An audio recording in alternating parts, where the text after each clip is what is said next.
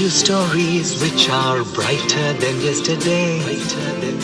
The streets have never been so quiet. The squirrels found a new hideaway. Tomorrow will never be the same. There is so much hope in our hearts. Brick by brick we shall overcome and walk right into a new start. Welcome to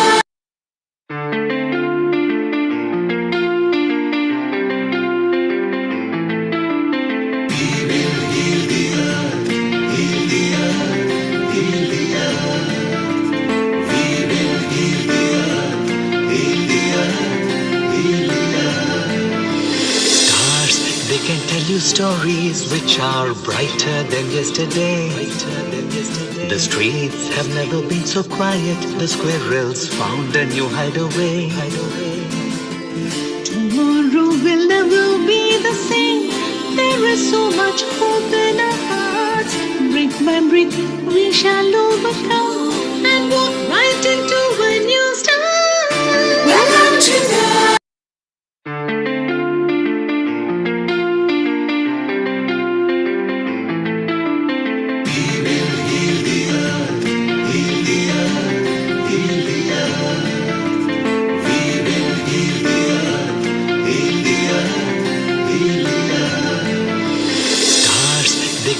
the stories which are brighter than yesterday. The streets have never been so quiet. The squirrels found a new hideaway. Tomorrow will never be the same. There is so much hope in our hearts. Brick by brick we shall overcome and walk right into a new start. Welcome to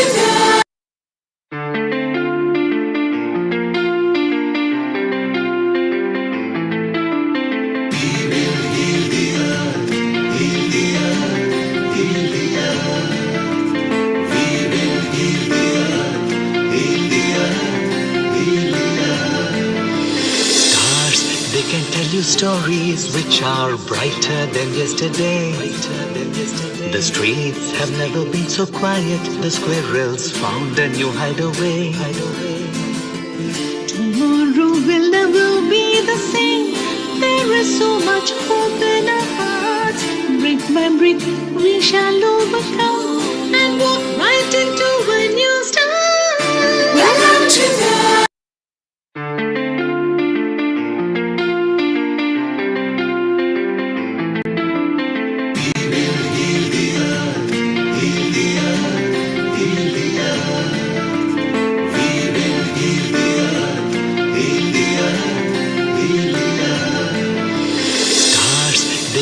the stories which are brighter than yesterday.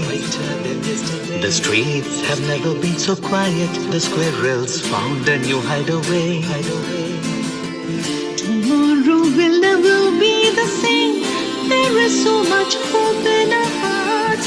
Brick by brick we shall overcome and walk right into a new start. Welcome to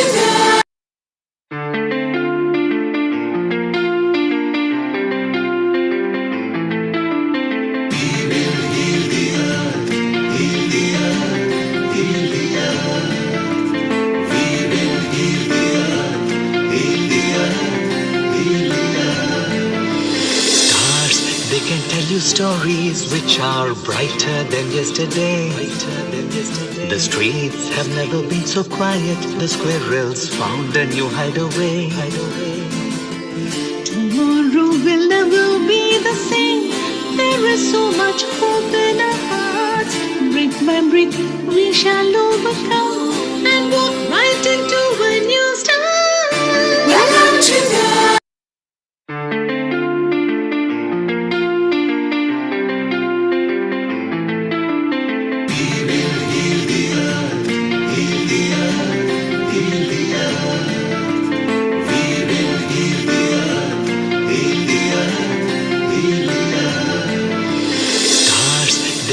the stories which are brighter than yesterday. The streets have never been so quiet. The squirrels found a new hideaway. Tomorrow will never be the same. There is so much hope in our hearts. Brick by brick, we shall overcome and walk right into a new start. Welcome to the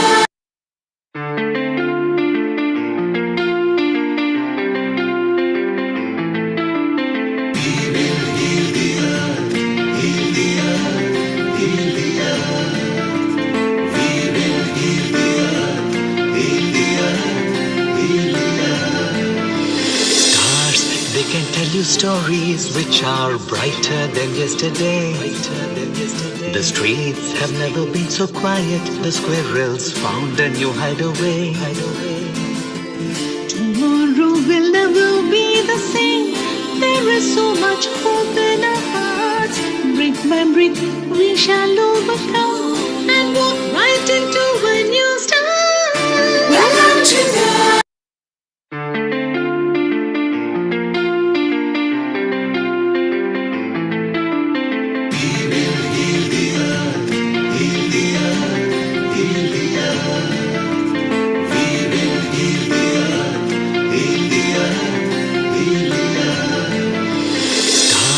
They can tell you stories which are brighter than yesterday. The streets have never been so quiet. The squirrels found a new hideaway. tomorrow will never be the same. There is so much hope in our hearts. Brick by brick, we shall overcome and walk right into a new start. Welcome to the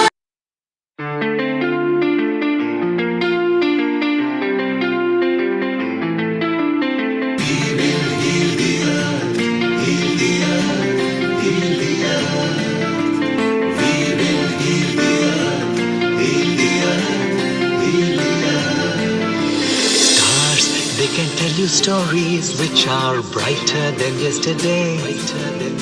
The streets have never been so quiet. The squirrels found a new hideaway.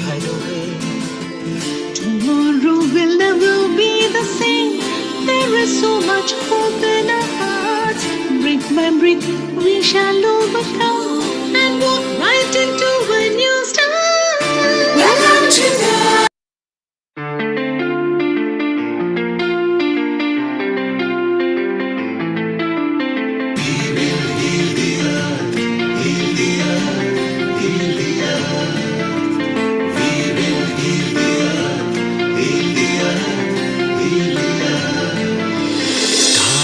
They can tell you stories which are brighter than yesterday.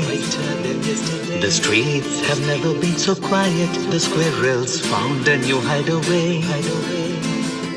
tomorrow will never be the same. There is so much hope in our hearts.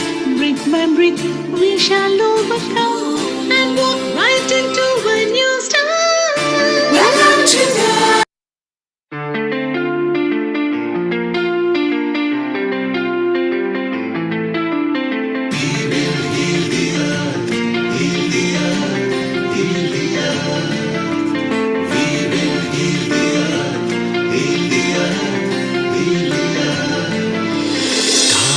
They can tell you stories which are brighter than yesterday. The streets have never been so quiet. The squirrels found a new hideaway. tomorrow will never be the same. There is so much hope in our hearts. Brick by brick, we shall overcome and walk right into a new start. Welcome to the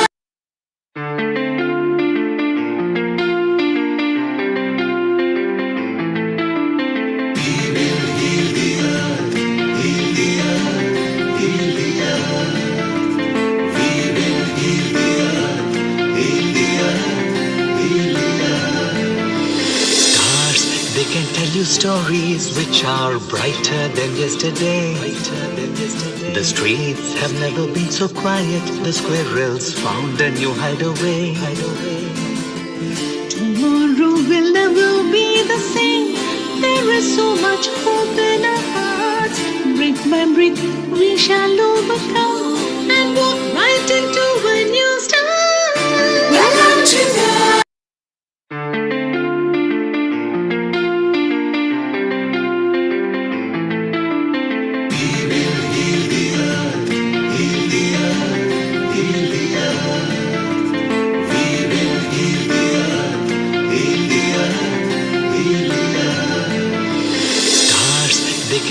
stories which are brighter than yesterday.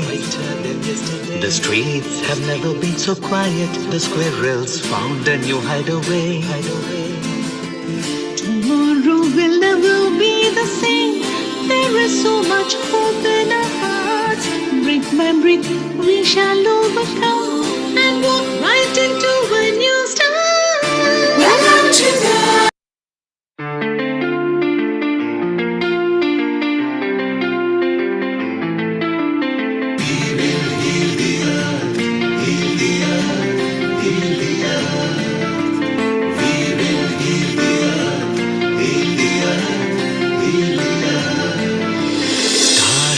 Can tell you stories which are brighter than yesterday. The streets have never been so quiet. The squirrels found a new hideaway. tomorrow will never be the same. There is so much hope in our hearts. Brick by brick, we shall overcome and walk right into a new start. Welcome to the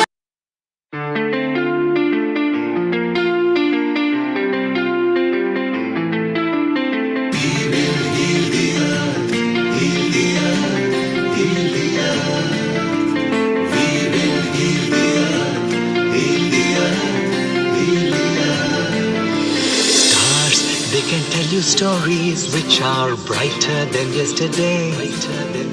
The streets have never been so quiet. The squirrels found a new hideaway. tomorrow will never be the same. There is so much hope in our hearts. Brick by brick, we shall overcome and walk right into a new start. Welcome to the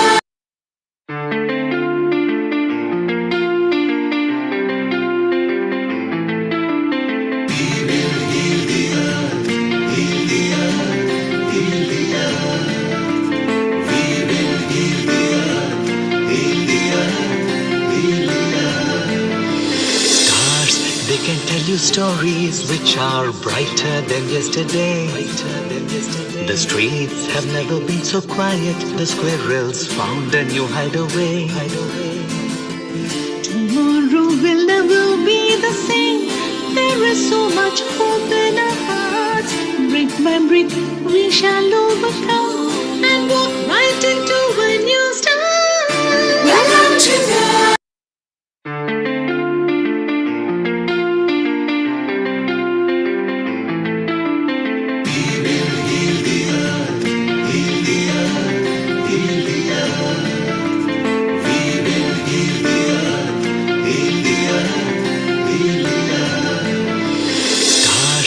Can tell you stories which are brighter than yesterday. The streets have never been so quiet. The squirrels found a new hideaway. tomorrow will never be the same. There is so much hope in our hearts. Brick by brick, we shall overcome and walk right into a new start. Welcome to the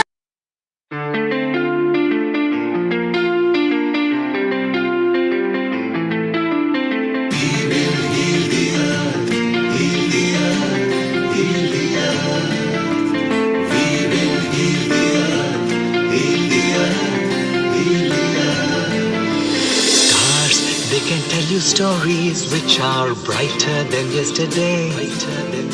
The streets have never been so quiet. The squirrels found a new hideaway. tomorrow will never be the same. There is so much hope in our hearts. Brick by brick, we shall overcome and walk right into a new start. Welcome to the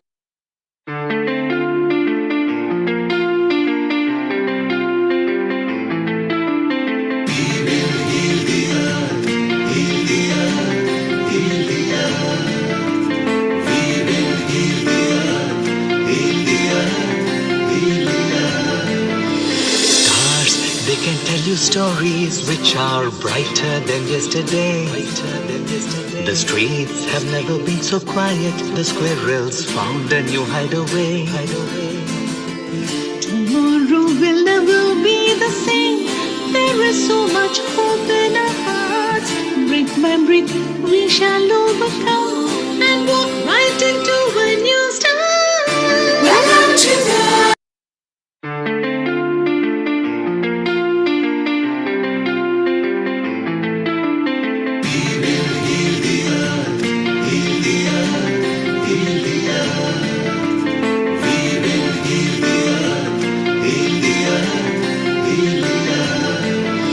Stars, they can tell you stories which are brighter than yesterday.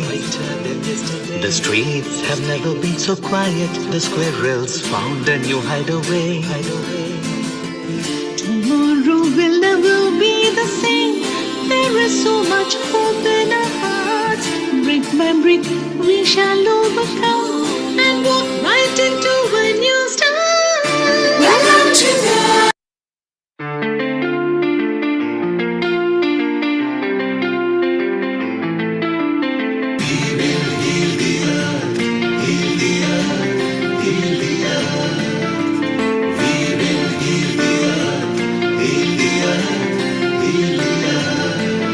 Stars, they can tell you stories which are brighter than yesterday. The streets have never been so quiet. The squirrels found a new hideaway. tomorrow will never be the same. There is so much hope in our hearts. Brick by brick, we shall overcome and walk right into a new start. Welcome to the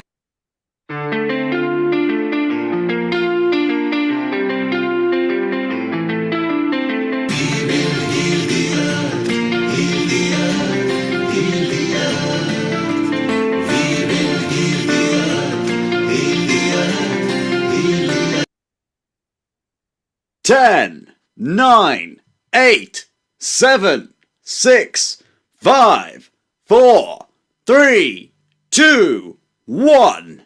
Global Namaste. A very warm welcome to all of you. Good morning, good afternoon, and good evening. I am Rita Sharma. I'm presenting again as a senior host for you another episode which is celebrating the 25th anniversary of World Tai Chi and Qigong Day. It's a very beautiful episode where we'll be having a lot of experts and people who are into the world of Tai Chi and Qigong. But before I tell you about the secrets of this, let's start with Gayatri Mantra. You can hold any affirmation as you like. Mine is the Gayatri Mantra. Om Om Bhur Swaha Tatsaviturvarenyam Bhargo Devasya Dhimahi धियो यो न प्रचोदयात्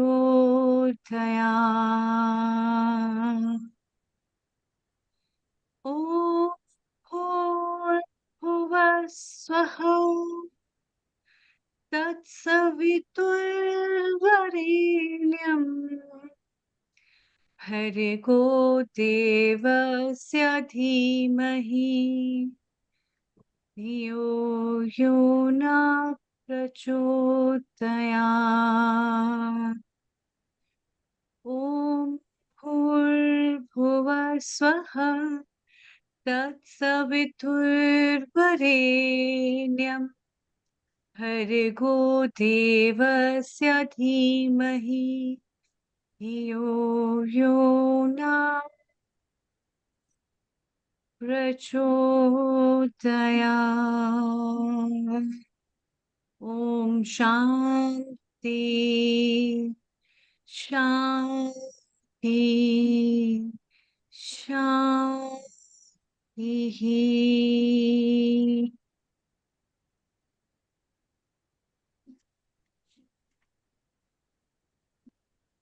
Welcome. Qigong is a system of coordinated body posture and movement along with breathing and meditation, which is said to be very beneficial for health, for spirituality, and also it is a realm that has its roots from Chinese medicine and is spread worldwide where people practice it, cultivating the balance of mythical life force called as Qi. Tai Chi is an internal Chinese martial arts practiced for self defense and health, known for its slow, intentional movements, beneficial for mental, physical, and spiritual health.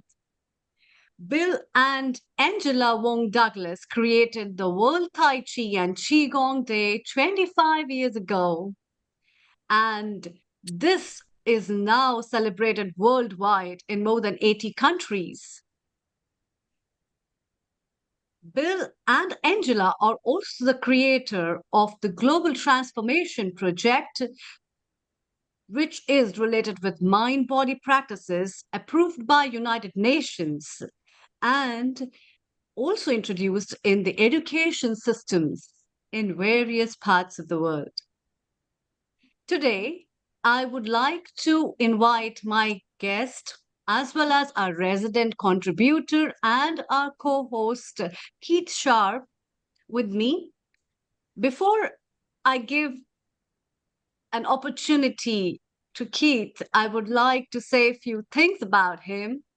Trained as a highly skilled artisan in marine and general engineering environments, moving into management, he worked throughout the world dealing with personnel from shop floor workers to ministers of states.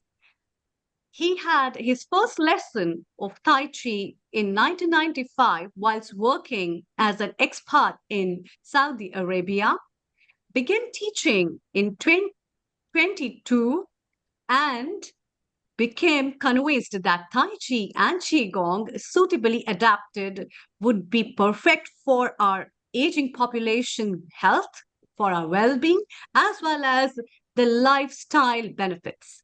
Last 8 years, he has devoted realizing that the ancient cultures of China and India have an immense potential. He's in the social media world as well as he provides the prevention techniques and highly effective solutions to many of today's health problems. Welcome, Keith, and a global namaste to you.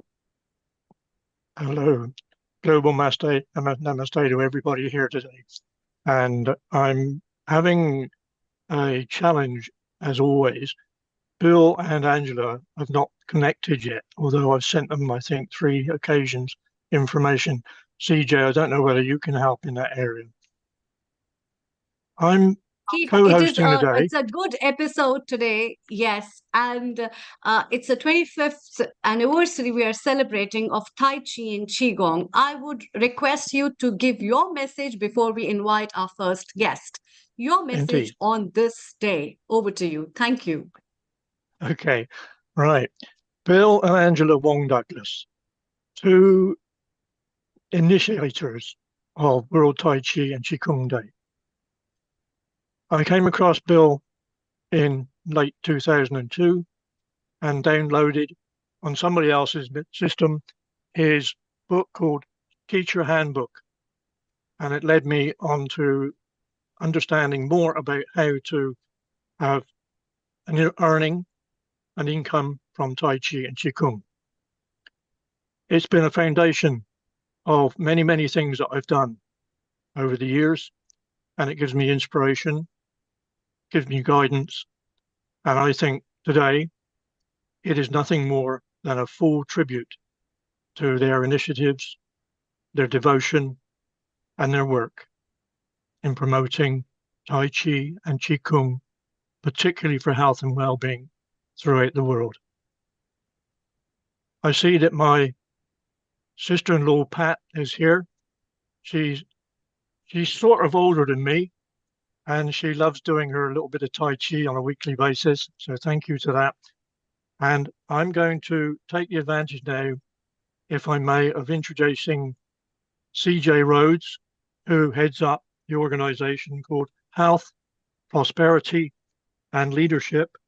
And initially, she was going to leave this program in around 15 minutes time, but has managed now to provide us with cover for the afternoon. CJ, may I ask you to say a few words and start the ball rolling? Thank you very much. Sure, thank you.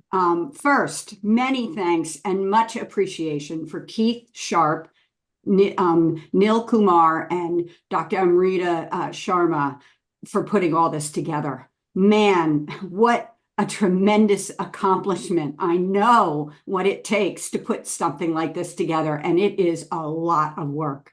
And of course, Bill Douglas, Angela Wong, and Siobhan Hutchinson. We appreciate all the fabulous work that they do month in and month out for World Tai Chi Day and Global Transformation Project. As I reflect on the 25 years since this fabulous event started, I must reminisce about the very first time I called up Bill Douglas on the phone, which I think was about 2001, when I was just starting the Tai Chi Chuan Enthusiast Organization. And Bill himself answered the phone and answered my questions about some of the resources that he had on the website that I had. I was amazed and awed by his dedication and drive to make World Tai Chi and Qigong Day the successful global event that it is. And I am proud to say that all the efforts of Bill, Angela, and Siobhan, and all the organizers, most importantly, all the organizers, because of them, there has been tremendous good done in the world. Now, I'm a numbers person, so I'd like to share a few numbers with you. And so give me a moment here to just share my screen. Oops, wrong screen. There we go. This is, if you haven't ever gone to the website and scroll down down below where you click on the search to see the events, this is our world map of all of the events that have taken place that we have recorded. Obviously, in the early years, there was no recording of any of them. Bill started recording them in about 2015. And so these are a the huge number of events that we're able to make. This map is now dynamic. As of last year, it was made dynamic. So when you add a new event, your little E shows up immediately so that you can see the things. I also want to show you, this is the list of the events by country. And you can see that there are, no, hold on, let me get down here. You can see that, yes, most of them are in the United States because that's where it started, but there is a huge number of countries in this list, as you can see. And we have 81 countries that we have recorded events in. And of course, not all events are recorded, are posted, as you could see. And here is the chart of the number of World Tai Chi Day events that have been posted by year. Now, before 2017, it was a system that was not designed to store the year or who the organizer was or even the country. It really was just a system where you put your name, you put the name of the event and the location, and that's all that got stored. So we don't really know that one actually goes up way up to over 900, but that's a joint compilation, a whole bunch of them, and we have no idea which year, if it was once or twice or whatever. So now we're storing them by years. We started storing them by years in 2018 and 19. And of course, we had a huge impact in 2020 because of COVID. We also, at that time, our system wasn't really set up for online events because we didn't really have online events back then. So people may have had them online, but didn't post them because we didn't have a place where you could say it was online. You had to enter a location. And, you know, if it's online, there is really no location. And so but these last 3 years, these last 3 years are absolutely reliable. Not only do we have the actual location and the country, we also have the organizer, their name and their email, because you have to be approved now as an organizer. Back in the early days, anybody could post, and we didn't really have any controls over it, which of course is probably one of the reasons why the earlier systems got hacked, because there were no controls. So now we do have controls, and only approved organizers can post their events. Now, I have to also add, we actually estimate that there's 3 times more events than get posted, mostly because of the approval process. There's a little bit of a process you have to go through. And you'll notice that this year, the numbers are a little lower. We had like 116 this year rather than 123, which we had last year. And I think that might have been due to the fact that Bill Douglas and myself, both of us, were just way too busy in early March and April. We didn't even open up the approvals until 2 weeks before the event. So new event listers couldn't list an event until about 2 weeks ago. We did send out an email. We got a whole bunch then, but it was kind of late in coming because of our schedules. My schedule's unbelievable this semester because of my university. Okay, so I know that there is a plethora of fabulous people, and that that's going to be speaking. So I don't want to take any more time. That's all I wanted to share. But if anyone has any questions, please feel free to contact me at any time, and I'm happy to answer your questions. Okay, Amrita, Thank you. or all right. Yes, it's really wonderful. And we have William Douglas as well with us. Great data. Well done. This is really remarkable on your part. And Keith, let's have a message from William Douglas before we move further. Yes. Can we make it a very short one, Bill, please? Yes. I just wanted to apologize. I was here the whole time, but I didn't have the sign on. I got the sign on. And then the other thing that happened was, as probably a lot of you know, we're giving away the new 2nd edition of the Gospel of Science on Kindle, Amazon all day today, except Amazon screwed it up. So when I woke up this morning, I had an email from somebody, I think they were from England, and they said, "Hey, what's going on?" And I told everybody, and they can't get the free book. So my hair's been on fire all morning trying to get this worked out with Amazon. So I am so sorry that I wasn't visible and participating, but I was listening the whole time. Thank you so much for this, and I really apologize. Well, William, your quick message before we move over to all our viewers who are listening to us and all the participants on the World Tai Chi Day. Over to you. Thank you. Okay, did you guys hear anything that I said a minute ago? Oh, William is Okay. perfect. Welcome Yes, to yes. Healing Our Earth. William, welcome to Healing Our Earth. We'll be having you officially a bit later. We are going to move on because there are so many people who want to pay tribute to you. We are very proud, and particularly Kate Shah, who has been working tirelessly for 6 weeks, just compiling, including CJ, who's been helping, and Sharon and others who have been helping. William, stay around, see the tributes that you are getting, buddy, and we'll come back to you later. CJ, what a wonderful presentation you did. You actually gave us the quantum and geography. It was so beautiful. Maybe when you are a year later, we might want you to put those stats again. So CJ, stay around. We'll come back to you a bit later. Keith, over to you. While we are waiting, Keith, for 3-4 guests to come, Dr. Wai-Ching Lee is here if you'd like to take her.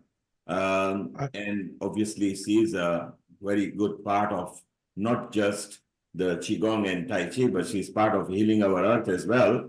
So a global namaste to you, Dr. Wai-Ching Lee, and over to you. Global Namaste, Wai-Ching Lee. Hello, pleased to meet all of you here on this tribute to Bill and Angela Douglas. And so, Keith, thank you for putting this on, really, truly, when you've contacted me many years ago. Shall I just then go ahead and with my honoring of Bill right now?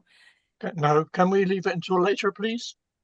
Yes, I thought that you might want to be sequential, Bill, you know, in organized mind.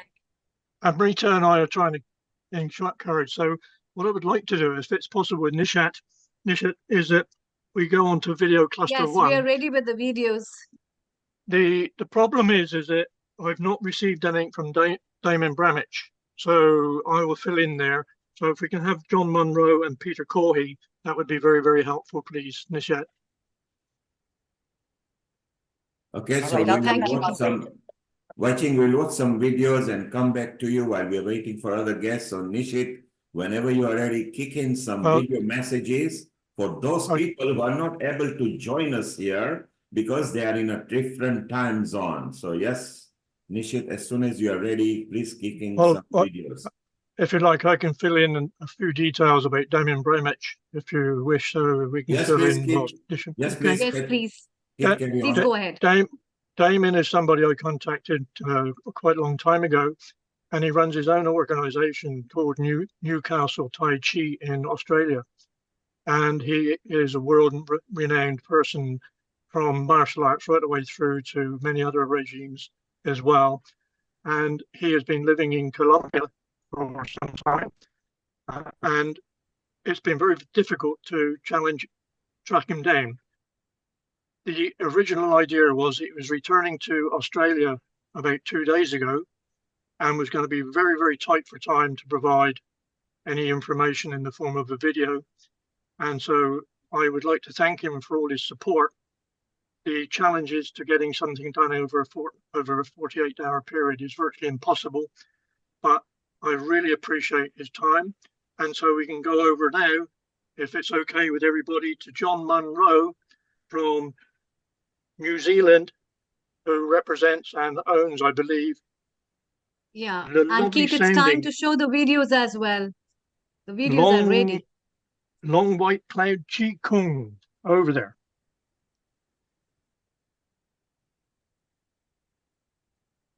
So let's start Hello with there. the videos. I'm John Munro from Long White Cloud Qigong. And over the last couple of weeks, I've had some interesting conversations with some of my students around how much of a positive benefit they get from their own Qigong practice, but then also how in their mind they see that practicing Qigong is actually making the whole world a better place.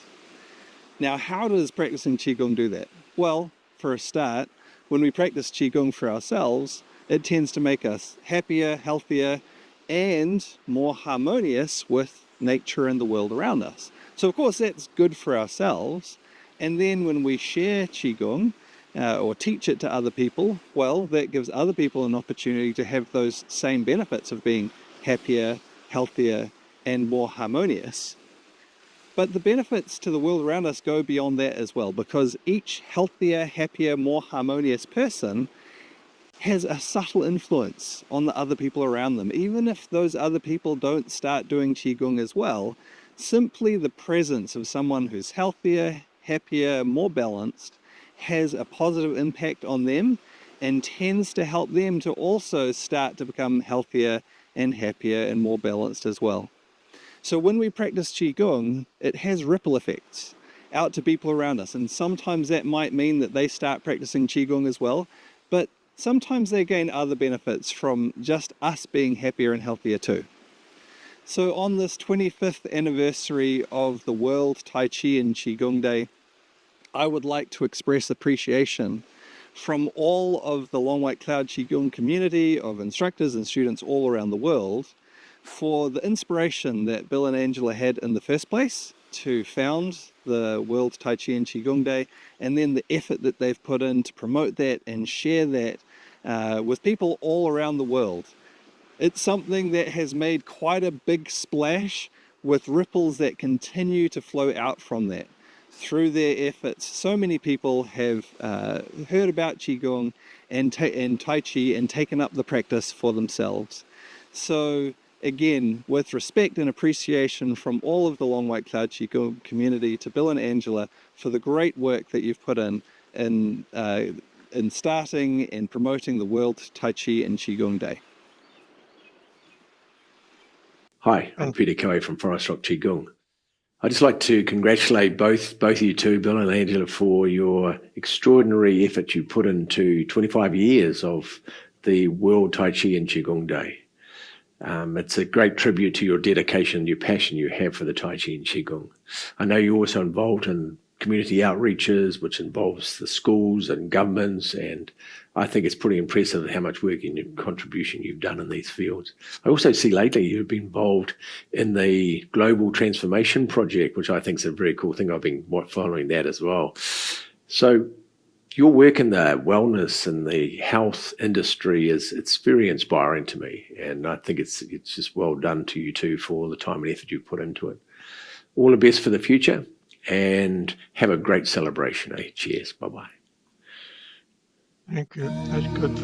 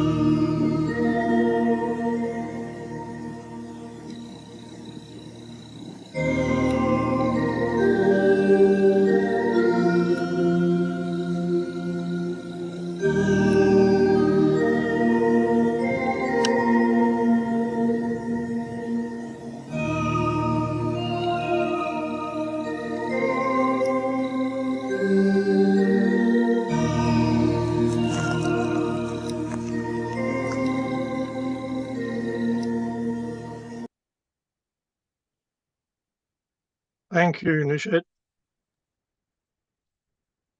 Okay. Can I Wow. have a filling time? Is that okay? Keith, amazing videos, and what a marvelous message from all three of them. And this meditation as a kind of medication, which even I promote and tell so many people, is a self-healing modality, and that's what I like about the traditional therapies. And these kind of messages, they always give you a new realm to understand yourself. And it's time, Keith, to welcome our next guest. Over to you. Thank you. Right. Well, we're doing very well, Amrita, on time scheduling here somehow. I don't know how, but it's not my wizardry. Our next guest is a lady I've followed from Shanghai, Double Dragon Alliance. I'm not sure how to explain this, but this lady, Rose Oliver, now is residing in Chicago, which is, I suppose, Americans' version of Shanghai. And she's doing some fantastic charity work with the Four-Legged Friends. So I'm going to ask Rose to pop in now, if she wouldn't mind, and just say a few words. Lovely to see you, Rose. Global Thank you very much. namaste. Global namaste, Rose Olive. Thank you very Global much. namaste to you. Thank you very much. And A very warm welcome. thank you very much. Appreciate it. And I'm really honored and excited to be a part of this day. And it's thank you very much to Keith and for Tai Chi and Qigong Alliance UK for all the hard work they put into organizing everything, and everybody's involved in all of this event today. It's absolutely wonderful to be a part of this tribute to Bill and Angela Douglas. I'm really honored to be taking part. Really just sort of very quickly, I've also been a long-term practitioner of Tai Chi, going back 30 years plus now. And Sunday mornings is always Tai Chi in the park for us. So it's lovely to be in Chicago on Sunday morning, and I'm happy World Tai Chi and Qigong Day to everybody, whatever time of the day it is for you. Morning here for us. Started off very misty and foggy, and now suddenly very bright, very beautiful, which is perfectly apt for Tai Chi on a Sunday morning. I'd just like to also echo some of the comments I've heard some of my fellow participants saying about their tributes to Bill and Angela Douglas. I think really we can say that they've captured the interests and passions of the global Tai Chi and Qigong community. And it's a testament to their dedication that this day has grown into the day that it's become. It's now become like a mainstay in the Tai Chi calendar for so many people around the world. And there are activities organized all over the world with their own individual flavors, as they should be. But the whole core tenet of World Tai Chi and Qigong Day is love Tai Chi and Qigong, practice Tai Chi and Qigong, improve your health and well-being through Tai Chi and Qigong. And that seems to be the central core of all the activities that are run on this day. And that's a tribute to Bill and Angela Douglas. You know, founding this, initiating this movement has been a tremendous achievement. As somebody who's practiced for a long time myself, as many of you have, we all know how hard it is, not just to begin something, but to maintain it and keep it running. And not just to keep it running, but to work to build on that idea.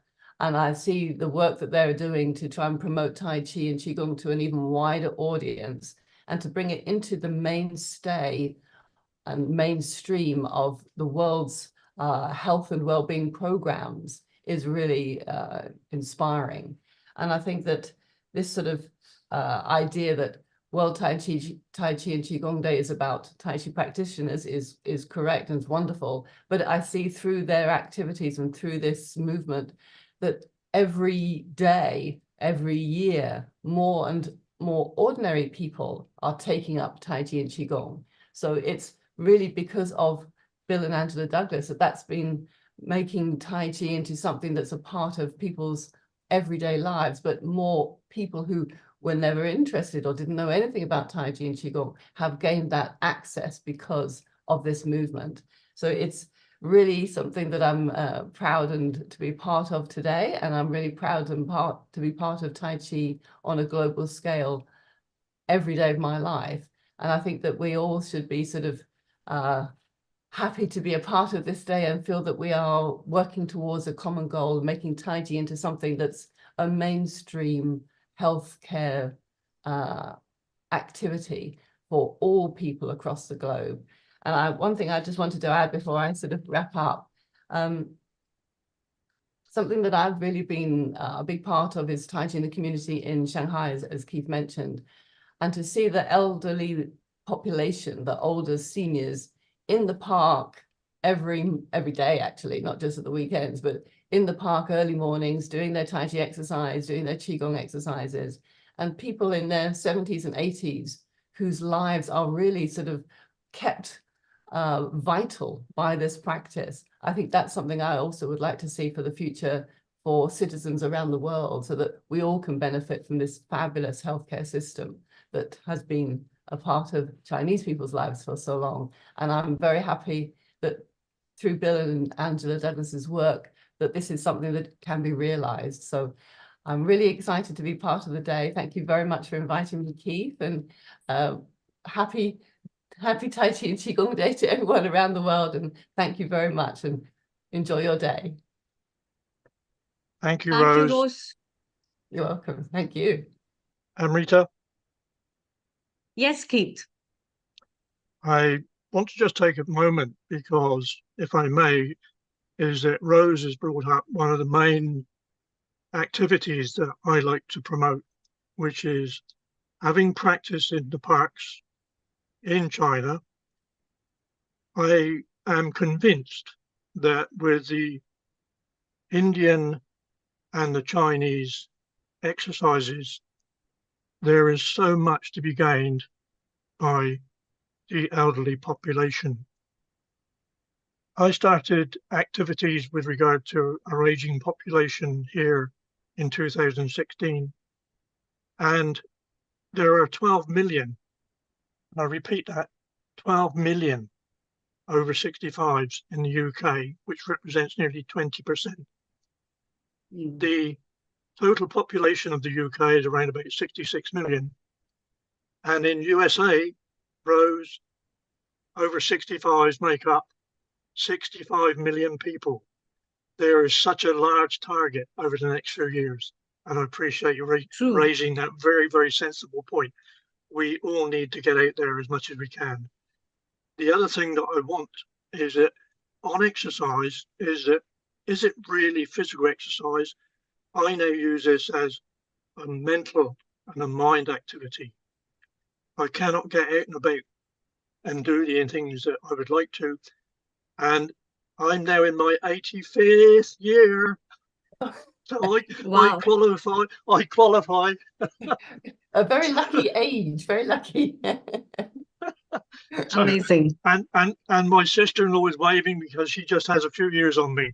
Right. What I would like to do, and I'm not sure if he's available at the moment, but our next on the list was Tavia Fang from Vietnam. No? We can't locate him, Keith. Okay. And the next person, but Wai Ching is here, who is also in line. What I would like to do then is mention a few words about Tavia, if I may. Please go ahead. It'll be fun. Okay. Right. Tavia resides primarily on the coast of Vietnam, and I've now known him for some time. And what impressed me was his knowledge, not just of the physical and the other states of our body, but the fact that he looks at things in a very constructive way.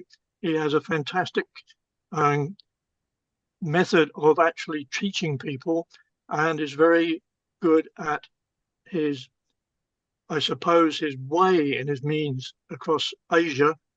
And I'd love to see him linked up with a number of organizations in the States, because I think certification is high on his list. He has a good curriculum, and I believe that what he's achieving over there, and I don't have her here today, but Nina London, who has been traveling in Thailand and in Vietnam, has met up with Tavia, and so we are promoting it as far and wide as we can. Having said that, I'd now like to introduce a very good friend of mine. I hope she is. You are currently in Singapore, I think, at the moment, because I'm never sure where you are. All right. So I'd love to hand over to Dr. Wai Ching Lee. And I'm afraid I get rid of these titles. I now refer to her as my friend, Amalia. Amalia, over to you, please. You are my friend. Thank you so much. We're all friends here. Global namaste again to everybody. Global namaste. Yes, and I am actually calling in from Bali. So this is just to situate myself, right? And, you know, as a tribute to Bill and Angela, I say I honor you. Si Heng and Si Mui, that's clan brother and sister, for all that you have done all these years. and really to create this matrix of light, of qi around the planet. And we know that as practitioners, we are channels, we are instruments of qi into our beloved earth. And so we bring in the celestial and terrestrial energies onto the planet. And what you both have done is that you've activated so many places, so many of the light nodes in each one of us and in the places, in the sacred geometric places of the world. And this is what you've done as Qigong practitioners, and you have with your vision.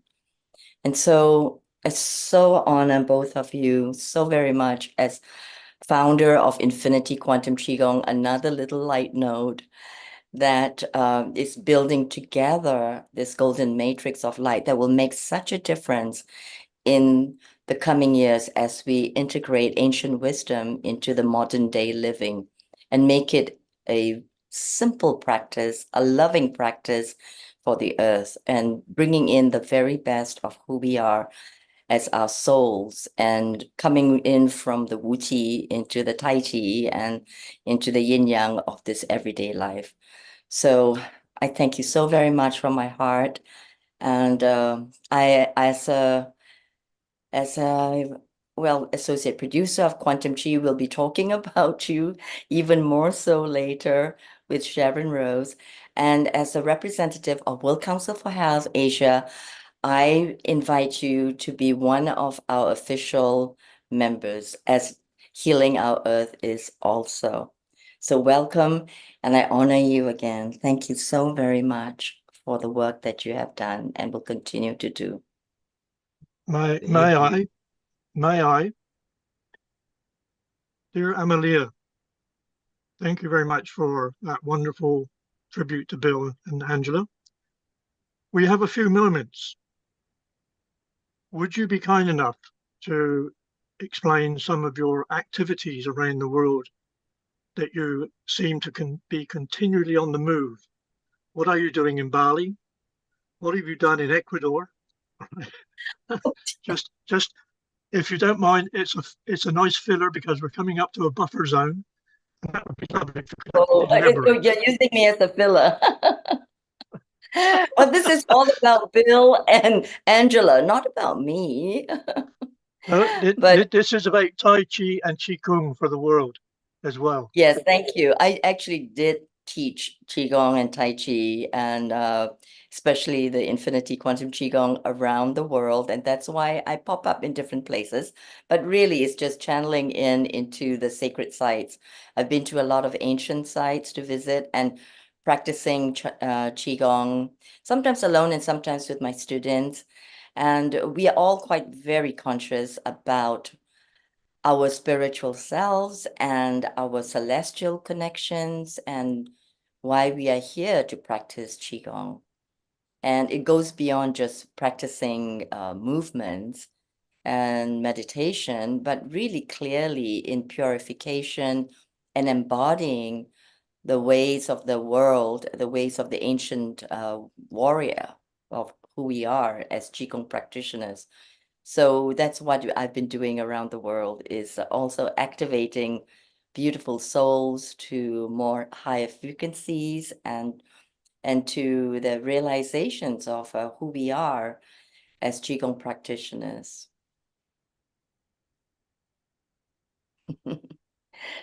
Thank you, Bill. I see Bill going. Okay. Can we take a few moments, Bill and Angela, and it's lovely to see you both. And yeah, where have you gone? All right. Right. Would you be kind enough to say a few words at this slight intermission that we have at the moment? Yeah. I just wanted to say how beautiful that was, listening to what you said. I was really moved by that, and I really appreciate it. Really deeply. Thank you. It was really beautiful, and especially our celestial connection. This is such a deep core theory, which I think is so important. which is a real connection to the world. Even if we are alive or we die, and just love this watching. This is really beautiful, in fact. Yeah, Yeah. one thing I wanted to mention, as you were speaking, about the activating the lights around the world.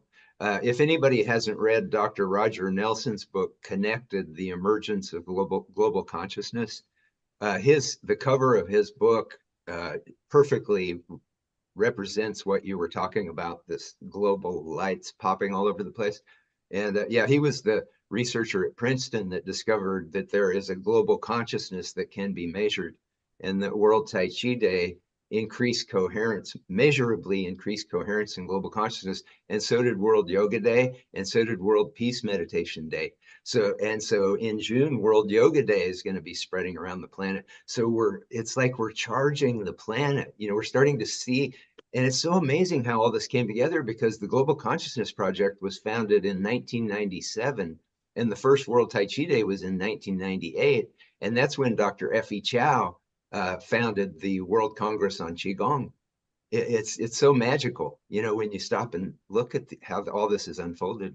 And the way you described it just is so beautiful. I can't wait to go back and watch this video and watch what you said about 10 more times. Thank you. Well, what we practice is poetry, isn't it?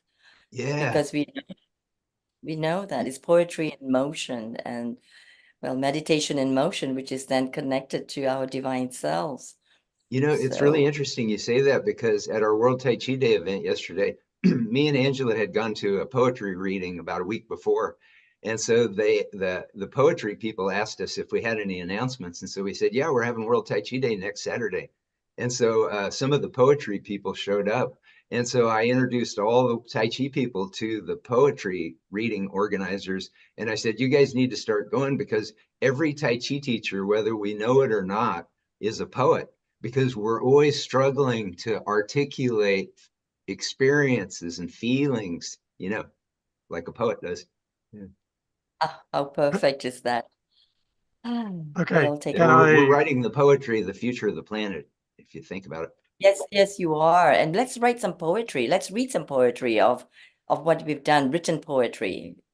I have a poem. If you want to hear it real quick. It's pretty short. Yeah, I would love to. I write poetry. Okay. It's called An Awakening. I think there is a question for you as well. Can you please tell us about your Word Council for Health? Maybe later. Let's listen to the poetry first, shall we? Sure, definitely. I would love to. Please go ahead. Okay, well, it goes like this. It's called An Awakening. Life had the appeal of a West Texas jail, till the siren of life dropped her 10,000 veils, and the truth that is me no longer whimpered but wailed like a million volcanoes neath King Triton's mad gales. Through the womb of a dream, I redefined me, I an army of armies, a trembling leaf on a tree. Faith not the issue, belief had now become me, far beyond definitions of a word called free. Beyond nightmares of Auschwitz, beyond precious Christ, beyond a mocking constipation I once referred to as life. Through my eyes all could see. As creation breathed me, I was everywhere and nowhere in between matter seems. I was young and old, meek yet bold, walking paths so far past the tiny roads we'd been sold. No preacher preached it, no president decreed it, but if your soul had a hunger, this is the trough where you'd feed it. Deep inside, we all see it. In simple truth, we all be it. So be it. Bill, Wow, wonderful. Thank you very amazing. much. And beautiful. Sorry to interrupt you, but I see that we're also having a time frame situation, and I don't know if I'm correct, but it looks as though Tavia from Vietnam is on. Is that correct? So, Keith, you are right. Tavia is here. He is not switching his video on. Maybe let's see if he can just speak. Tavia, if you just want to even speak, yeah, he's there. Tavia, go ahead. Over to you. Thank you. And I just tuned in and heard You guys were speaking some beautiful things, and so really, really wonderful to hear. And thank you so much for the opportunity. And I don't want to interrupt, but yeah. So, yeah. So, would you like me to speak, or do you have any questions? I'd love you to speak a little bit from the heart here, Tavia, because I know how dedicated you are to spreading the word relative to health and well-being. And you and I agreed that we would play this one by ear. So I'd love you to do whatever you can to pay a little bit of tribute to these wonderful people in the States, but also to mention what your organization, White Tiger Qigong, is actively engaged upon at the present time. Thank you. Okay, so to give a little context, I started Qigong at the age of 7 because I was born with chronic illness. My sister was born with pneumonia. My brother was born with rickets. My grandmother died an early death of a respiratory disease. We have colon cancer, heart disease in my family. You name it, we pretty much had it. And my parents didn't want me to be on medication my whole life and with doctors. So they got me into Qigong at the age of 7. And my father had done Qigong since before I was born, and it really helped him a lot. Fast forward later, I was in a brutal car accident. Doctors told me I had to have surgery on my spine. I never had the surgery because I learned a little simple Qigong exercise that healed my spine. And now my spine is in better shape than most people less than half my age. And I attribute that to Qigong. Later, I worked in a Qigong clinic in Chow, Guangdong province in China, working with cancer patients, people with difficult to treat illnesses. And my first person I worked with, he was dying of liver cancer. He couldn't eat, couldn't sleep, couldn't smile. After just a short period of time of working with him, he was able to eat, he was able to sleep, he was able to smile. He invited me into his home and treated me like a family member. And it was that moment that I knew that this is what I want to do the rest of my life.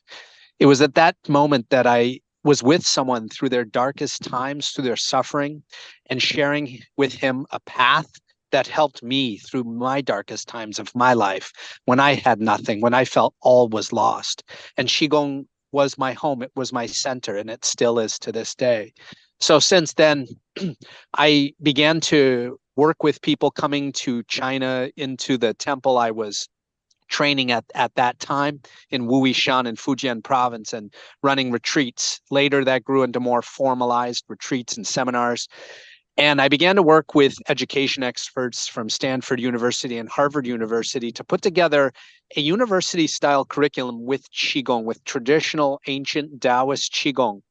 And I wanted to bridge the gap between East and West. I wanted to bridge the gap between the ancient and the modern. So I worked with neuroscientists and sports science experts to put together a curriculum that really brings something tangible to the modern public, something that you can get immediate results and understand why it works.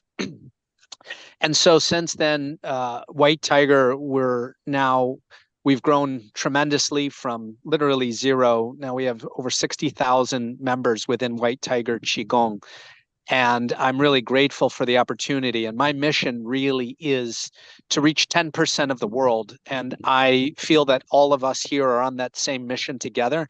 Because why 10%? Well, that's the scientific number for a tipping point. And we need to make a massive shift in human consciousness, because I believe we're at a critical juncture in human history where we have the path of destruction and war, or we have the path of light, love, and healing.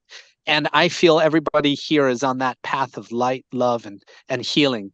And this is what we need, and we need to come together like this. So I'm really grateful for this opportunity, because we need to make that massive shift in human consciousness. And Qigong provides that path because it reconnects the person with their own spirit, connects their spirit with the body, with the breath, and then connects with nature, with Tao. And so this is the way that we can make a difference in this world today. So that's where I stand now. Currently, White Tiger, I work with several nonprofit foundations. Number one is the Borneo Nature Foundation, working to restore rainforests that were scorched. And then I also work with the Liberate Children's Foundation, helping children who are trafficked into sexual slavery. And so I'm very honored to be able to work with these groups because it really touches my heart. And I feel that we need to do something to give light and love to those who have suffered in this world. And this is the path to which that can come to fruition. Tavia, would you be kind enough to maybe mention Bill and Angela in your thoughts on this and how we can all work together? Okay, so how we can work together, number one, is I think what we're doing now, all of us coming together, we need to, I believe, create a mastermind of sorts of how we can deepen this relationship, create an epicenter, a power center. And then, so because each one of you has your own students and your own reach. So if we're able to reach and look at it like a tree, if we can come together like a tree, like roots of a tree growing, and then everybody's a branch, and that branch reaches another person, that reaches another person. And that is a way that I believe that we can make that difference. Now, how to do that now? That's a question you and I, Keith, have worked on for several years now. Going through, and it's a very interesting question. It's a question that requires in-depth conversation with a lot of people, and so we have to be careful because when you're doing something that's good, there are those who want to destroy. So where there's light, there is dark. Where there's yin, there is yang. So I think coming together with people who really care and want to do good with this, those are the first steps. Good. I have mentioned to one or two colleagues about the difficulty of having a top-down understanding of what we're trying to achieve. And so we have many, many individual elements, but who is at the top, who is in the middle, who's the doers, who are the critics? And we all know that we have our critics, but when you listen to Tavia and others with the sincerity to do good for the world, it beholds us, I think, to come to some agreement through maybe this forum or some associated forum. The balance, I recall my first conversations with Neil. What have we got in common between India and China? It's the ancient cultures, wonderful prana, the chi that we can actually develop. I class this opportunity as a tool towards that tree. Maybe, Tavia, we are the roots here now at this moment, and hopefully we can go on and continue our dialogue, not just between you and I, but between all of us, without any confusion, but working together. And I really appreciate what you're doing. And I'm sure everybody listening here has learned something from you. I'm really grateful for your input. Thank you. Thank you, Keith. I appreciate it. I'm honored. And I hope we can do a lot more. So I look forward to it. Thank you very much. Okay. Tavia in Vietnam. Keep on doing good work. We are very proud of you. And Bill and Angela, you can see people world around are recognizing what you started 25 years back. You actually started before that, but 25 years back, you started a legacy. And Keith, thank you for bringing it around. Keith, shall we move and watch some videos for now, for those people who were not able to come live? And then we will move on to Dimitri in United Kingdom, the Tai Chi Pavilion, and Hans Finn in Norway. So let's look at some of the videos. Bill and Angela, sit back, relax, and watch these videos. Over to you. Hello, everybody, and thank you for inviting me, Keith, to speak at this Healing Our Earth event and the 25th anniversary. It's hard to believe, isn't it? 25th anniversary of World Tai Chi and Qigong Day. It's amazing. It's amazing All started by Bill so many years ago. Right. My name's Mark Peters, and today I'm going to be talking about Tai Chi in the Park and the events we're doing, SIMSPA and so on. But first, I'll give you a brief background about myself. So I've been practicing Tai Chi for the best part of 40 years. I originally trained in Malaysia, Singapore, Taiwan, and I've been running my own club, Kai Ming, for 30 years. In fact, 30 years, March 2024. So it's my anniversary event this year too. I've been a regional member of Tai Chi Union since it started. I sat on the board for 10, 15 years, and I was the chairman for the last 4 years. Keith and I worked together developing the national standards with SIMSPA, which came out in March 2022 after nearly 6 years of hard work. And really it's brought us together to enable the whole industry of health and well-being in the sports sector to be tightened up, to improve the quality control. And we'll get back to that later, and Keith will discuss that too. Really, I'm here to discuss about Tai Chi in the park and how to make it more inclusive. Whether you're aware, well, certainly in the UK, there's a process called social prescribing, and there are social prescribers. It's about inclusion, and so you can go to your GP, and they will prescribe you an exercise, an activity, not just medication, but you can get Tai Chi on prescription, walking in the park on prescription, all to get people more active and more involved. So I started a Tai Chi in the Park project originally in 2011. First of all, at the local festival, and they said, will we carry on? And so, yeah, it grew from a small group, about half a dozen people in one park in South Birmingham, to 25 plus parks across Birmingham, to a more national project where other cities and even other countries came and visited us to see why what we were doing was working when some of their projects weren't building. And the reason it worked so well is because I was teaching, guess what we could call social Tai Chi, or social Qigong. So rather than traditional in-depth study of the whole art of Tai Chi, same as yoga, you could call it social yoga, and in-depth study of the whole art. Social Tai Chi and social Qigong was about being actively a part of a group, being active in terms of exercise, but of mind and body. Tai Chi and Qigong are mindful exercises. And doing that enabled people to get much more involved. Each year with the World Tai Chi and Qigong Day, this encourages more people to spread and connect across the world.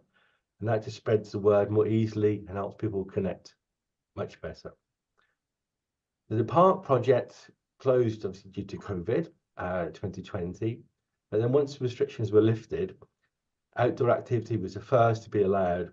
Although I'd been doing Tai Chi on Zoom and on YouTube for free to get people involved. So it was Tai Chi from my garden to get people involved. Once those restrictions were lifted, we started again and grew again to over 25 parks across Birmingham.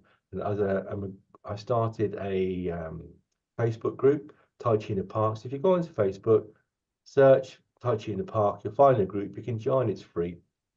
And it shares information, videos from my own classes, from other classes across Birmingham, from other classes across the world. Sometimes I stream live, so you can join in from wherever you are. Other people share pictures, photographs. The only rule is it has to be outdoors.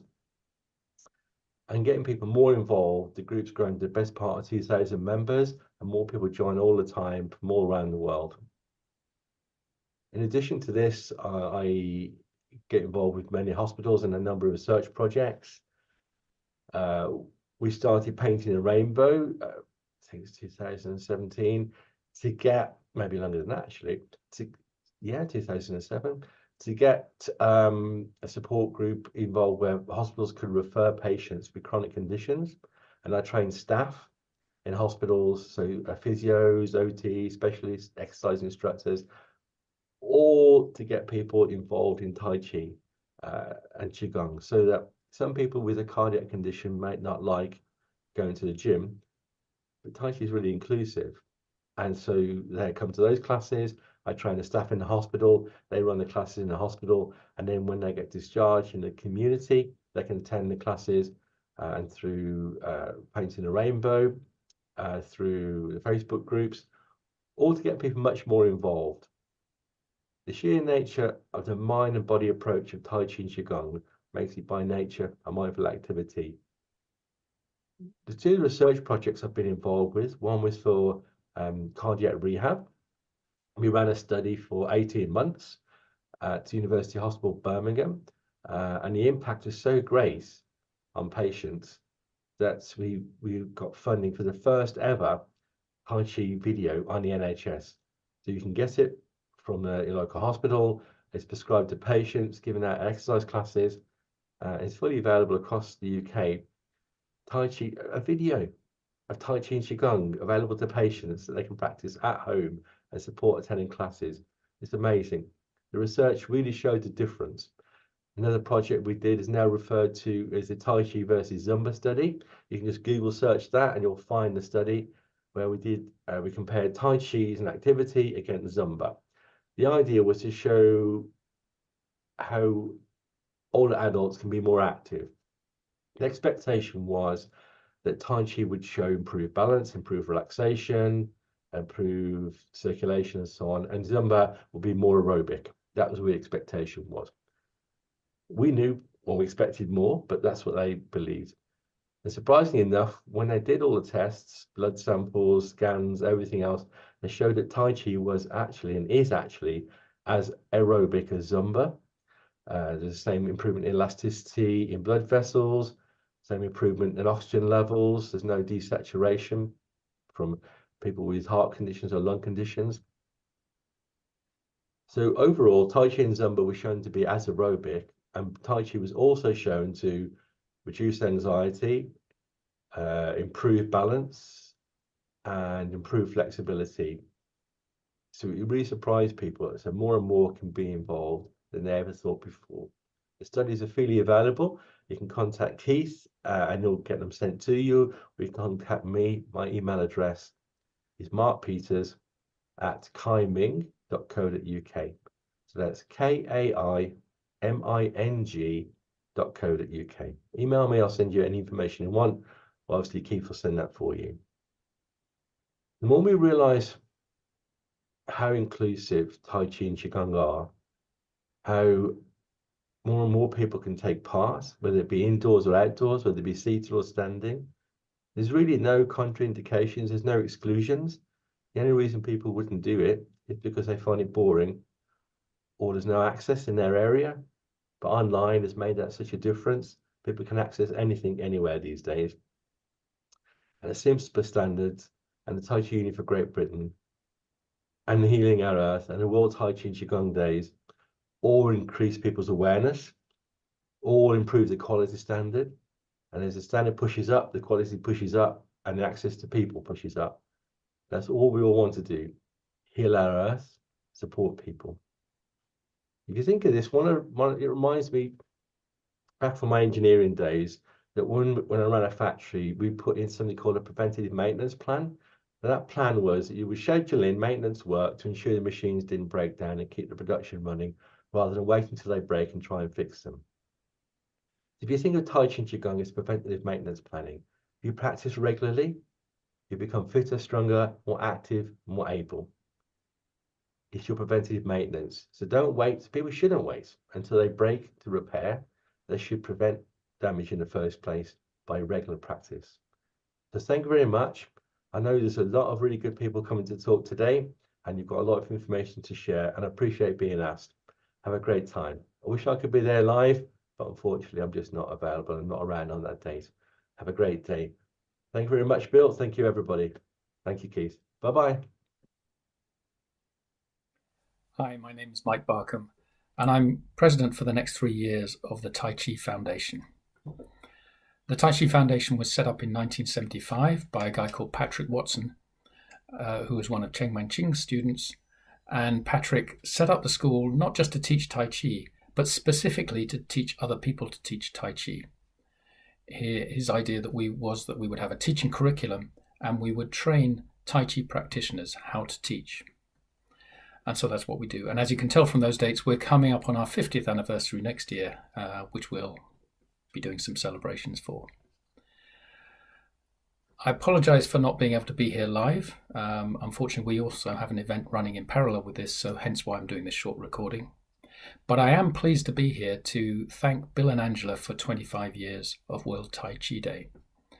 I came to Tai Chi actually slightly less than 25 years ago, so as a student, there was always a World Tai Chi Day. It was something I took for granted. It just was something that existed.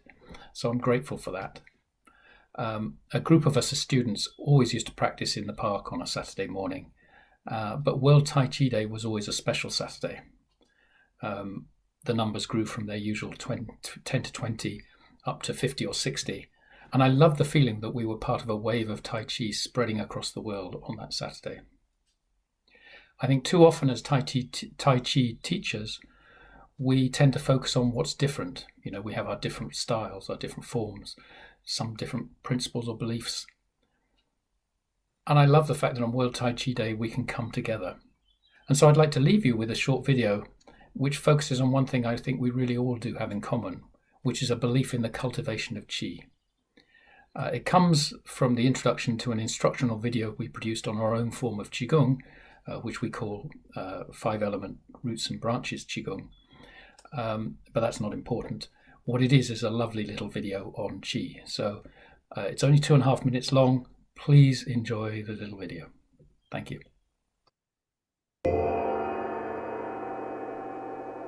What is it to be alive? To have energy and vitality, resilience and flexibility, to marvel at the universe, to delight in living, to have deep reserves of energy and power that last your whole life. The Chinese call the energy of life Qi, a force so powerful it holds the universe together, yet so gentle it supports the very beginnings of life.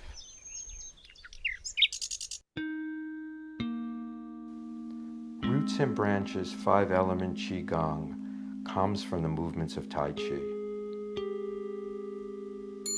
and the 5 elements of classical Chinese medicine as taught by Professor J.R. Worsley. In Roots and Branches, individual Tai Chi postures are held, and simple movements are repeated to support lifelong balance and health. Special massages bring energy to specific areas and systems of the body. Tai Chi Grandmaster Professor Cheng Man-ching was influential in bringing Tai Chi to the West in the 1960s.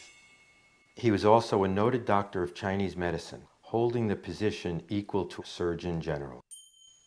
Professor Cheng prescribed specific movements and postures to his patients to aid in their healing. His senior student, Patrick Watson, founder of the Tai Chi Foundation, wanted to preserve this healing knowledge. Patrick asked his senior student, acupuncturist Pat Gorman, to interview Professor Cheng's patients in the 1970s and 80s. From Pat's notes and insights, she developed Roots and Branches 5-element Qigong with the help of her fellow Tai Chi teacher and acupuncturist, Hedy Sporkin. Everyone can benefit from Roots and Branches 5-element Qigong. The natural principles and gentle movements enhance the experience of any stage of life, and even return us to that wonderful feeling of being fully alive.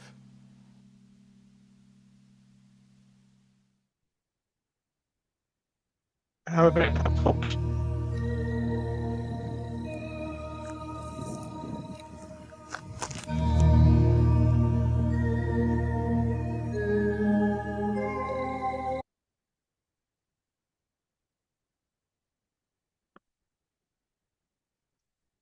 Nishit, I think you stopped that one very well. Thank you. I just want to take a few minutes, if I may. I'd like to contribute a little bit on what Mark Peters was saying. Mark and I have been working together since 2016, and we are convinced that with all the wonderful procedures that are going on around the world, that we require some form of measurement, some form of not control, but sharing quality. And in the UK, we have set up a partnership and an agreement, which has resulted in professional standards. Those standards are not intended for martial artists. They are intended for instructors of Tai Chi and Qigong in a health and well-being environment. Having mentioned or having listened to Tavia Fang in terms of curriculum, there are loads of people out there with fantastic ideas. Let's get them together. Let's have some professional standards. We need some form of measurement that says those that are actually identified as qualified Tai Chi and Qigong health and wellbeing instructors are able to get insurance. They're able to understand links between complementary therapies and the medical profession. And what we're trying to achieve in the UK is for Tai Chi and Qigong in adapted forms, agreed forms from the many, many systems that are around to be part of the National Health Service and more particularly approved by the Department of Health and Social Care. And we know that this is common practice in some of the places in the States, in some states, but it's not recognized worldwide. And I think through what Bill and Angela have achieved is such a wonderful platform to be able to expand on that to the next phase, which is the global transformation project. Standards are common to me, being from an engineering background, measurements in machine shops, bench work, working with a multitude of skills from electricians, electronics, pneumatics. I don't see any real difference between the human body and an aeroplane, tank, ship in terms of how we can improve performance. The session that Mark held in Birmingham between Tai Chi and Zumba was most interesting. Would you believe that the Department of Health and Social Care through Public Health England at one stage paid £1 million, I repeat that, £1 million to have some of the NHS workers have a Zumba class. £1 million of Tai Chi and Qigong would be worthwhile.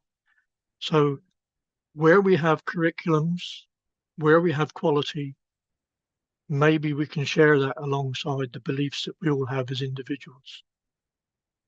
I'm now wishing to move on to the next, because we're doing fantastic on time, Amrita. Wonderful. Couldn't be better. Couldn't be better. And I want to introduce a gentleman that I came across. Okay. This gentleman is something unique. He was born and raised in Latvia. And I came across him by accident. And so I'm going to try and say, leave yet to Dimitri. Where have you gone, Dimitri?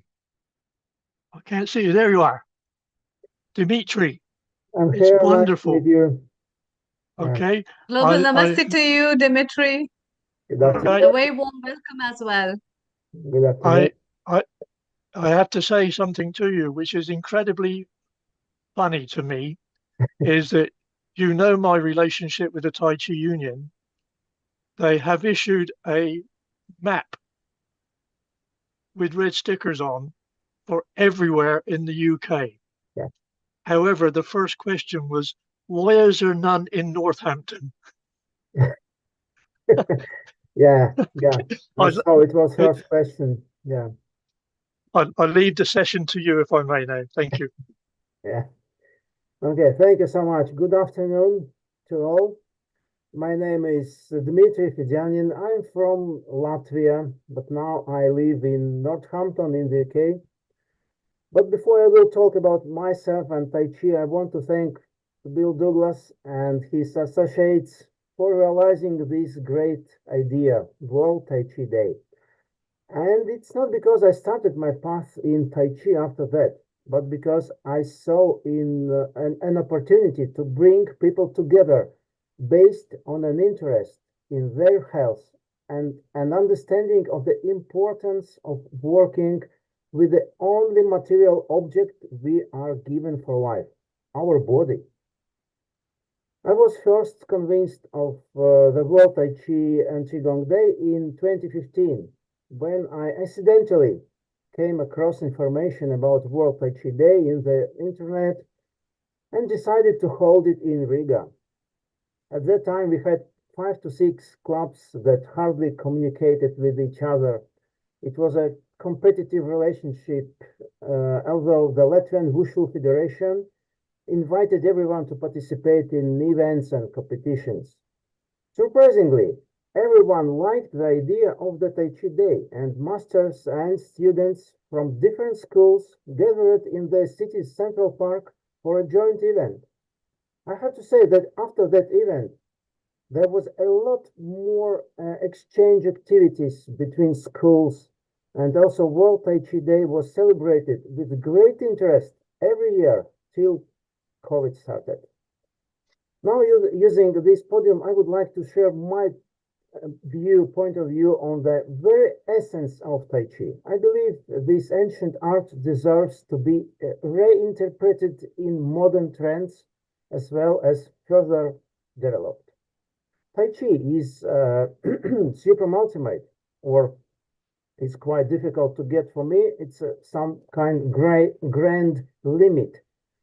And limit does not mean the edge of something. Chinese tell us about a natural way of things, not higher, not lower, not less, not more, not wide, not narrow, not further, not closer, as much as needed. In other words, it is a harmony. Tai Chi Chuan has one more term, Chuan.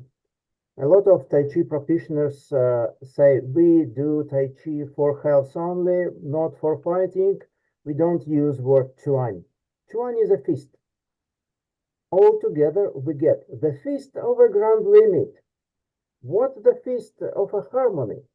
Or is it fist of what the fist is in context? Of course. It is not something heavy we put into boxing gloves, led to break a nose to this guy opposite. A fist consists from 5 fingers folded together. Fingers are concentrated in one point. Focused. Chuan, fist, means focusing, not aggression. Let's connect all together. We have harmony and focusing, the root of Tai Chi Chuan. Each of you knows, once started, you apply Tai Chi principles in all spheres of life. Tai Chi is a lifestyle, as well as you know that to be healthy is better and cheaper than to ill. Tai Chi obviously increases quality of life. According to my experience, I believe that Tai Chi is not just a martial system, not just a system of gymnastics, not just a system of meditation and movement. Tai Chi today is a wonderful technology of power management. The world is built not of objects, but of the interaction of forces. Everyone who is even a little familiar with pushing hands or to show knows how important it is to interact properly with the opponent's force, to feel it. With experience, you learn to interact with any forces in any sphere of your life. And this is not only about health. A technology that allows you to bring your life into balance, achieve your goals, preserve your health, improve your quality of life. Sounds like magic, but no, it's all Tai Chi. I'm sure you are not everyone can take it right away. That's not a bad thing. Just keep calm and do Tai Chi. And one day, the understanding of Tai Chi as a powerful technology will come to you. Thank you. Wonderful. Thank you very much, Dimitri. Okay, Dostivenya. Okay, before we move on, just a word to everybody who's already taken place and spoken or submitted a video. It's going very, very well, and I'd like to congratulate everybody on their input to date. And therefore, I would now like to move on because we're into the European area. And the next person that I'd like to introduce is a gentleman from Norway. Are you there, Hans? Where can I see you? Yes, you need to raise yourself up a little bit, Hans. Thank you very much. Right. First time I came across Hans Fien was some years ago when I was dealing. You need to unmute yourself. There we go. All right, I've done it. Okay. Can you hear me now? Yes. Good, good, good, good. I first came across Hans through the late Dan Doherty. Dan Doherty was one of the inspirations throughout the UK, setting up with others long past called the Tai Chi and Qigong Union. And it increased in size across Europe. And Dan started off the movement for a European Tai Chi organization. And I know that Hans became very deeply involved with that and very close. One of the challenges that I had several years ago was working with Dan and understanding the difference between martial arts and Tai Chi and Qigong for health and well-being. And I'm delighted to offer a few moments over to Hans to speak for a few moments. Hans, over to you. Thanks, Keith. Hello, my name is Hans Finne. I want to extend a warm greetings to Bill and Angela. I've been following your work for a long time, and I'm truly impressed and grateful in the contributions you have made to the Tai Chi and Qigong community. A special thanks to my friend Keith for inviting me. I'm the former president of TCFE, Tai Chi and Qigong Federation of Europe, and retired in 2016. Since then, I've developed a unique form of Qigong, the Spiraling Qigong or Nordic Spiraling Qigong, as the first Norwegian ever to do so. You will see a snippet of it here, additionally. I'm trained in craniosacral therapy and acupuncture. My most significant contribution to the world of Qigong is developing a simple method to achieve grounding or song through a straightforward muscle manipulation technique that yields immediate, remarkable results. We will film that in August. This method has been highly successful with opera singers who rely heavily on solid grounding. If you're interested, you can find it on Finne Natur Therapy, or I think it will give you my information. Now I will once again best luck of the festival. I'm very impressed, and as I said, I have followed you for years. Now I will try. I don't need if I really will succeed, but I will try to show you some of the moves of this Nordic.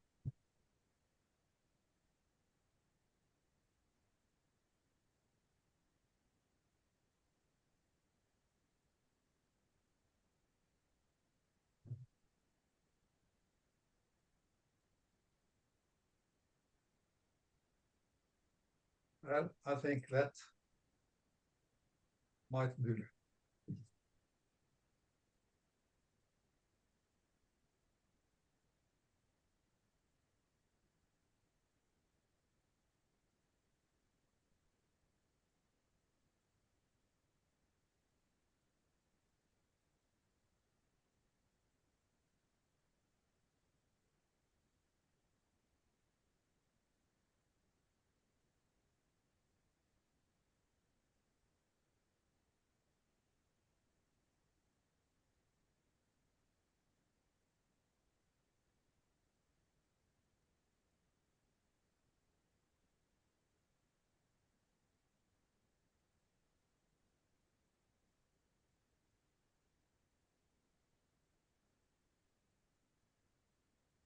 Thanks. That was just a little bit.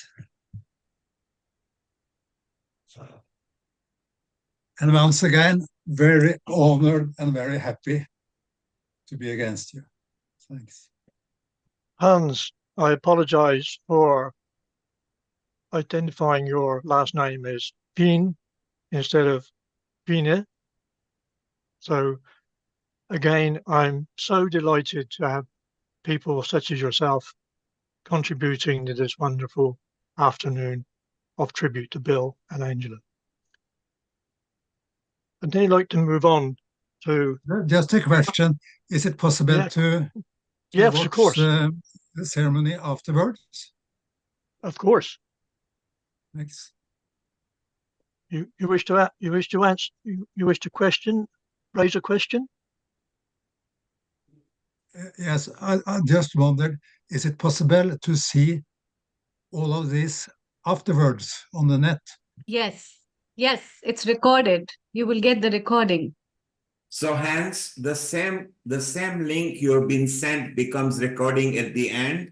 You can watch it at your leisure on the website of Healing Our Earth or the YouTube, which Kate will repost again later. And you did a wonderful job. How old are you, Hans?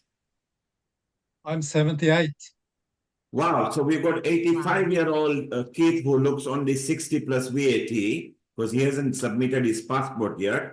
And you are 77. Isn't it amazing that what Bill and Angela started a while back is now rubbing on to people because people are living longer? Keith, isn't it wonderful, particularly your effort, Keith, that you want to do specifically for over 65 to 70s as well? Because people are living longer and you're working and striving to work so hard, then maybe at some point NHS will take this very seriously and actually provide it as a service. That would be wonderful. The age is a thing which I value.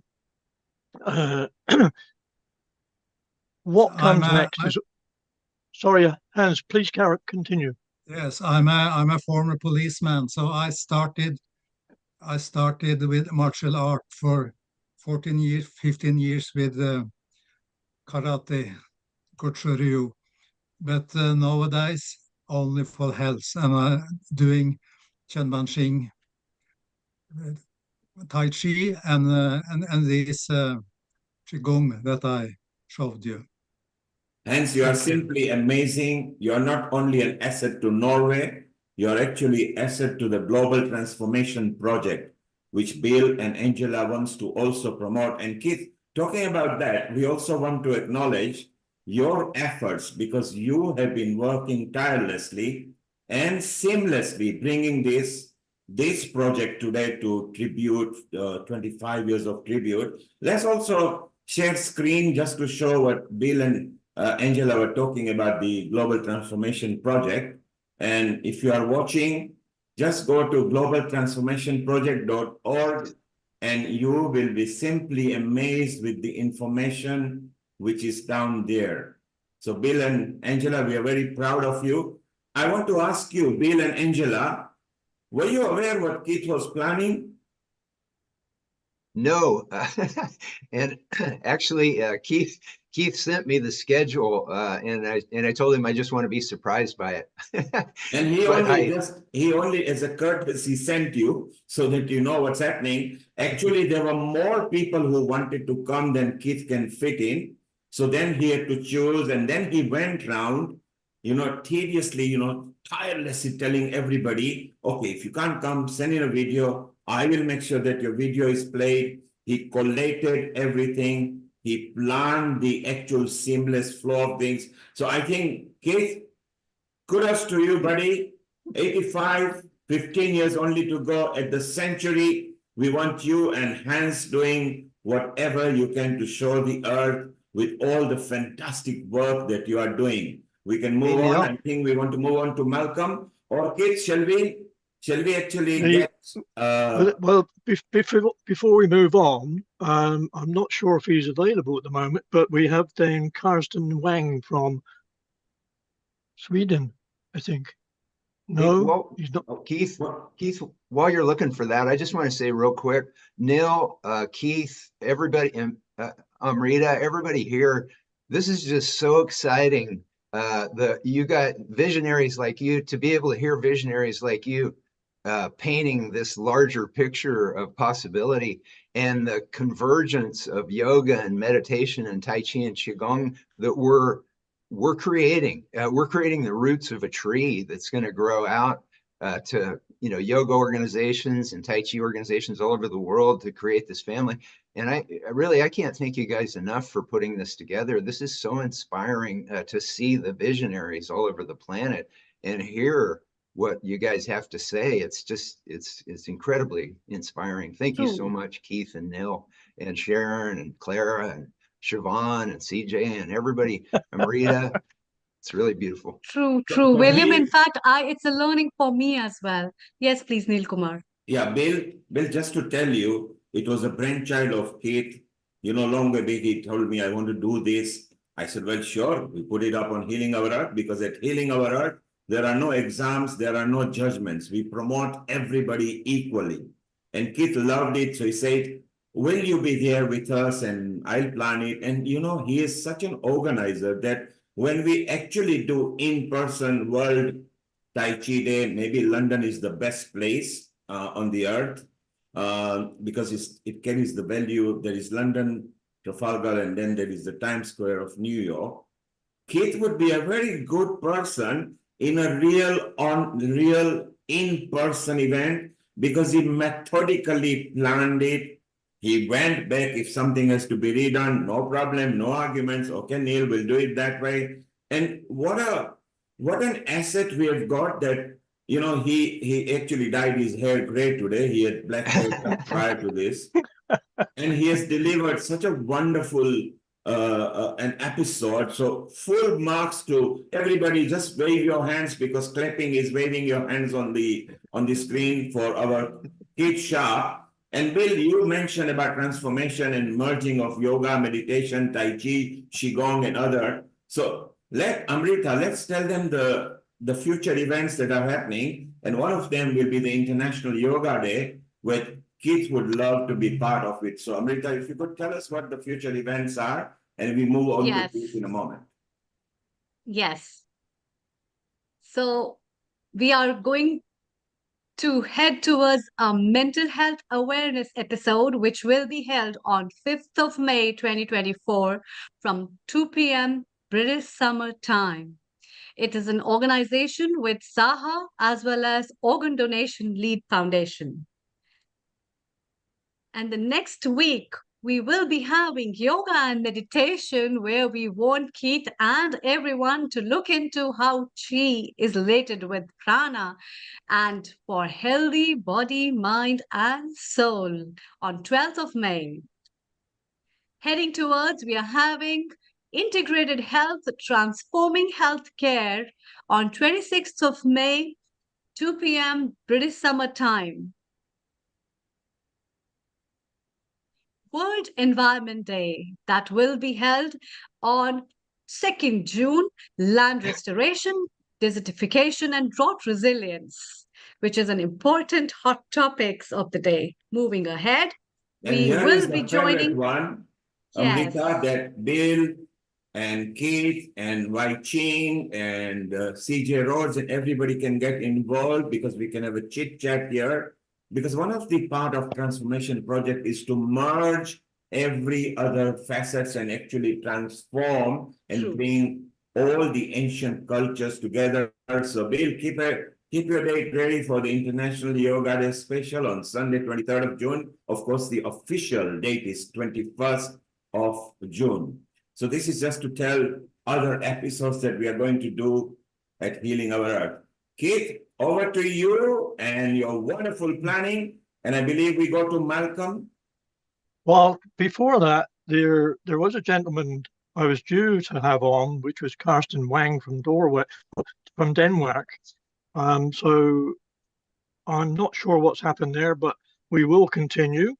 And before I hand over to Malcolm, I just want to mention that Malcolm and I have been students of the same organization, which was run by a gentleman called, what was his name, Malcolm? I've forgotten. Right. Well, it was very, very good. Tai Soon Tuan, who became an international judge on martial arts. And his first question to me after a few weeks of attending his course and his classes was, "You're not really interested in martial arts, are you?" And I said, "No." I said, "I've had the heart attack. I'm really only interested in health and well-being." And it morphed itself into a meeting in Malcolm's lounge. And we started off a small team, which is still a small team, called Tai Chi for Health and Well-being, the 4 being the numeral as opposed to the letters. And Malcolm has transformed, I would say this, he's transformed what we had in mind many years ago from just a small kernel of a nut into an activity which is not only helping himself, which I'm sure he'll describe shortly, but for the many, many people.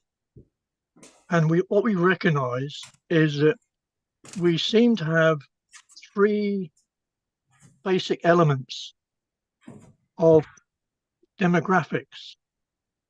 Malcolm lives in an area whereby they can pay for classes.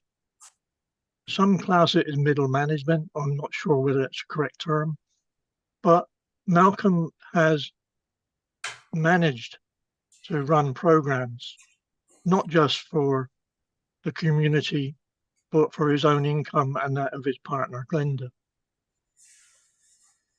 Now, I started with classes in Southampton, which started to run into people with lesser incomes, those that could not necessarily afford to attend classes and pay the prices. And then, of course, we have the people at the top who seem to spend enormous amounts of money on fitness gurus, personal trainers. But what we have is an ideal opportunity using how Malcolm does with what is it the end user requires?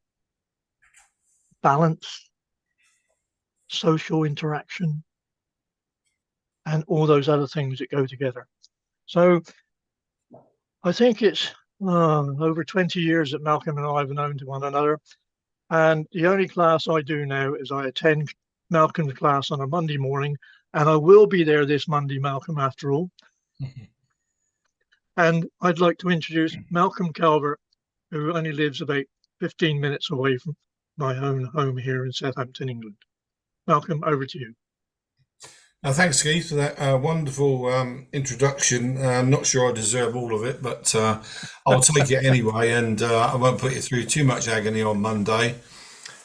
Firstly, I'd like to say hello to Bill and Angela, and again, thank you really for what you've done to promote Tai Chi and Qigong, throughout the world. It's certainly since I've been involved with Tai Chi since 1986, And I started it because I had really bad asthma. And I was on lots and lots of inhalers at the time. And I played a lot of sport. And I decided that there had to be another way, an alternative way to look after yourself. And I was very into Chinese martial arts at the time. I'd done judo when I was very young, and then karate. And then in the 70s, when Bruce Lee hit the cinema, we all went into Chinese martial arts. And so I spoke to Master Tai and asked him if there was anything I could do to help my chest. And he said to me, well, you could do Tai Chi and Qigong, but he said, people that do that are really old. And I was about 30 at the time. So he said, you'll be in a room with lots of very old people. And I thought, well, I don't mind that. So I started evening classes because at the time I worked. And I found very quickly that whether it was the Tai Chi or the Qigong or the combination, I'm not sure, but very quickly my lungs were started to repair. And I started off just doing one class a week. Within 4 months, I was doing 4 classes a week and practicing every day. And I found that within a 6 to 8 month period, I was off most of my inhalers and I just left with one. And it took me 2 years to get off all my inhalers, and I've not used one since. And that was about 32 years ago, 33 years ago. But I decided then that Tai Chi wasn't freely available then, certainly not in Southampton where I lived. So I asked Master Tai if I could train to teach. And he said, oh, you can. He said, but it will take about 15 years. And I thought, well, time's just a number. It doesn't really matter. And so I started training with him, which meant attending at least 4 classes a week. And then I trained with him for about 10 or 11 years. And I went in one evening and he said to me, oh, Malcolm, he said, I need you to go to Eastleigh College tomorrow night. They want a Tai Chi instructor. So that was how I got into teaching. He gave me a certificate to say I was a qualified teacher. And it sort of started from there. And it was at one of these classes that I happened to meet Keith, who'd recently had a heart problem and was using the class for recuperation. And we became friends and got chatting, and we identified that at that time, all the classes were evenings, not daytime. And we identified that there was a huge amount of people who didn't want to go out at night, but were available during the day.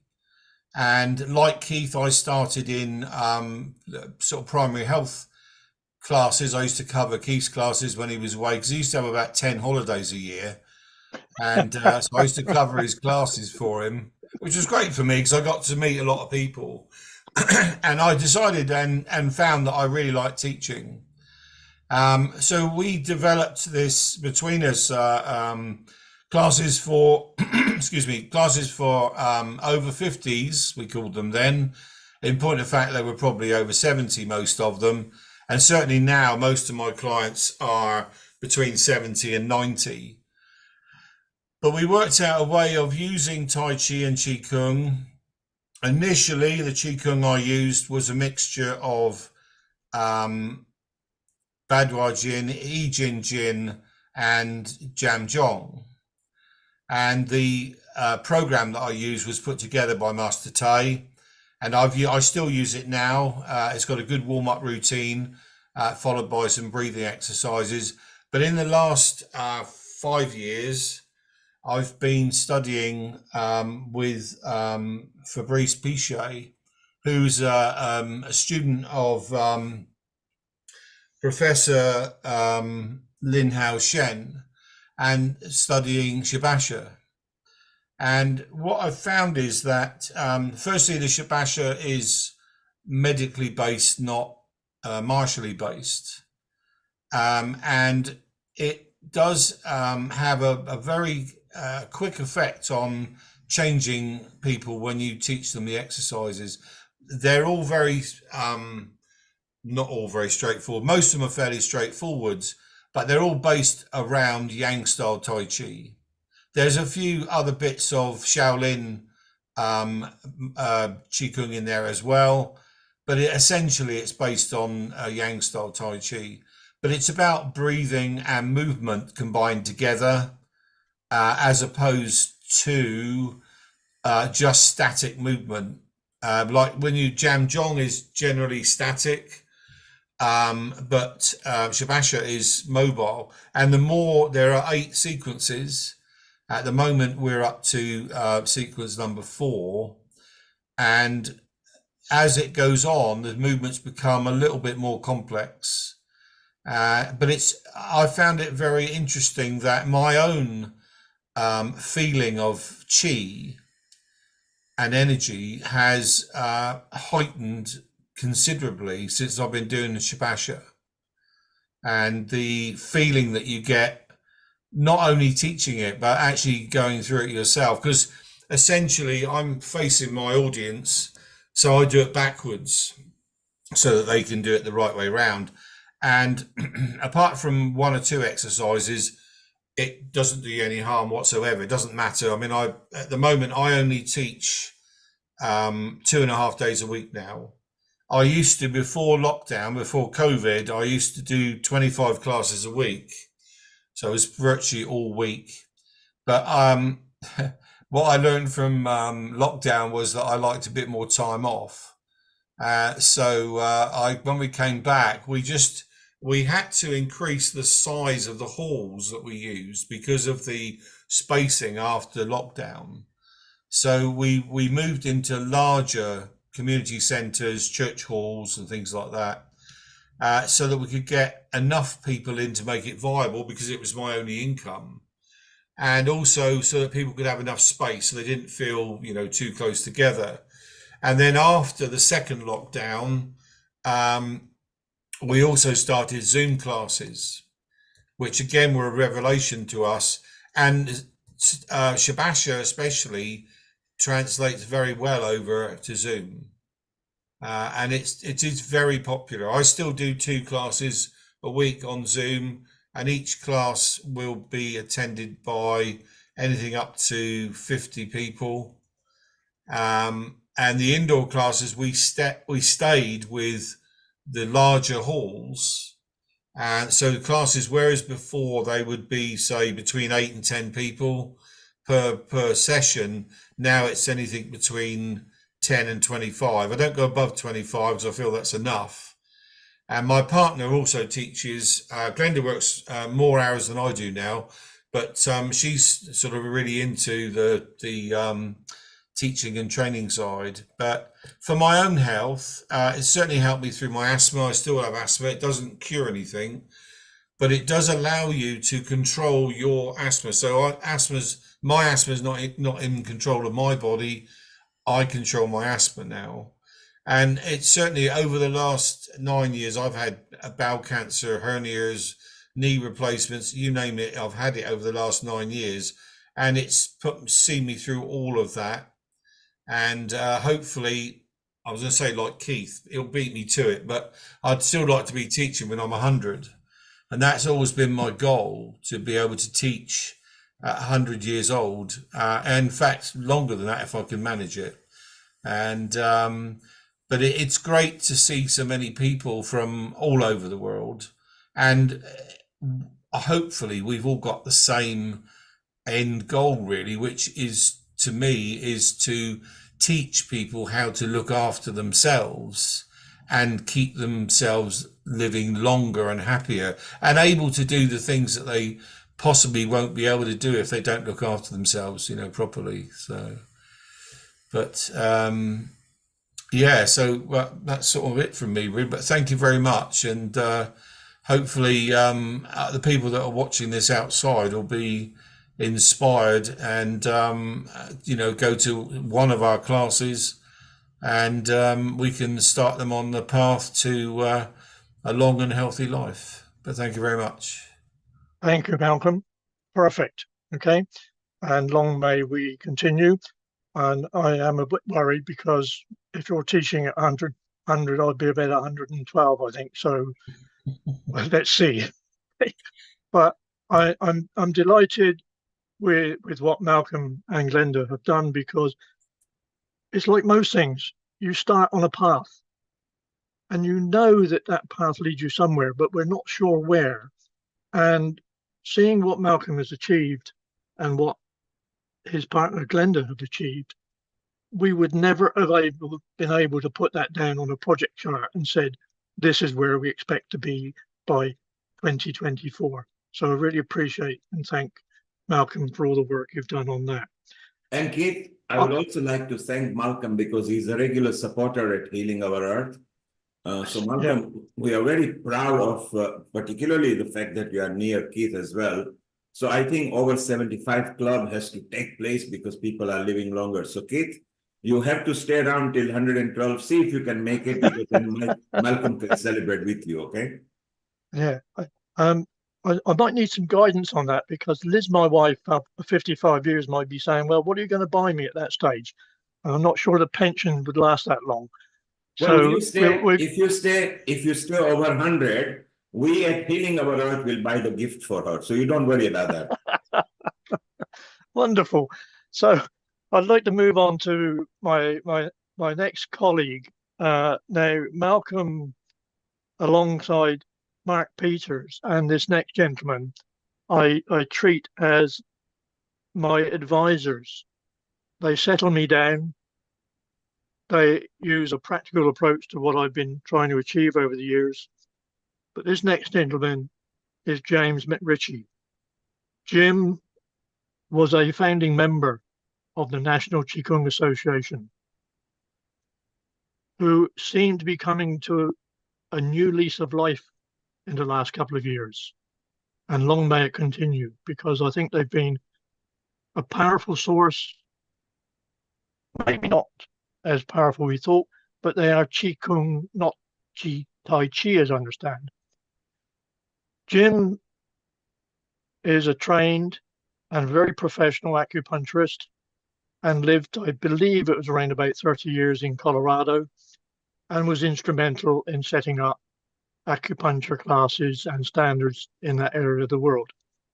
He now lives in what we call Scousland, which is Liverpool. And I'm afraid, Bill, that it seems as though one of your teams up there is going to survive and the other one is going to lose out. So I'm going to hand over to Jim for the next session, and listen, please, because he is a world of knowledge. Jim, over to you. Well, thank you, Keith and Amrita. And it's an honor to be in this esteemed company, and to Niels Kumar, Healing Our Earth Associates, for hosting this. And of course, many thank yous to Bill and Angela. On the 25th anniversary of World Tai Chi and Qigong Day, I remember the first event in 1999, thinking, what a great idea. And here we are, a quarter of a century later, and the whole world's involved. How amazing, and what an accomplishment.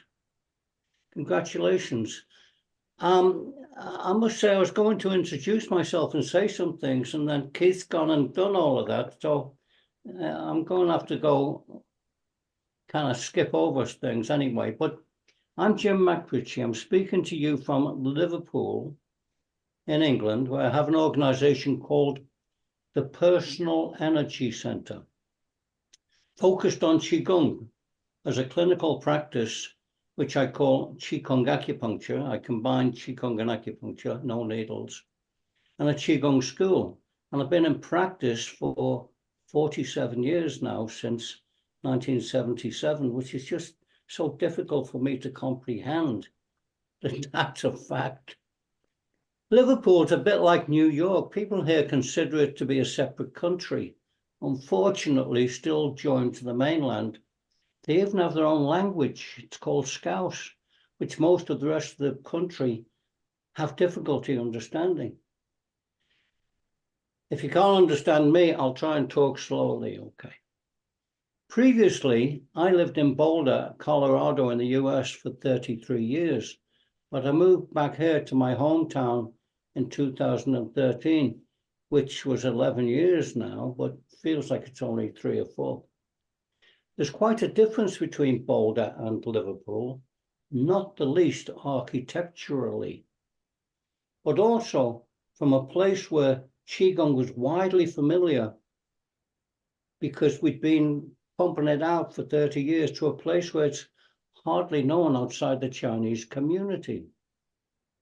So to translate and introduce it into this British society after much consideration, I now use the term personal energy cultivation.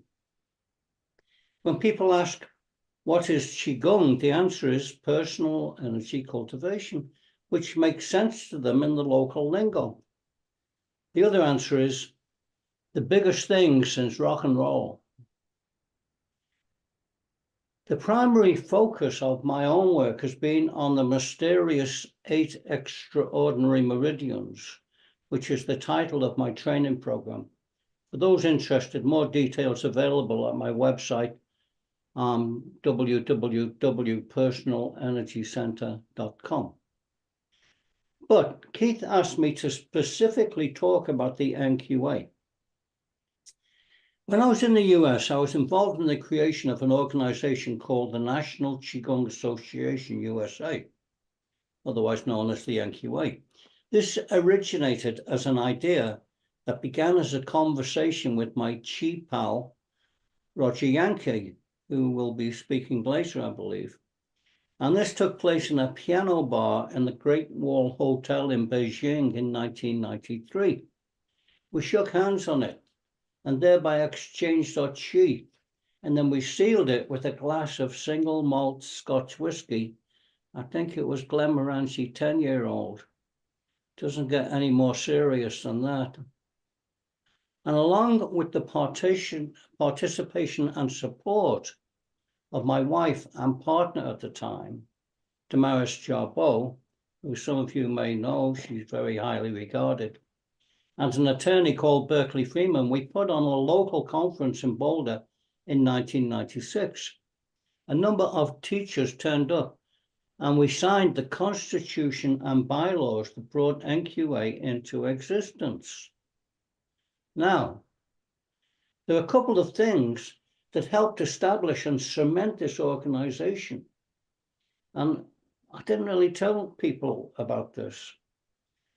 Number one, it was based upon the principles of a Northern England working men and women's club, where everyone was equal and we all just took turns to make it happen and we were all part of it. This was unfamiliar in the US, where it's usual to build a hierarchical pyramid, get as high as you can and stay there. People like the NQA, they called it a big tent, and all kinds of teachers and practitioners joined it. It grew very quickly. The second trick was that the original founders resigned at the first meeting, and then another democratically elected board took over, who also became founders, and then they chewed over the final version of the Constitution until that was signed later by a new board, who also became founders. So the NQA has dozens of founders, all prepared to put their chi into it, and they still do. And now, 20 years later, it's still going strong with hundreds of members all over the US, annual conferences, and it's proliferated in a multitude of ways. And many senior practitioners have stepped in and helped to run the organization. And they list in their bios this as a high honor in their Qigong history. But last time I looked, I'm the only member in the UK. The website is www.nqa.org. Check it out, and I'm sure you'll find it of interest. And you can contact me via my email if you wish to find out more of what I'm doing at jamesmcritchie@gmail.com.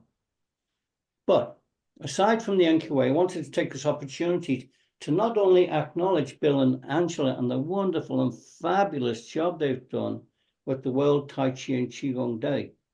My only comment and recommendation to you is that you call it World Tai Chi and Qigong Year.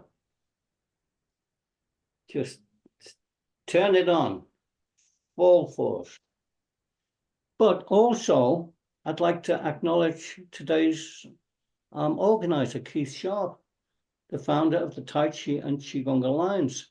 I've known Keith over the last few years as he was involved in the Tai Chi Union of Great Britain as an honorary president, and he was engaged in getting Tai Chi and Qigong recognized and registered in the UK. I want to say that in his many years in management as a senior negotiator in industry, he was able to find his way in Qigong and Tai Chi through the minefield of politics. It's like tap dancing on eggshells and get the ball over the line. And now these things always take an amazing and enormous amount of time because everybody has to have their say. But Keith carried it forward and virtually single-handedly, along with Mark and a few other people, and deserves credit and respect. And he's put this together today, this special tribute single-handedly. And I'd like to thank you as one of the presenters, Keith, for this, for your contribution in promoting and developing. Keith's old enough to be my big brother. And it's always been a lot of fun and very productive to work and exchange with him. So, hats off to you, Keith, and a deep bow of respect for all you've done and do. If we were all together, I'm sure we'd give you a huge round of applause and maybe even a standing ovation. Keith, could you just say a few words about this event that you are doing, this tribute today, why you initiated it, and what it means to you? Okay, right. Thank you for that, Jim. As usual, very profound and encouraging. All right. I really don't want to say too many words. But why? Clara Apollo is coming on shortly, and she only lives about an hour away from me, or maybe 2 hours, depending on which part of the south of England she's living at the moment. And she asked me a few days ago, what is my proudest moment in my Tai Chi and Qigong journey? And I stumbled. I'm not a man of many words. I was brought up, as you know, with a background in workshops. But when it came down to it, I think I summarized it. My proudest achievements have been to see people who are less able in doing some exercise, whether it's with Tai Chi or Qigong, or whether it's actually mindfulness. And I look back to those days when I started off running programs which had weekly achievement charts. And then they became just over 50s, as Malcolm said, over 60s. And I think I ended up with an end user client list of around about 60 organizations.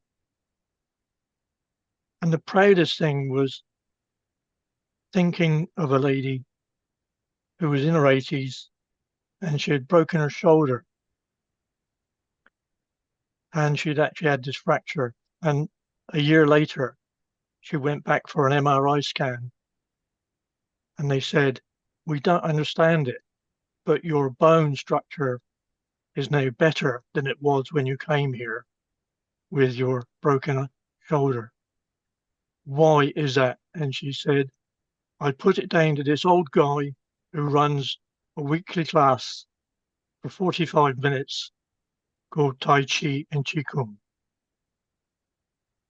My aims and visions are clearly stated. I want to see Tai Chi and Qigong become, alongside yoga and prana, as being the complementary therapies alongside not just the UK, but other world organizations that actually understand the difference between martial arts and health and well-being, and reducing the potential damage that weekend wonders do. 4 hours, 5 hours of teaching, and they're giving a certificate to teach. I'm not a believer in that. I took 5 years to do my apprenticeship before I had a piece of paper called the piece of paper that my dad in 1955 paid £50. And at that stage, Bill, there was $4 to the pound. So my proudest moment, why am I doing this? Why am I continuing? I keep asking myself why, and it's enjoyment. And the moment I don't enjoy the things, I tend to give them up. I gave up football, I gave up golf when I felt I couldn't offer any more. This is going to be a discussion over the next few months. But Jim, I appreciate your support. And I'm disappointed for Mr. Klopp, who has for some reason chosen to decide he would tell people of the world that he's leaving. And since then, Liverpool have not been the same team. So I'm going to take a moment now because after Jim, I had a gentleman called Frank Farrar. Frank Farrar is a great supporter of Tai Chi and Qigong, particularly you, Bill, and Angela. Frank lives in the southwestern tip of Wales, and he held his first Tai Chi and Qigong World Day yesterday on one of the many beaches in southern Wales. But unfortunately, he's gone down with some bug, which I will call Welsh flu or something, maybe not so pleasant. And I would like to thank Frank because I'm sure he's listening in, and he is devoting his activities outside of his own work profile in promoting Tai Chi and Qigong for health and well-being. I'd now like to move on to a gentleman I've had the pleasure of only meeting once when I was doing an MC work for another organization. And this gentleman was there, and I have to pay tribute to this person himself because his name is Peter War, and he has been a stalwart in martial arts and is an international renowned judge, and has been the president, or remains an honorary president, I'm not quite sure which, of the British Council of Chinese Martial Arts. Alongside the Tai Chi Union and the Chartered Institute of Management for Sports and Physical Activity, BCCMA, TCUGB, and SIMSPA have formed a partnership and have produced professional standards for Tai Chi and Qigong health and well-being instructors. And it's nothing more than a drop in the ocean because there is so much assessment to do, so much to be written in terms of quality programs. But Peter, I hope you are around when you're 100 and can see the potential of what you've started, and I hope you can achieve. So it's over to you for a few moments. Thank you very much. Okay, well, I'd like to say hello to everyone. I'm very, very honoured to be able to be invited to this very special event after 25 years. So I would like to congratulate everybody that has been involved with it, especially Michael and Douglas Wong for the for presenting this, which I'll talk a little bit about later. Now, I've kept my little speech is probably a little bit different to the others because I was asked to give a little bit of history of my own training and practicing about the BCCMA and about some Tai Chi and Qigong. So first of all, I'd like to say my name is Peter War.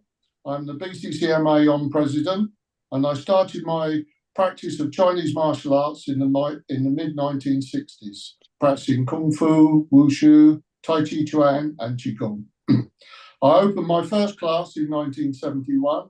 I started several different styles of Wushu, but concentrated on the different styles of Tai Chi Chuan, Qigong, and Xingyi Chuan. In 1988, I went to China to take part in the first international Wushu judges course held by the Chinese Wushu Association in Shanghai. I had to learn 7 competition disciplines, which included Tai Chi Chuan. I was also training with the old teachers that I had been introduced to outside the Shanghai Sports Institute. I was very successful and passed the course examination and come 8th out of 90 participants. I was the first person in Europe to qualify as a Taolu A-grade judge.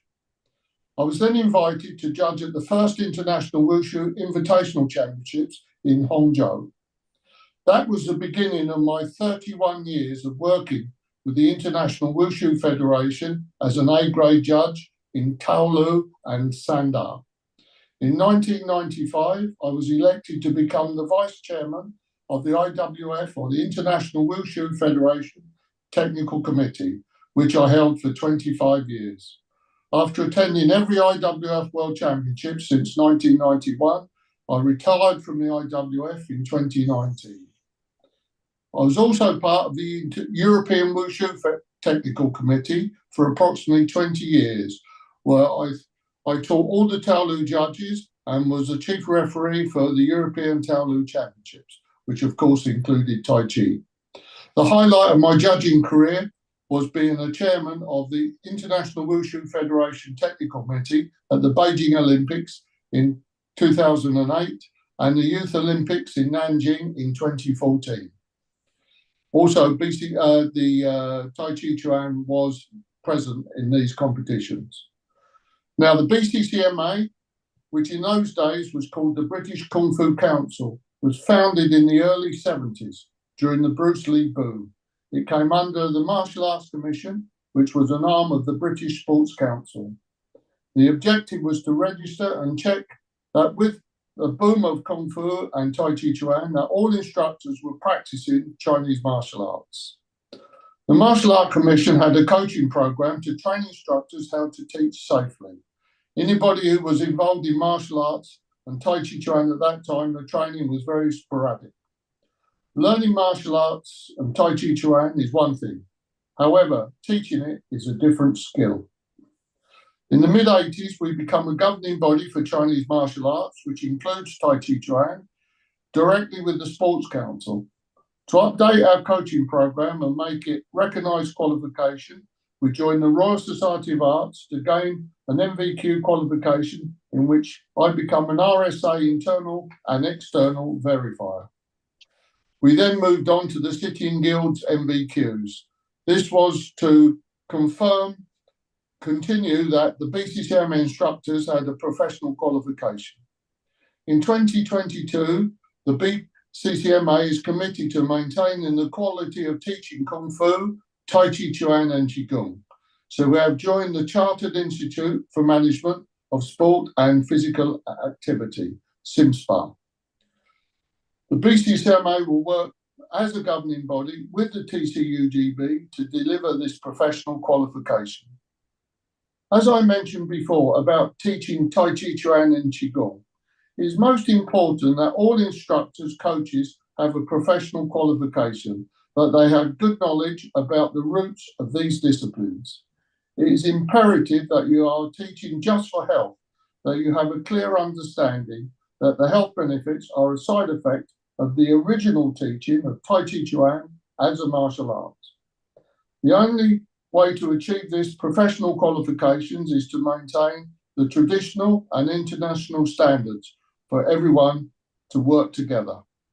There is no such thing as a magical chi. This energy is only achieved through persistent, continuous and repetitive training. My federation joined the BCCMA in '79. I have had several roles, or I've had many roles within the BCCMA as senior coach, qualification from the Martial Arts Commission. I was the treasurer from 1985 to 95.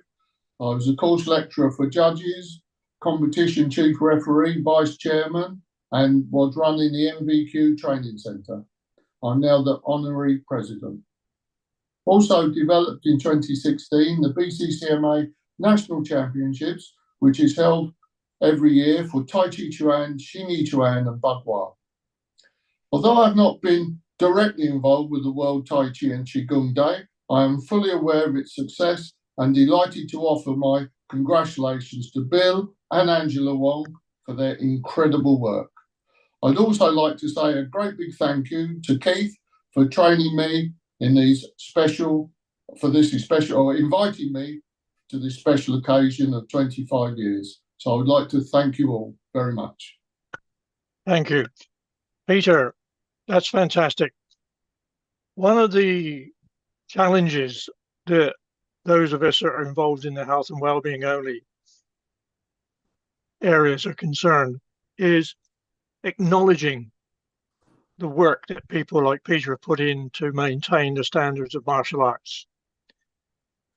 I have received a number of criticisms, downright rudeness over the last few months from people who consider them to be martial arts and Tai Chi Chuan, supreme ultimate fist people, but they don't say which system they're following. What we need is what Peter is advocating, is bridging the gap between the fantastic background that Peter and his colleagues in the BCCMA have had through martial arts, engendering health and well-being, and using their experience to bridge that gap between us, because there is a gap. And Peter, it's nice to see you again. And I did get the invitation many years ago from Tain Soon Tuan, who was one of your colleagues on the BCMC committee, to join the BCCMA as some form of committee member. But I've always turned down those opportunities because I'd like to be acting as an independent on many occasions. So I really thank Peter and his acknowledgement of the Tai Chi Union, the Chartered Institute, and the need for professional standards. And we can work together on that. And I look forward to more and more conversations, Peter, in the days to come. Thank you very much indeed. And Ken, I would just like to say thank you very much. Is that now I've done martial arts all my life, but now I'm an older man as well, and I've had many problems. So I teach a lot. I work a lot for the U3A groups, which is the retired people practicing Tai Chi and Qigong. And as you said before, there's some of the feedback we get from these people has been fantastic. You know, yes, I think we must remember the traditions of what we're doing. It's important to maintain them, but at the same time, you know, when you're younger, the martial arts is much more important, and as you get older, it becomes the health side of it is even more important. So, yes. Perfect. Okay. Okay. Anyway, I'd like to thank you very much. You're welcome. You're very welcome, sir. And Rita, we were down to have Rajiv Gupta on at the moment, but I don't see him anywhere. Is he around? So Keith, we can move on to Clara Apollo. She is here, Yep. and if Okay. Keith comes, we'll bring Right. in. So far, things are moving beautiful, and later we'll see some videos as well. And I love to see, Keith, you brought so many friends over 70. Isn't it wonderful that we have got a hope, because I'm going to turn 70 in 3 years' time. So I want to follow the footstep, and I painted my hair gray already, so I'm fine. And Bill is with us joining. So what a legacy you guys are leaving around for all of us. Thank you, Keith. Over to you, and over to Clara. Okay, well, following that up, after Clara has used her wisdom, I will spend a couple of moments on a thing called succession management. But first and foremost, I'd like to say I'm proud to be a friend of Clara. Maybe our roots have been completely different. I don't mean hair roots. I mean roots. But in 2015, I met Clara for the first time when we set up the Tai Chi and Qigong Alliance for the UK, which is really just a platform for me nowadays. But at that stage, we got together and we recognized that we were not just talking about Tai Chi and Qigong. We were talking about mindfulness. We were talking about sound baths. We were talking about all sorts of different things. And I began to realize the commonality is what is good for the mind is good for the body. And at that time, Clara was talking to a gentleman called, and I've got to get this right, was it the barefoot, what was he called? Barefoot Doctor Stephen Russell. A barefoot doctor. And my first impression of the barefoot doctor was somebody who was reaping the benefits as per people that now run things.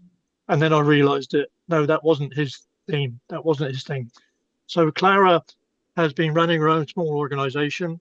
And I know that she's interviewed Bill a few times. And I had to apologize to her this week because I hadn't had time to sit down and watch that. But I'm going to hand over to Clara and just let her get on with it. Thank you, Keith. Yeah, really. Well, I did that précis. I did a 10-minute one that you could watch because I know people don't have a lot of time. But anyway, you've been so busy doing that, and thank you so much for it. I've also interviewed Jim. So really nice to see him on this panel as well, and Dr. Roger Jang, who's coming up later, and Amalia Wai-Ching Lee too, and hello, Jim, and Sharon Rose. So I feel really honoured to be part of this global team. And it's been so lovely. Hi, Amalia. It's been so lovely to sort of steep myself in the wisdom that we all share, because we've all got different pieces of the jigsaw puzzle, haven't we? And so let me just go with the remit, keep it to 5 minutes if I can, and start with my tribute to Bill and Angela.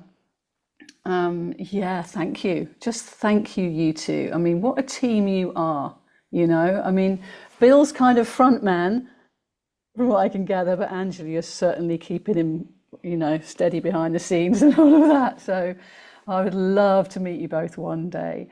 But I also feel that there's, you know, that as a team, you've been part of being able to bring this research through for us with the book, the Gospel of Science, which is so needed at this time.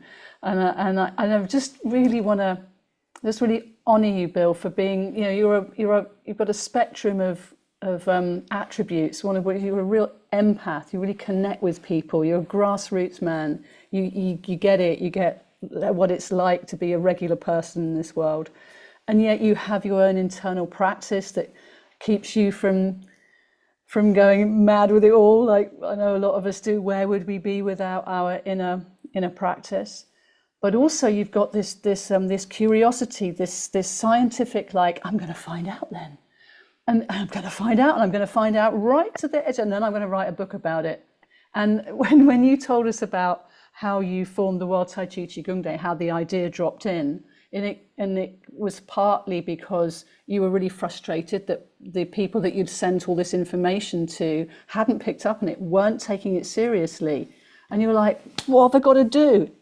You know, and I think this is something that we'll come to when we get forward into the future. How do we package up some of this to make it available for mainstream people? And I know we've spoken about a few ideas too. So yeah, it's just great. You've done the groundwork. I feel like, you know, you're at the roots of this, and we're the mycelial network that are like all around, connecting in and connecting with the other roots and stuff like that. Do you know what I mean? Yeah, and I love that you love the Beatles too. That is so cool. So music is here. So yeah, and you mentioned sound as well, didn't you, Keith? So I'm an elemental Qigong teacher and meditation as well. And I started off, I did a 4-year training, probably like a lot of us did. And I worked for 10 years in the leisure industry, really working with mainstream people with all sorts of symptoms and diseases and disorders, because I really believe that there's a simplicity to what we can offer for people these days.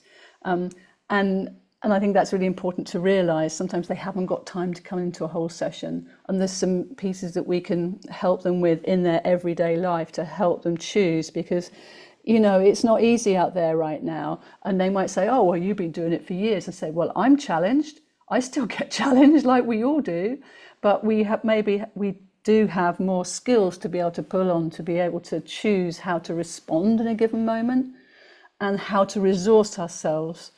So I have added, Chi time, yeah, I might mention that, I might.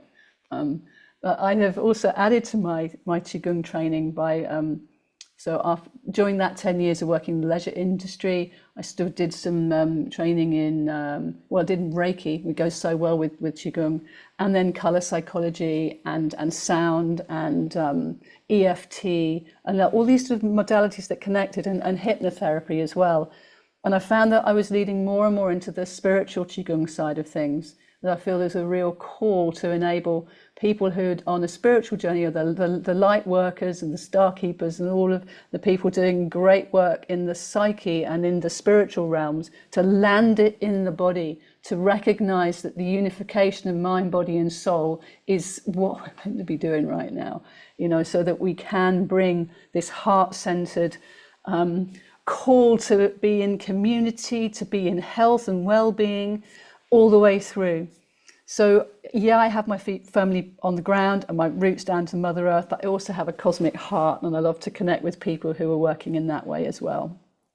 So yeah, I'm a big old story. I got in, short version, obviously, I got into Qigong because I was absolutely exhausted. I had burnout, and my shiatsu practitioner said to me, have you heard of Qigong? And I'm like, what? Those aren't words that I recognize. But he said that he was teaching it and I could go along and do it. And the first class that I did, it was just I came back home. I landed in the present moment. It was my pathway to mindfulness, reclaiming the movements that I used to love in ballet, and also be challenged by the Wu Chi. Got to admit, that was a bit of a thing for me for quite some time. And now it's such a go-to. So as my journey evolved through being a single mother and taking myself home free for 5 years, my practice became more and more my home, and I was then able to share it with others. And through the radio show Chi Time and the podcast and Chi Time TV that maybe some of you on here know me for.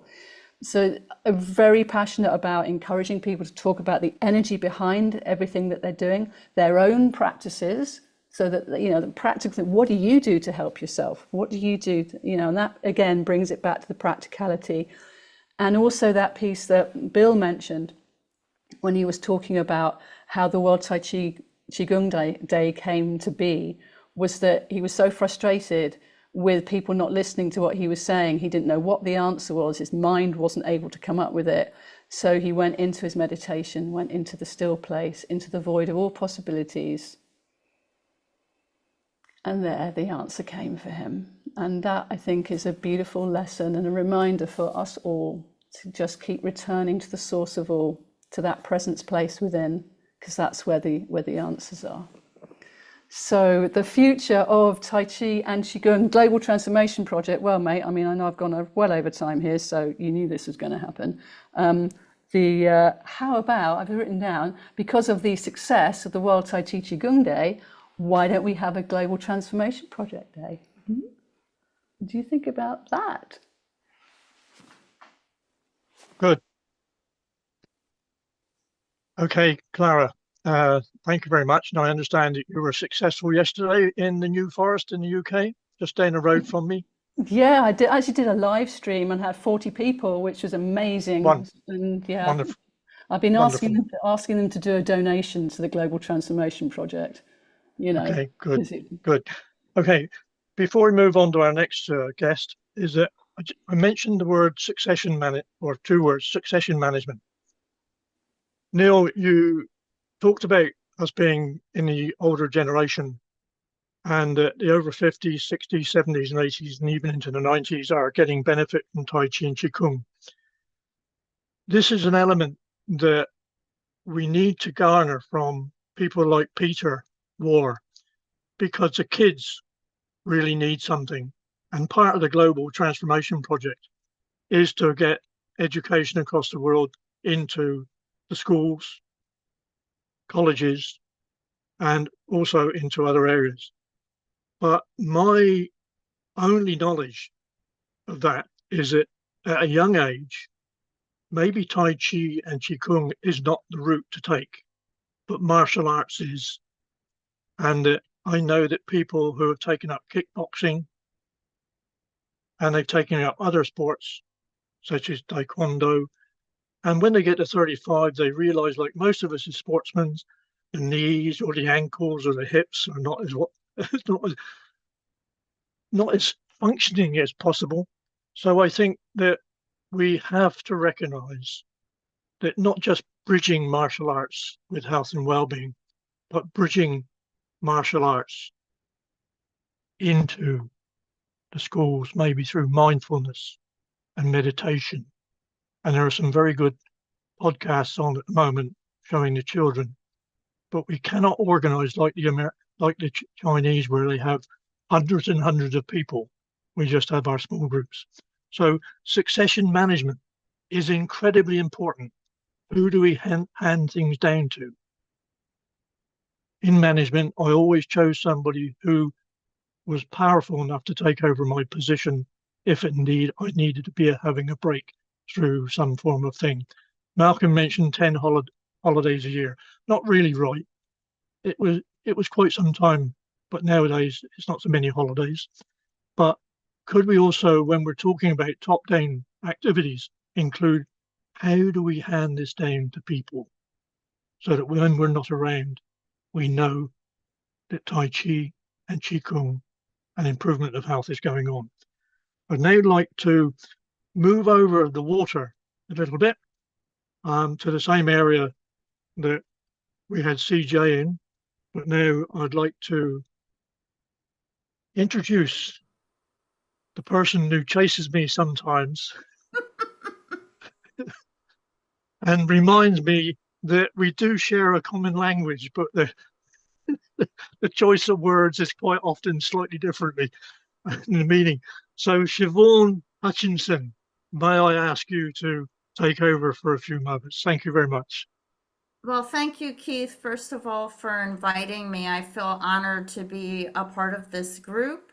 And I want to say hello to Bill and Angela Douglas and thank them so much. I'm in gratitude to your work and dedication.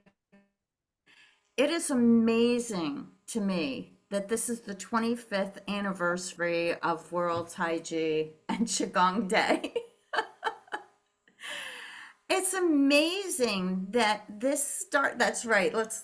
It's amazing that this started, and CJ Chu is wearing it, from a small group, and it's grown into an international event. I believe that you two have educated the public worldwide on these practices and continue to do so. And what I'm honored to be a part of now is your new project, the Global Transformation Project, which is to educate and inspire people to have mind-body practices a part of early education. A lot of us, I'm sure, that have come to these practices as an adult probably feel, boy, I wish I had had this as a child.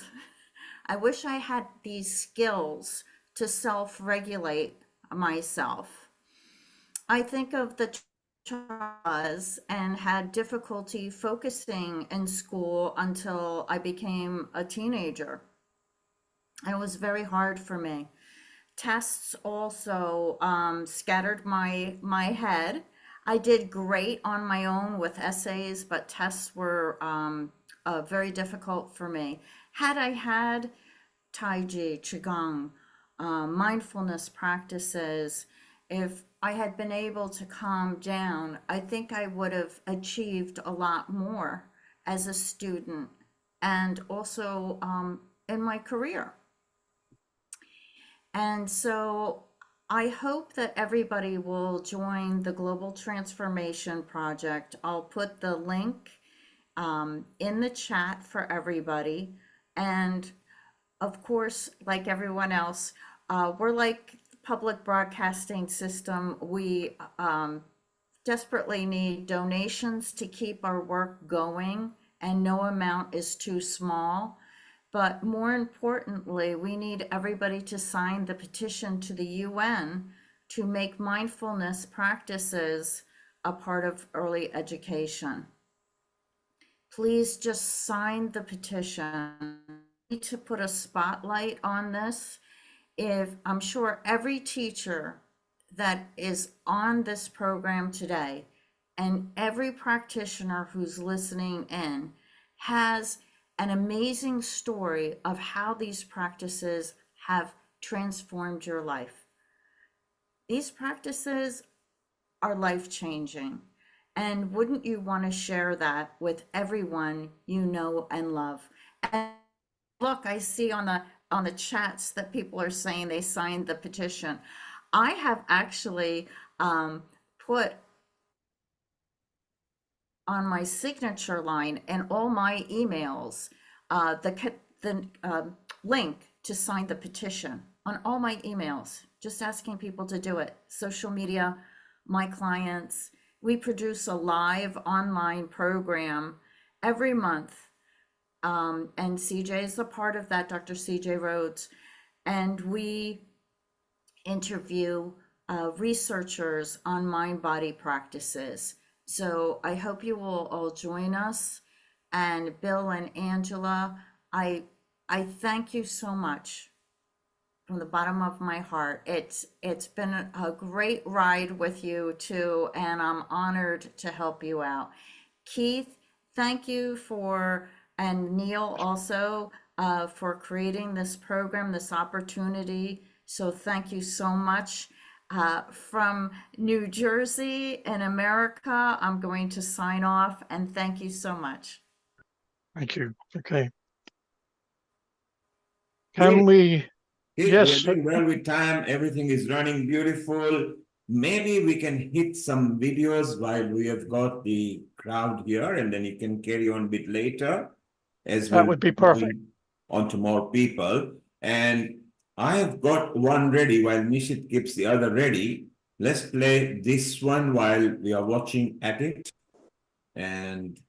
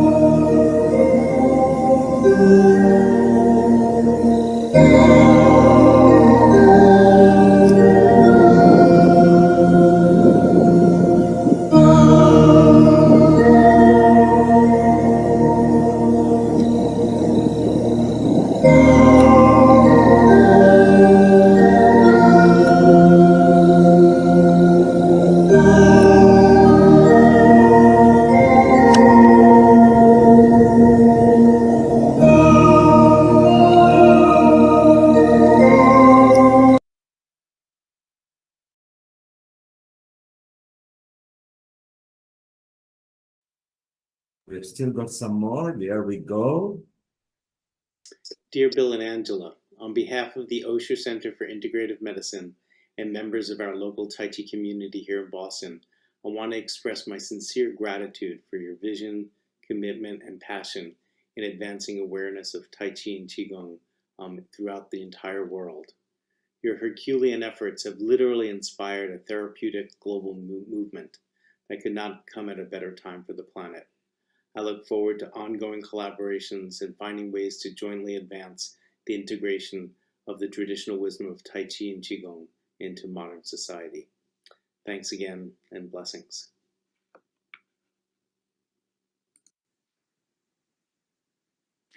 Hi, Bill and Angie. This is Daisy Lee of Radiant Lotus Qigong. I wanted to wish you a very happy 25th anniversary celebration of the World Tai Chi and Qigong Day. I can't believe that it's been 25 years since you began this journey, and what a lot of effort you put into this to let people know about the benefits of Tai Chi and Qigong. I am so proud of you and so grateful for all the hard work that you've done to get us to this point.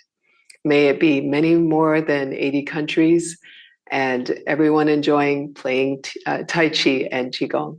Wish you the very best. Alrighty, well, I'm Sifu Michael Fuchs, Shaolin Butterfly, ShaolinButterfly.com, just like it sounds. I want to thank, first of all, Keith Sharp, Sifu Keith Sharp, for inviting me to take part in this festival and celebration of paying our thanks to a wonderful couple, Bill and Angela Douglas, the founders of World Tai Chi and Qigong Day. If you're watching this, you're probably aware of it, but I saw this from the very beginning, how, it's grown and grown. A little background, I and my school sponsored the first celebrations for World Tai Chi Day, where I live here in the state of Connecticut, Northeast USA. I had read his book. His and his wife's, they co-authored the so-called Idiot's Guide to Tai Chi and Qigong, which is actually a very outstanding book. I was impressed by it. Compiled a great amount of information. And then in there, they talked about World Tai Chi Day, which hadn't even really started, I don't think, when the book came out. In 1998, Bill and Angela did a very successful event, the first one in Kansas City. CNN Headline News covered it. That gave it great exposure. The following year, the global World Tai Chi and Qigong Day event began. That was 1999. That's when I read the book. I was just a little too late to get in on that first year. The second year, again, my school and myself, we received the governor's official proclamation. You can see pictures of on my website, declaring the World Tai Chi Day in the state of Connecticut, which was outstanding. We did the same the second year. Now that first year was so new, I invited every Tai Chi teacher I knew in every school in the state. I had one Tai Chi Sifu I knew responded, who thought this was a wonderful vision and goal. And we had many other vendors. I had yoga people and people into healing arts and meditation. And we had a great event, TV, newspapers. Following year, same thing, even bigger. And then the following year, this is 2001, there were other schools that had World Tai Chi Day events here in Connecticut. And not just here, but so what I'm saying is I've seen it, it's grown and grown. I mean, truly, every continent, every nation, every region, every state.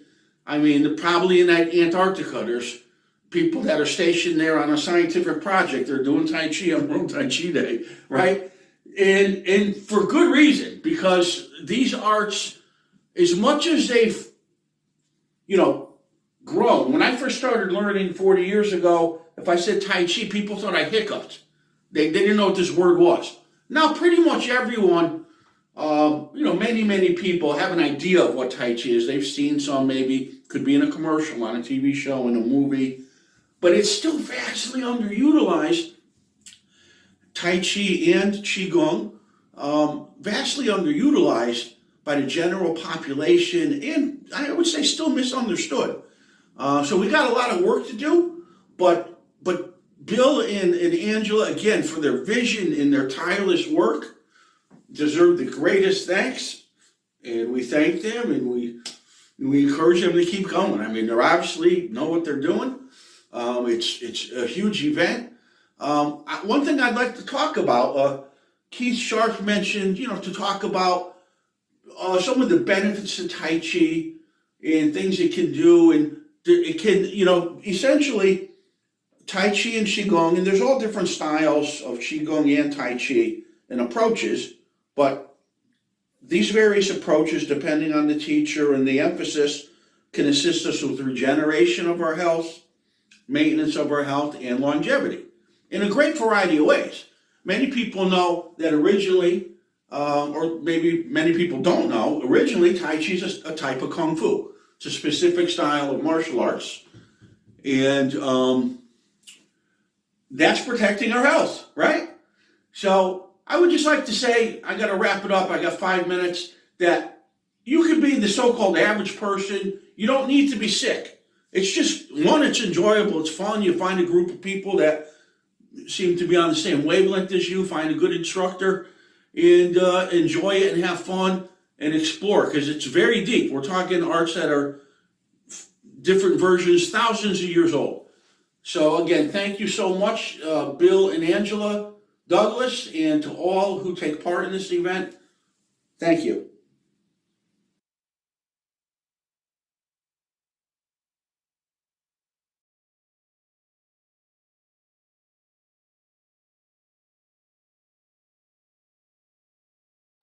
You're muted, Keith. I'm here now. Wow, that was a rousing performance by Michael Fuchs. All right. I can imagine him being on the flight deck of one of the aircraft carriers and laying the law down to all the people who are making everybody safe. So thank you, Michael. Thank you to Peter Wayne at Boston as well. And of course, to Daisy from Puerto Rico. I'm now going to jump back to this smiling gentleman here, Rajiv. All right, I've got you unbooted, so please, Rajiv, can you say a few minutes as we catch our breath again?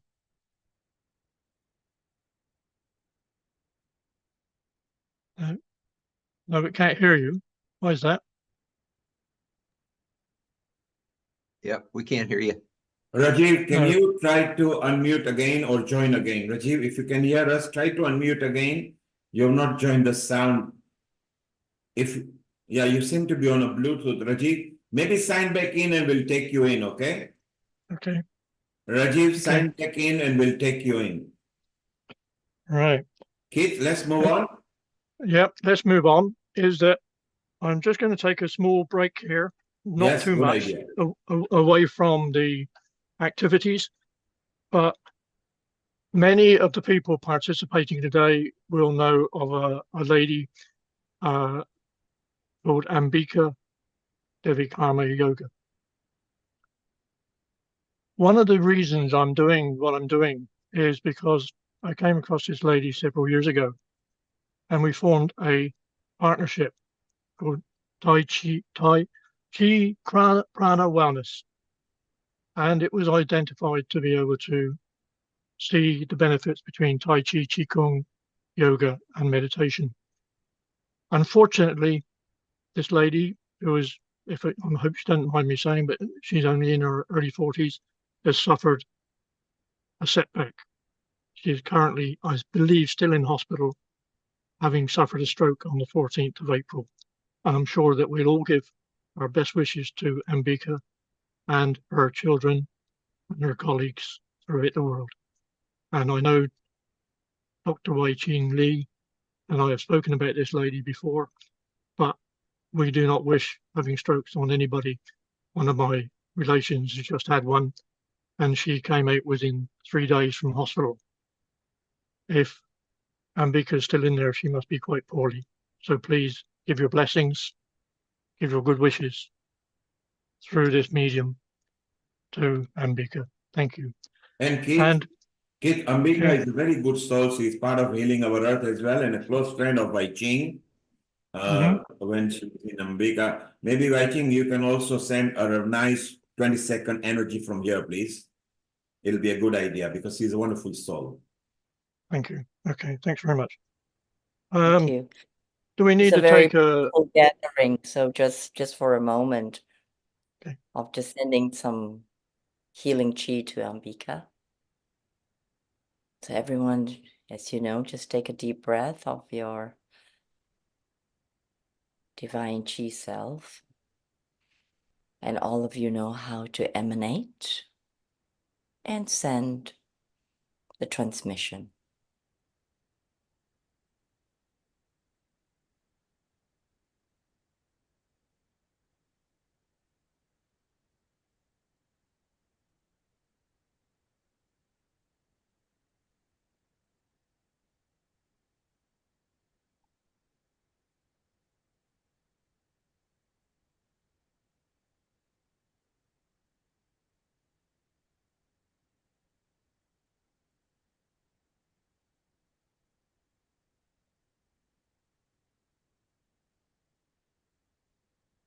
With the next breath, we just seal it into her chi body, a bioenergetic field, and deep into her physiology, bloodstream, into her cells. And lifting up the vibration of her physical self. Connecting with her soul, her Shen, and bringing it down through all the three treasures, the sunbow, through the meridians, and into the physicality.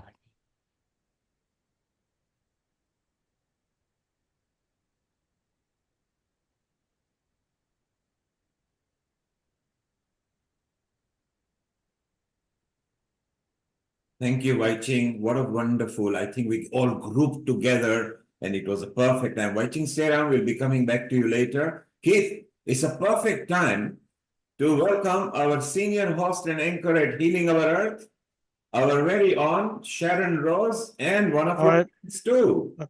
Okay, Sharon, you're here. How lovely to see you. And I'm delighted after my period of interrupting everybody to see you come in. Use a modicum of professionalism of introducing people. I do have one request, is that when we get to item 30 on our list, I have to act as though I'm Professor Robert Campbell. So if you can introduce me at that stage, I'd be very grateful. Okay, so Sharon Rose. I had the pleasure of going to India a couple of times on business and on holidays.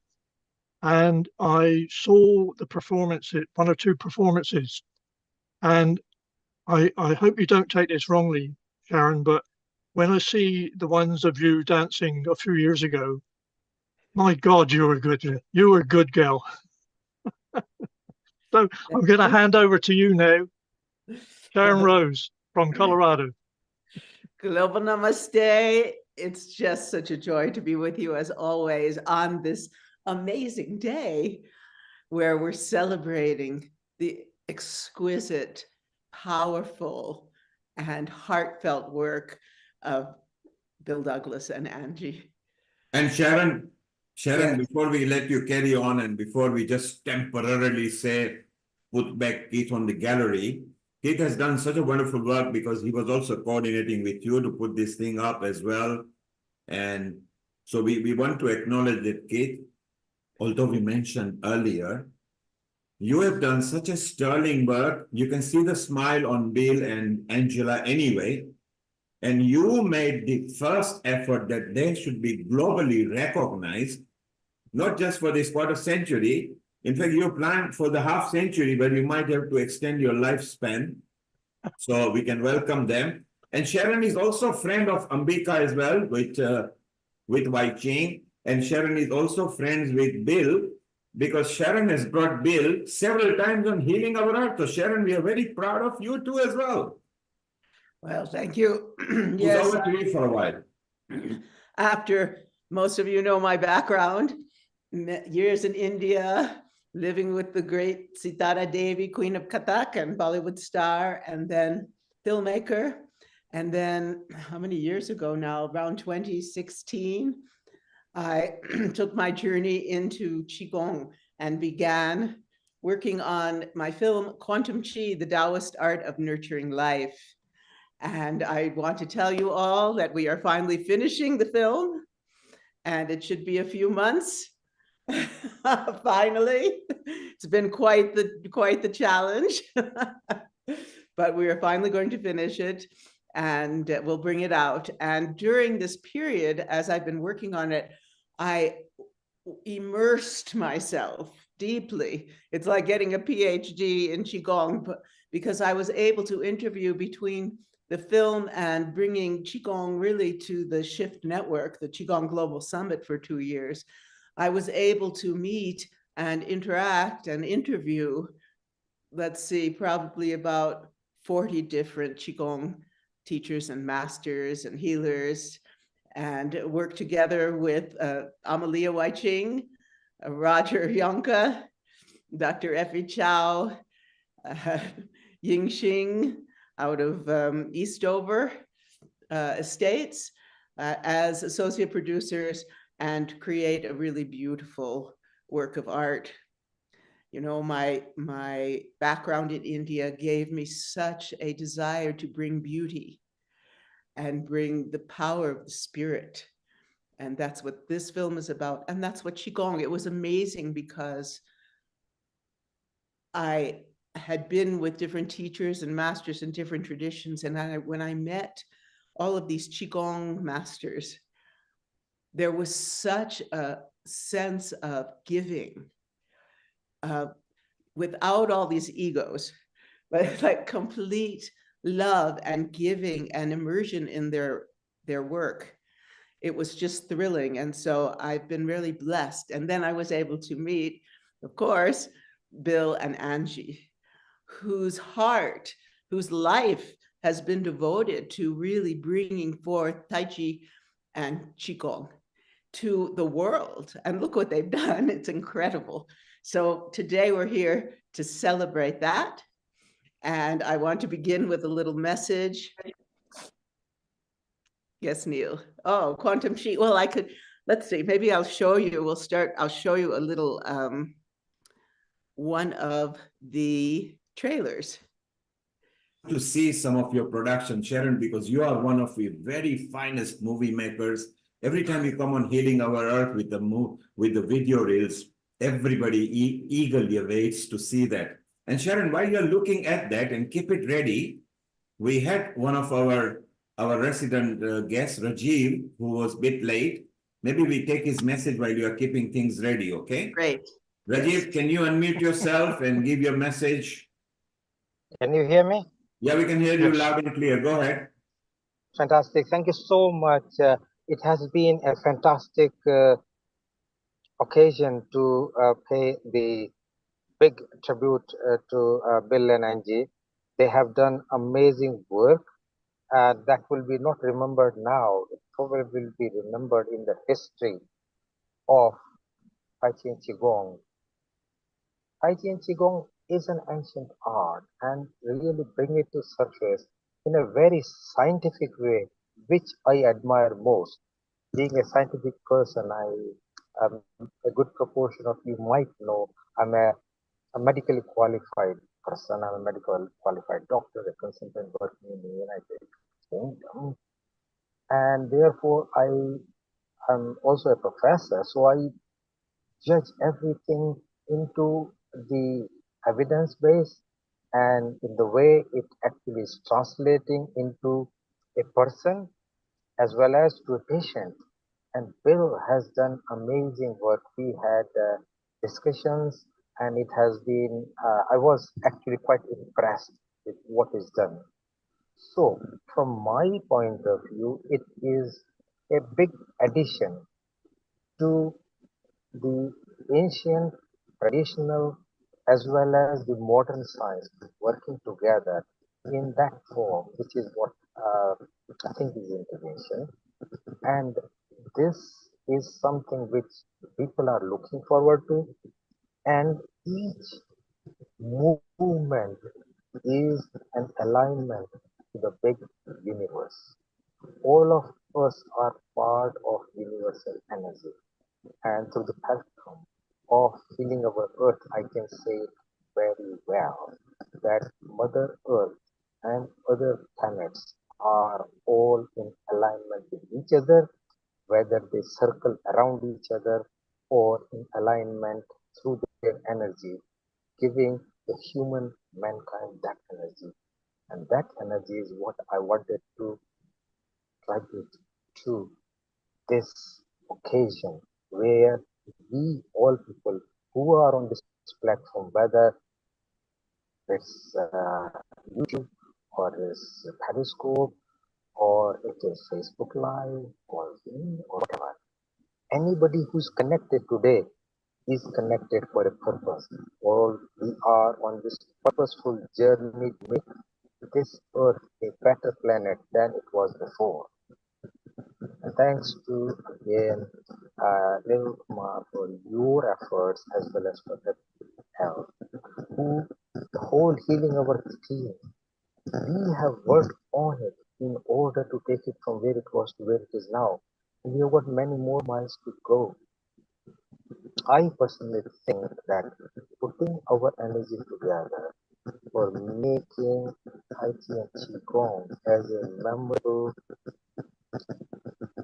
I will not just say just Tai Chi and Qigong day to day as a memorable day, but a day for reminding us time and time again so that we can recognize the contribution of Bill and many more people as Chow and many other people who have devoted their life to this cause and think the cause is bigger than a person. That will be the biggest attribute.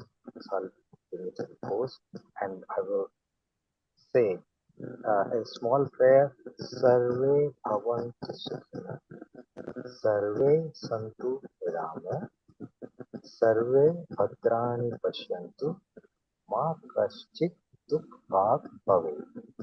That is everybody happy and healthy on this earth.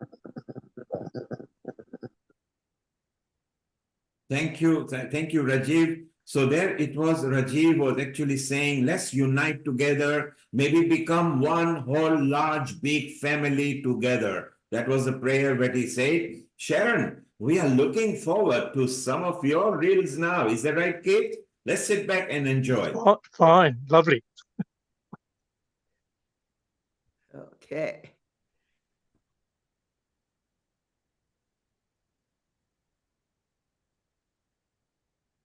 And Sharon, of course, at Healing Our Earth, you brought so many Tai Chi and Qigong experts together with yoga and meditation experts and the kitchen experts. So you are an instrumental part at Healing Our Earth, our very senior host, while you are kicking in and working that out. Here we go. I hope you are happy seeing Rajiv, your friend, professing that we should all unite together, including kids. Wait, we got the video. Let's watch that. Okay.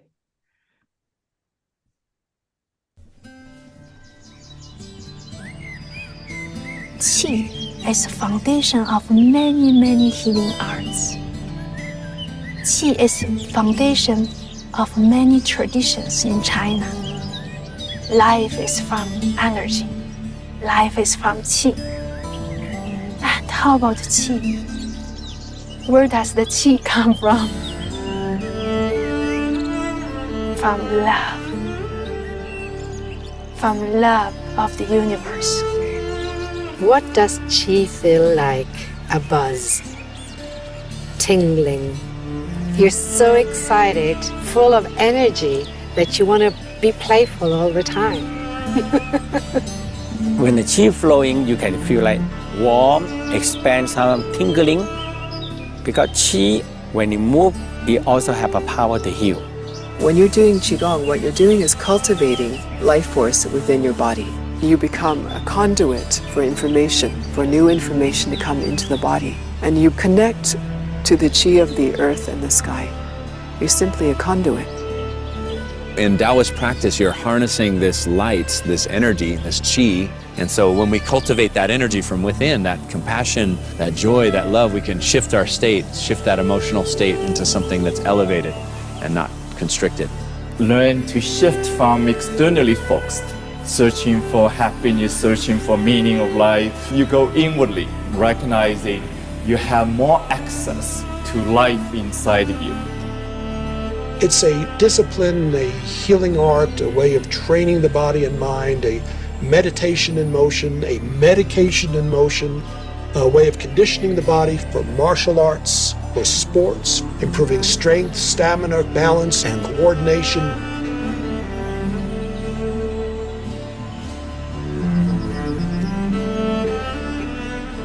Yoga practitioners and teachers love Qigong. The Qi focus turns their attention to a much more awakened internal sensory awareness. There's a sense of resting in a very natural, open, spacious, clear, luminous energy which then carries you spontaneously and creatively through the movements and the flow.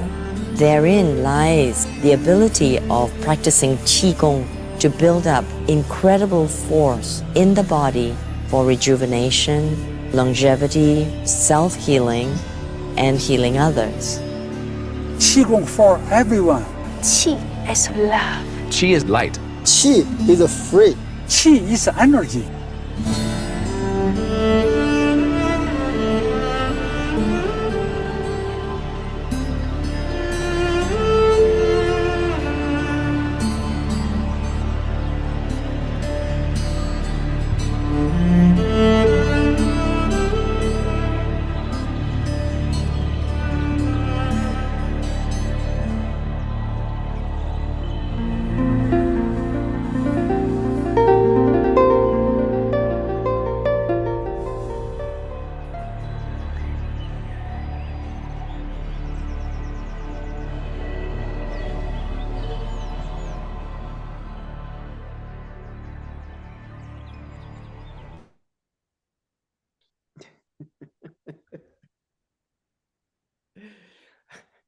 Amazing, Sharon, amazing. That's so beautiful and so lightning. My God, I just felt I'm inside it actually. Well, I find Very, very energetic. interesting here. I'm with you all, and Roger is talking about how yoga practitioners love Qigong, and that's why I brought Qigong to Healing Our Earth. And I'm so thrilled that we have now really integrated Qigong into Healing Our Earth and all of these wonderful teachers. And we're going to also integrate it into the Global Veda Mela that we're putting on with Dr. Denada and other events that we're going to be doing. So we're really bringing the world together. And then also, we've been really focused with Bill on his global transformation project, because he is really, Bill and Angie, well, the work they do, it just blows my mind, really. Their devotion, their dedication to really our mission of healing our earth and bringing all of these mind-body practices to children, not only children, but we're focused there now into schools all around the world. Can you imagine what that would do? Bill. And Sharon, while Amrita was saying something, I want to echo with that your video, this particular one, is liked with so much.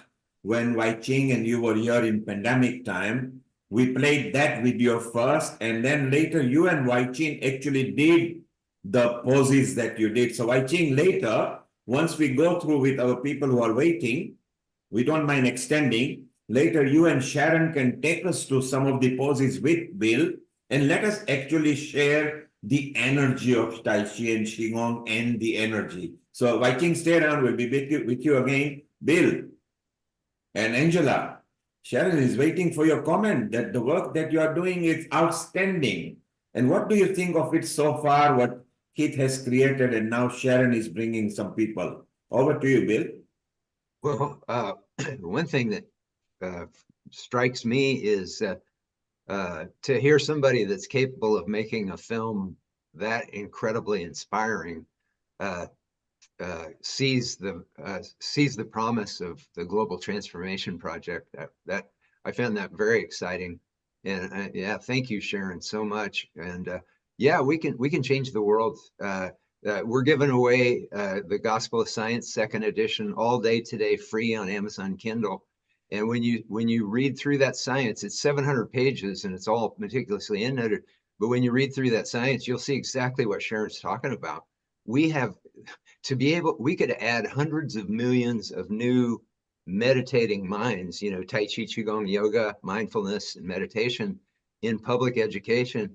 And what science shows is that it wouldn't just change the planet people to people, although it would be doing that, all the work that we're all doing in all of our classes, but we're actually changing the consciousness of the entire planet when we practice these things, and especially when we come together and do it on World Tai Chi Day and on World Yoga Day in June.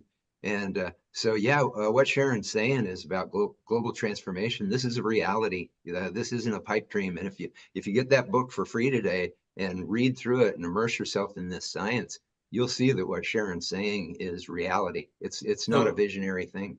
So, Bill, the freebie that we are giving today, can you slowly and deliberately mention that it is Amazon Kindle? Is that right? Yes, that's correct. If you go to Amazon.com and then Kindle Books, and then search for New 2nd Edition, The Gospel of Science, and then it'll come up. And I was panicked this morning because it wasn't working on Amazon, so I had to get on Amazon, and that's why I was late today.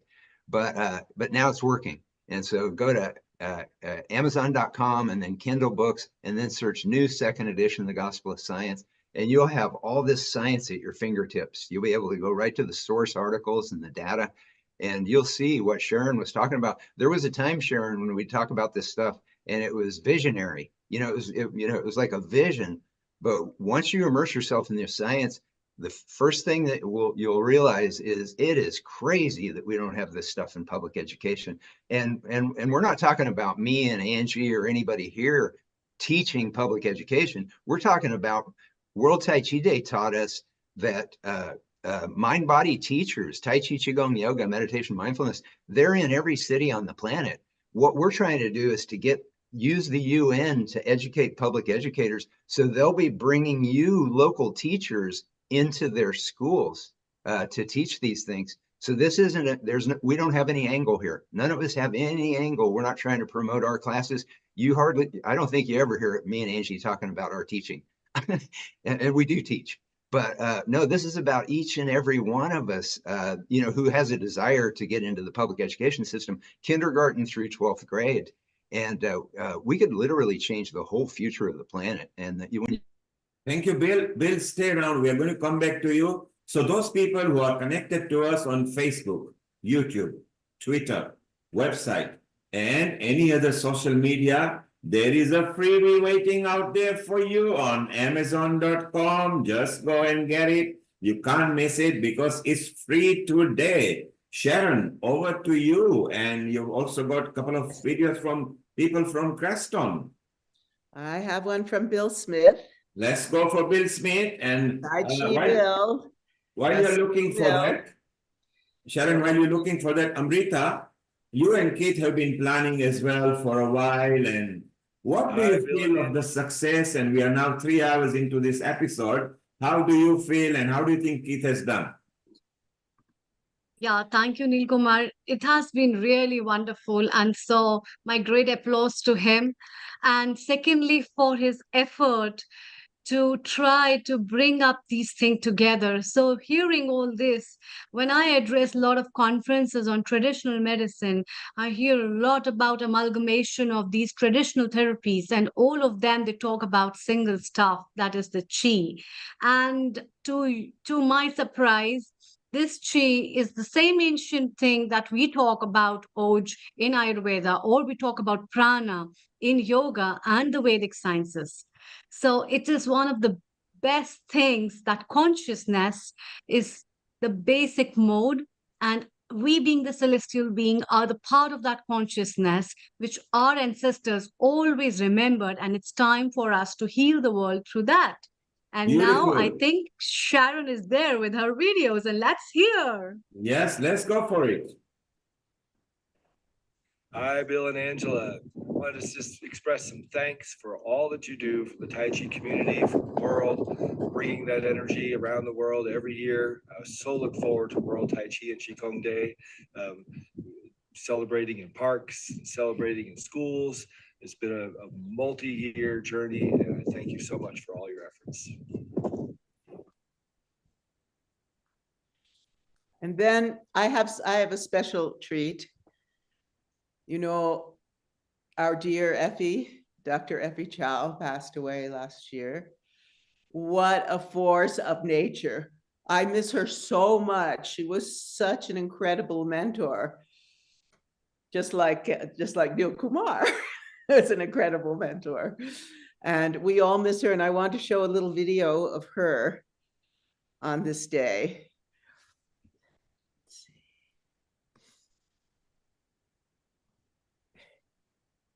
Well, that's beautiful, Sharon. And that chi, I can see the aura in all of you. I think I'm the youngest one over here. In all that. Here we go.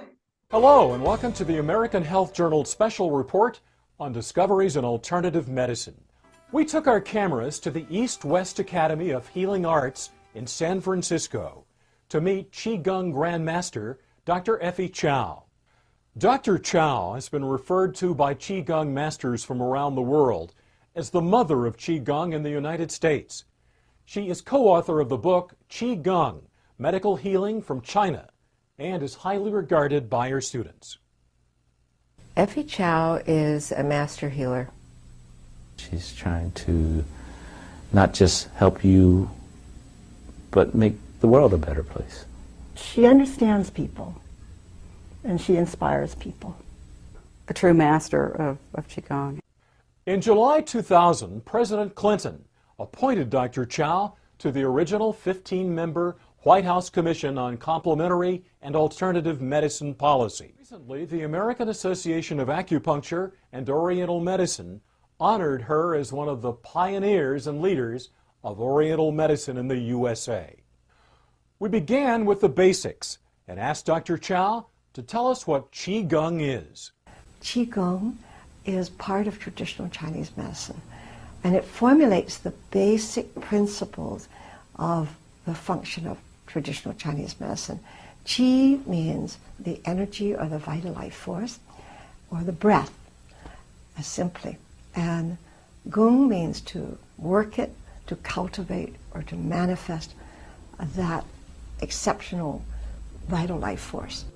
This is our 4th World Congress, and it dates back to 1990 when we held our first one. And at that time, we combined with the traditional Chinese medicine as a whole, because very few people know about Qigong. And our desire to bring Qigong properly into the Western Hemisphere, into the science field, was kind of our motivation for holding these major conferences. And so it really coincides with the development in 1997 of the American Qigong Association and the World Qigong Federation as organizations to try and bring a community together instead of having Qigong masters operate in isolation of one another. Let me introduce you to the Congress visionary, right? This is Dame Dr. Effie Chow. She's in the house. She's the Qigong Grandmaster, and she's the founder of the East-West Academy of Healing Arts, and she's the World Congress founder. That was 1990. She's revered as the grandmother of Qigong, and Dr. Chow has pioneered in bringing complementary care to the West. So let's invite you in first, Dr. Chow, to talk about the inspiration behind this World Congress. I've started the 1973, the East-West Academy of Healing Arts, a nonprofit, 501c3 nonprofit. And it was dedicated to my father, who helped so many people come from China in those days, in 1930s, 40s, 50s. It was like, oh my God, he was battling society, always an activist. And so I guess I inherited all that from him. And I want to throw out two concepts that I've learned very well. He had many philosophies. He said, whatever you do, do your best. And then he said, live today as if to die tomorrow, and plan as if to live forever. We can influence the system, and which we have very much in the 20 years of the World Congress. It's not just practicing, but it's influencing policy and legislation to make the difference. So my dear heart and love to all of you and to all in the world, because we are connected. We are connected. We are all energy bodies. Not that we have energy, but we are energy.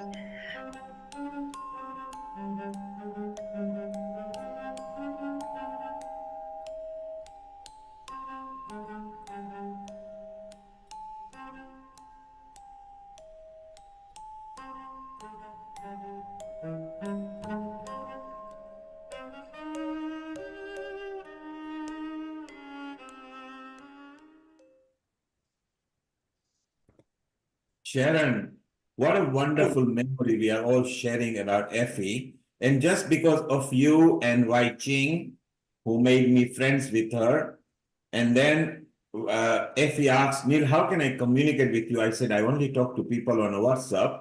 She went on a WhatsApp for me, and right to her last day, she was communicating through me on a WhatsApp. So let's remind people that she is not gone. Her body is not available on the earth, but her soul and legacy lives on and on and on. And for several episodes, we promoted the East-West Academy. So she was such a wonderful lady. And Sharon, you brought all these people over here through you and Wai Ching were always there. You brought that Clara, who is here as well. Fondly remembers Clara is actually still here, and she's been here for a long time. As does Bill and Angela. And isn't it wonderful that the spirit lives on? So, you know, we can leave a legacy. The work we are doing today for centuries, people will. Angela, Bill, I want you to know that even if the body doesn't give us the opportunity to be there ad infinitum, like how Keith is going to be over 112 years old, but it doesn't matter because our legacy will live on. So Sharon, very proud of you and Wai Ching for bringing Effie, convincing me that there is something. And what a wonderful soul she was. Whenever she came to healing, and she came many times, she was very astute right to the last moment. And Sharon and Wai Ching, was she not involved with Bill Clinton's project as well, I think at some point? Oh, yes. She was on his alternative health committee. And what I thought was so interesting in watching this again is how she spoke about her father and his mission. And look who's carrying it on now, Bill and Angie. Amazing. Amazing. One sentence from you, Bill, and one sentence from Clara, and then we'll ask Keith where we head on. And Sharon, you got more people. Bill, your I'm going to talk fast. I'm going to talk fast with a long sentence. Yeah, Dr. Chow, in 1998, Dr. Chow and I, we didn't know that each other existed. We did not know each other. But that year she founded the World Congress on Qigong, and that's when we started World Tai Chi Day. And then the World Congress on Qigong became a huge part of World Tai Chi and Qigong Day, spreading around the planet. And one thing I just want to say real quick, Dr. Effie Chow, at her World Congress events, which we attended several of them, she would have Chinese masters come on and do things that look superhuman. And I have to confess, I wasn't buying it. I did not believe that these things were possible at that time, because I was just focused on teaching in hospitals for health. But after accumulating all this science, and if you get the book today for free, you'll see these things are possible for all of us. We have such extraordinary potential, and Dr. Chow really brought that home to us in a huge way, like nobody else that I know in the Tai Chi and Qigong world was able to do. And she was one of the first supporters of the Global Transformation Project. So she's just the most incredible visionary that you could imagine. Yeah. Thank you, Bill. Bill, stay down. We obviously need you because Keith is going to bring you back in a moment. Clara, one sentence from you, and then we move over to Sharon and Keith for forward contributors, please. How beautiful, thank you for Sharon to have brought Effie Chow in such a visceral way, and to remember that her soul, her spirit is very much part of this project. If she can be, she'll be working on the other side, because that's the kind of tenacious soul that she is. So I think it's genius that she's dropped in here and she's now imbuing it, and she's almost like, yes, let's do this. So thank you. Thank you, Clara. WhatsApp her and see if Effie responds to us, okay? One sentence from you. Can I say something? Yeah, I'll say I have a long sentence, punctuated, and I'll try and speak as quickly as I can. But I feel Effie so often, and we actually sort of were in each other's field when we were in Chinatown for a gathering of Qigong teachers and for lunch, but we never really met. And then several people say to me, because I was living in San Francisco, that I should meet the great Effie Chow, Dr. Effie Chow, and I never got to until Quantum Chi happened. And then we met, and it was just a happy reunion of an elder sister and a little sister. And it was just really beautiful, and I really do miss her. And yeah, it was lovely to have brought her onto this and Healing Our Earth. And also my claim to fame here is having invited Sharon Rose to Healing Our Earth. So so that was that was a good connecting point there. Thank you. Yes, it was just Stay around. We are going to come back with you as well. Keith, we are ready to move on, and maybe you wanted to come in now or a bit later, because we've got Roger Janka waiting, we've got Violet waiting, we've got other people for Sharon waiting. So Keith, any comment from you? Well, only that I've had a late addition that I would like to just repeat the words that have come to me from this gentleman. And Sharon, I apologize for interrupting your element, all right?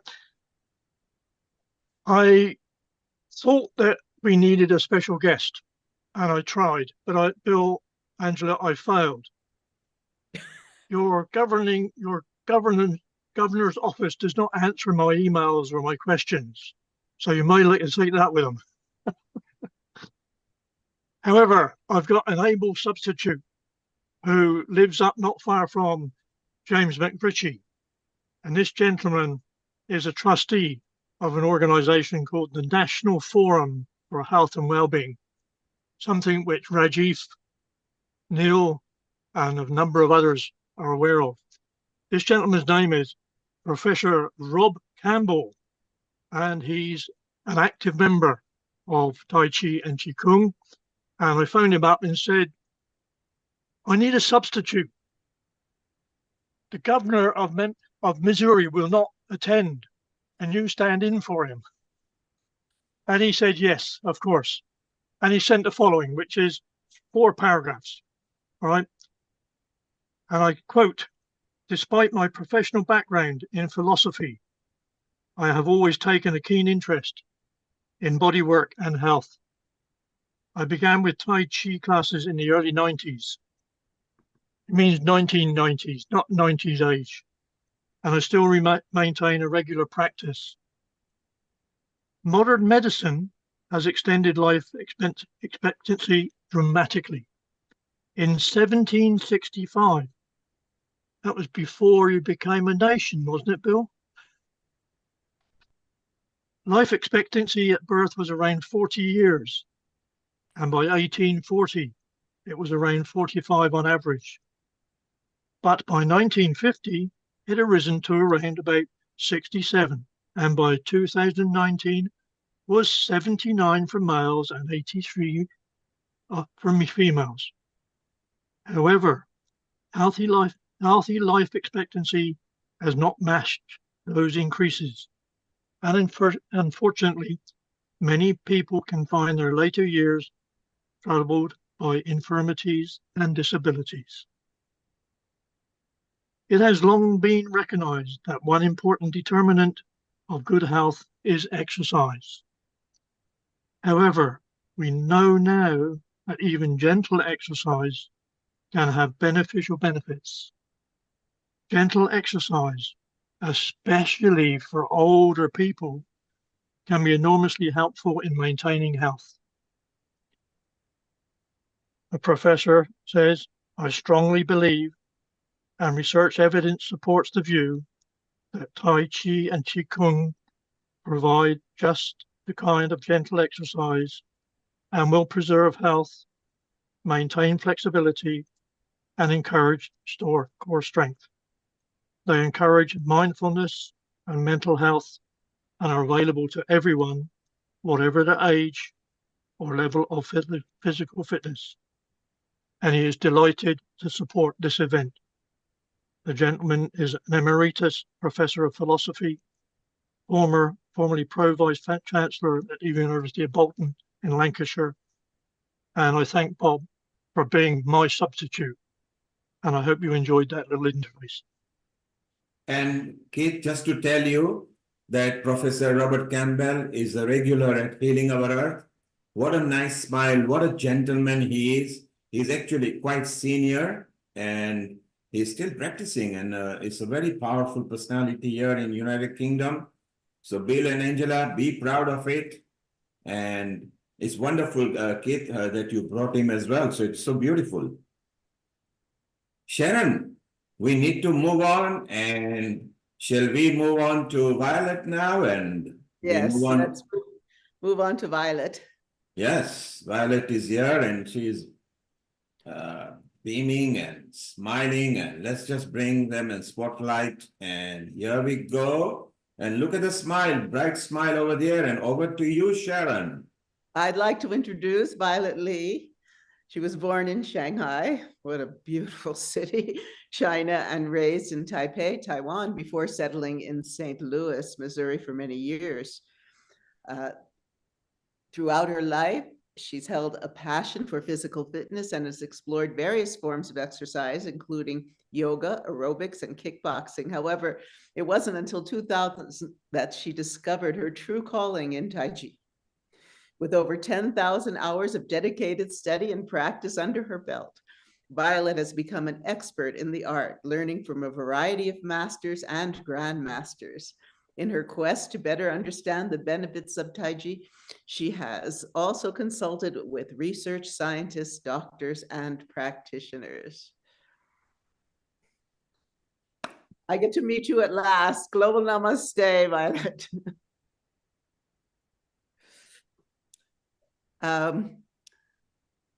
Please, we can't hear you. Unmute yourself. Violet, try to unmute by joining the audio sound in the computer. Over.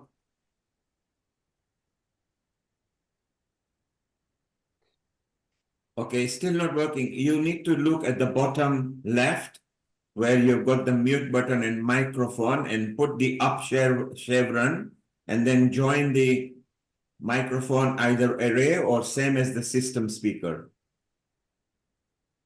And don't worry while you are trying to do that, or maybe sign back in, Violet, and join the audio at the point of signing if it's easy for you, okay? All right, she's going to sort that out. Also, I must tell you that Violet was the World Tai Chi Day organizing force for St. Louis, Missouri, as well as a prolific Tai Chi journalist. And I know I follow her on Facebook, and she's always having really, really beautiful posts that are. Can everybody hear me now? Yes, yes. Okay. And I was using AirPods and it wasn't working. I don't know why, but you know, technology, you love it, you hate it. And so I invited Lee, and some people doesn't think I'm Chinese because with my orange hair. And Sharon, thank you very, very much for the very kind introduction of me. And I stumbled upon Tai Chi Chuan at a late age, in my late 40s. Yes, and so originally I did it just because I took my kids to Chinese language school. I had nothing better to do. So okay, maybe I just exercise with it. But at the beginning, and I was very, very busy. I had a full-time job, which was very demanding. I put in overtime all the time, and I have 2 young children, and my husband traveled for work all the time. So I'm practically like a single mother. And I grew up in Taiwan, as Sharon said, and that time Taiwan was quite poor in the developing country. And I did not got a lot of great nutrition I needed to grow. And I always weak and sick. And with my responsibility as a mother, as a wife, and also, working, and I was always exhausted and tired. But with Tai Chi practice and found out, oh, my lower back pain now is gone, and I had more energy to, to handle my daily life. And so I started, and a little bit harder, and then but not until 2009, and at the introduction of a friend, I started to write for online newspaper, but no paper. It's kind of funny, right? Newspaper, but no paper. Originally, I was only writing for the St. Louis market, but with the paper on the internet, and people elsewhere found me. So soon, Examiner.com and asked me to write for the U.S. market. So I got to know a lot of people, and I did a lot of interview, as Sharon said, and it was amazing. But originally, I attended some World Tai Chi Day celebration. I had no idea, and how did it came about, And Bill, you probably know Justin Stones and her parent, those nice folks in St. Louis, and so they organized those events. I attended, but I had no idea, how it came about. And then once I started writing for Examiner.com, and Dr. Effie Chow, and she reached out to me, and then she actually introduced me to you, Bill, and she talked greatly about your effort, your work, and so forth. Then I realized, oh my God, there's somebody in Kansas, in the middle of the United States, actually has such a brilliant idea, and then to celebrate this healing art, and in amazing way. And so now I got to know Bill and Angela. And then I remember in the fall of 2011, Bill and Angela, you came to St. Louis for a book signing event. And I went there, and it was a very cold day. And we sit there and listen to you about how the idea came about of your book. And then you were very gentle and kind and offer a meditation. And so you did for about 20 minutes. First, sitting in a very cold bookstore, and my whole body was kind of shivering a little bit. But then, with your soothing voice, and then you just put me to ease. It was just amazing. And very soon, my whole body felt nice and warm. And I felt the tingling sensation all over in my body. And so it was magical. And I have to thank you for that. And later on, I bought it. I said, do you have a video, audio, whatever, I can purchase? So yes, I purchased that CD, and it's on my phone. And wherever I go, when I need a little bit of, how should I say, calmness and the chi and whatever, I would listen to your voice and listen to your meditation, and that really, really helps.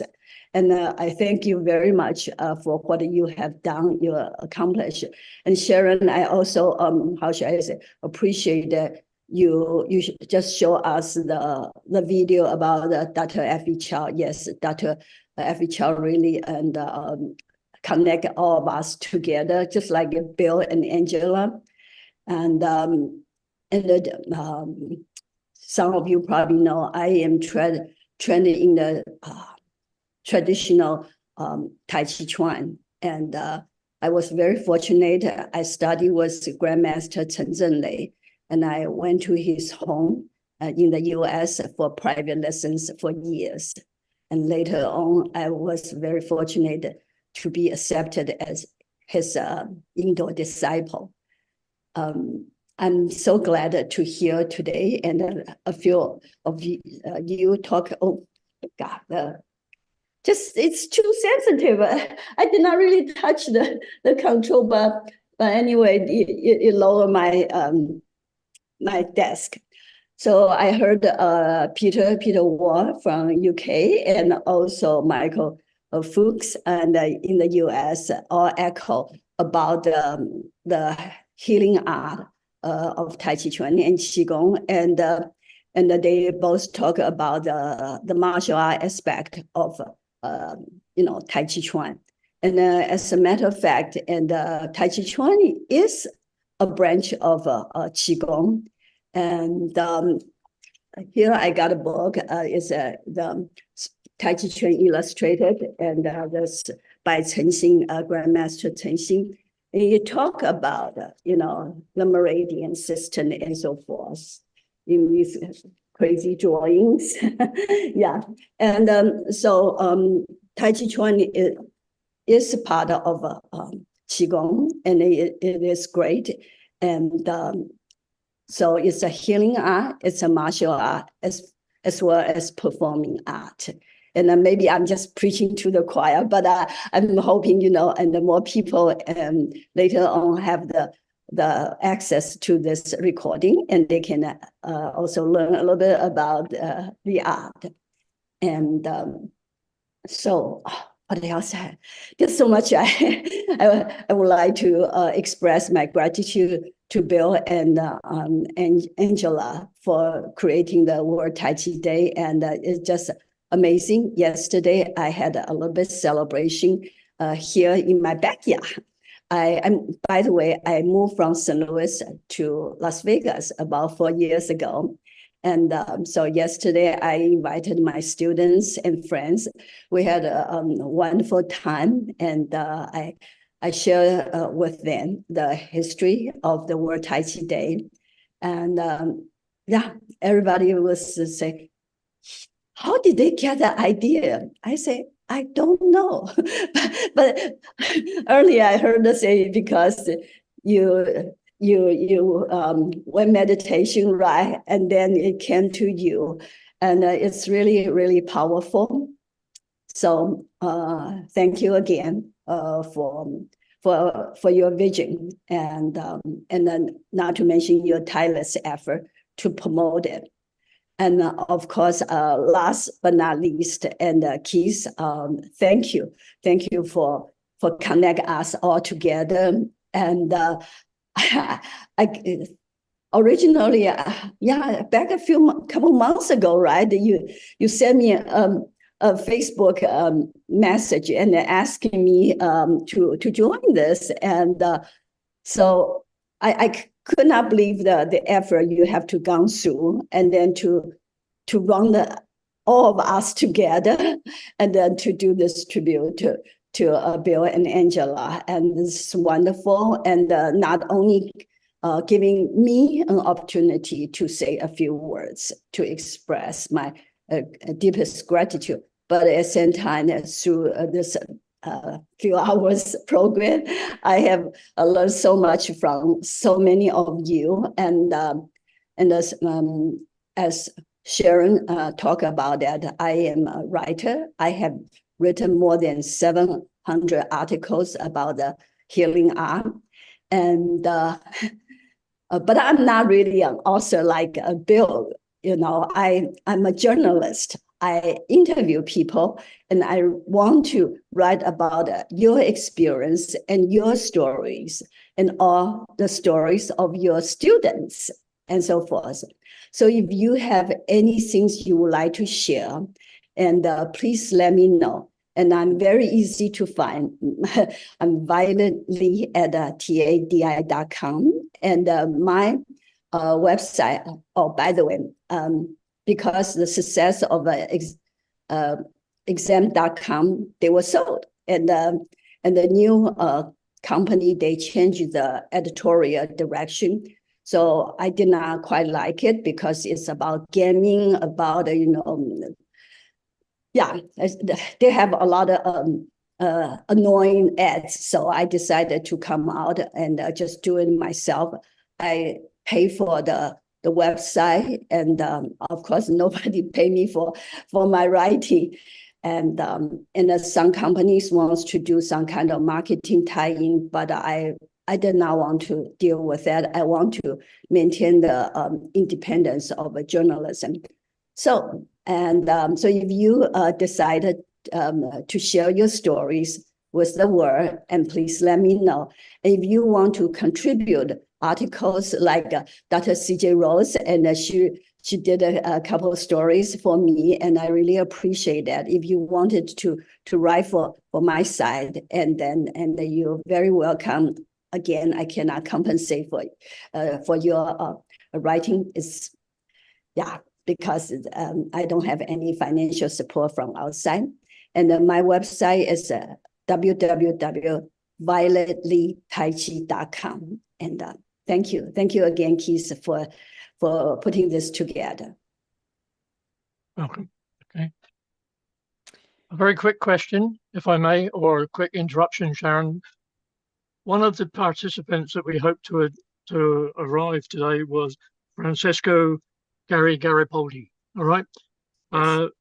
I've just had in a messenger from him saying the following: Keith, I had the construction crew here all day at Wuji Mountain, and I didn't have a break, but my good intentions flowed to the event. Okay. And namaste. Okay. Thank you. And if you want to know about what he's up to out there, just go on Facebook. He's posting a lot of very interesting posts about Wuji Mountain and the activities there. And now I want to bring in my dear friend, associate producer of Quantum Tree, and I'm going to tell you a little more about him, Dr. Roger Yanka. Roger Yanka is a doctor of Chinese medicine with 30 years, probably more now, since this first came out, of clinical practice and 8 research trips to China to study its ancient healing traditions. He is founder and director of the Institute of Integral Qigong and Tai Chi, and serves as a consultant to hospitals, social service agencies, and corporations in complementary and integrative medicine. wellness, and medical cost reduction. Dr. Yonke is author of The Healer Within, used in body-mind programs worldwide. His most recent book, The Healing Promise of Qi, has become an instant classic in the Western literature on Qigong and Tai Chi. In 2005, Dr. Yonke was appointed to co-convene a national expert meeting on Qigong and Tai Chi in collaboration with the University of Illinois at Urbana-Champaign and the National Blueprint for Active Aging. And yes. That's more than enough. No, global namaste, Roger. It's so nice to see you. Thank you, Sharon. Thank you, Keith. And thanks to everyone who's here and being patient with their time. Bill, I don't remember exactly when it was, but it was probably somewhere around 19 something in the last millennia. So is that 1,000 years ago?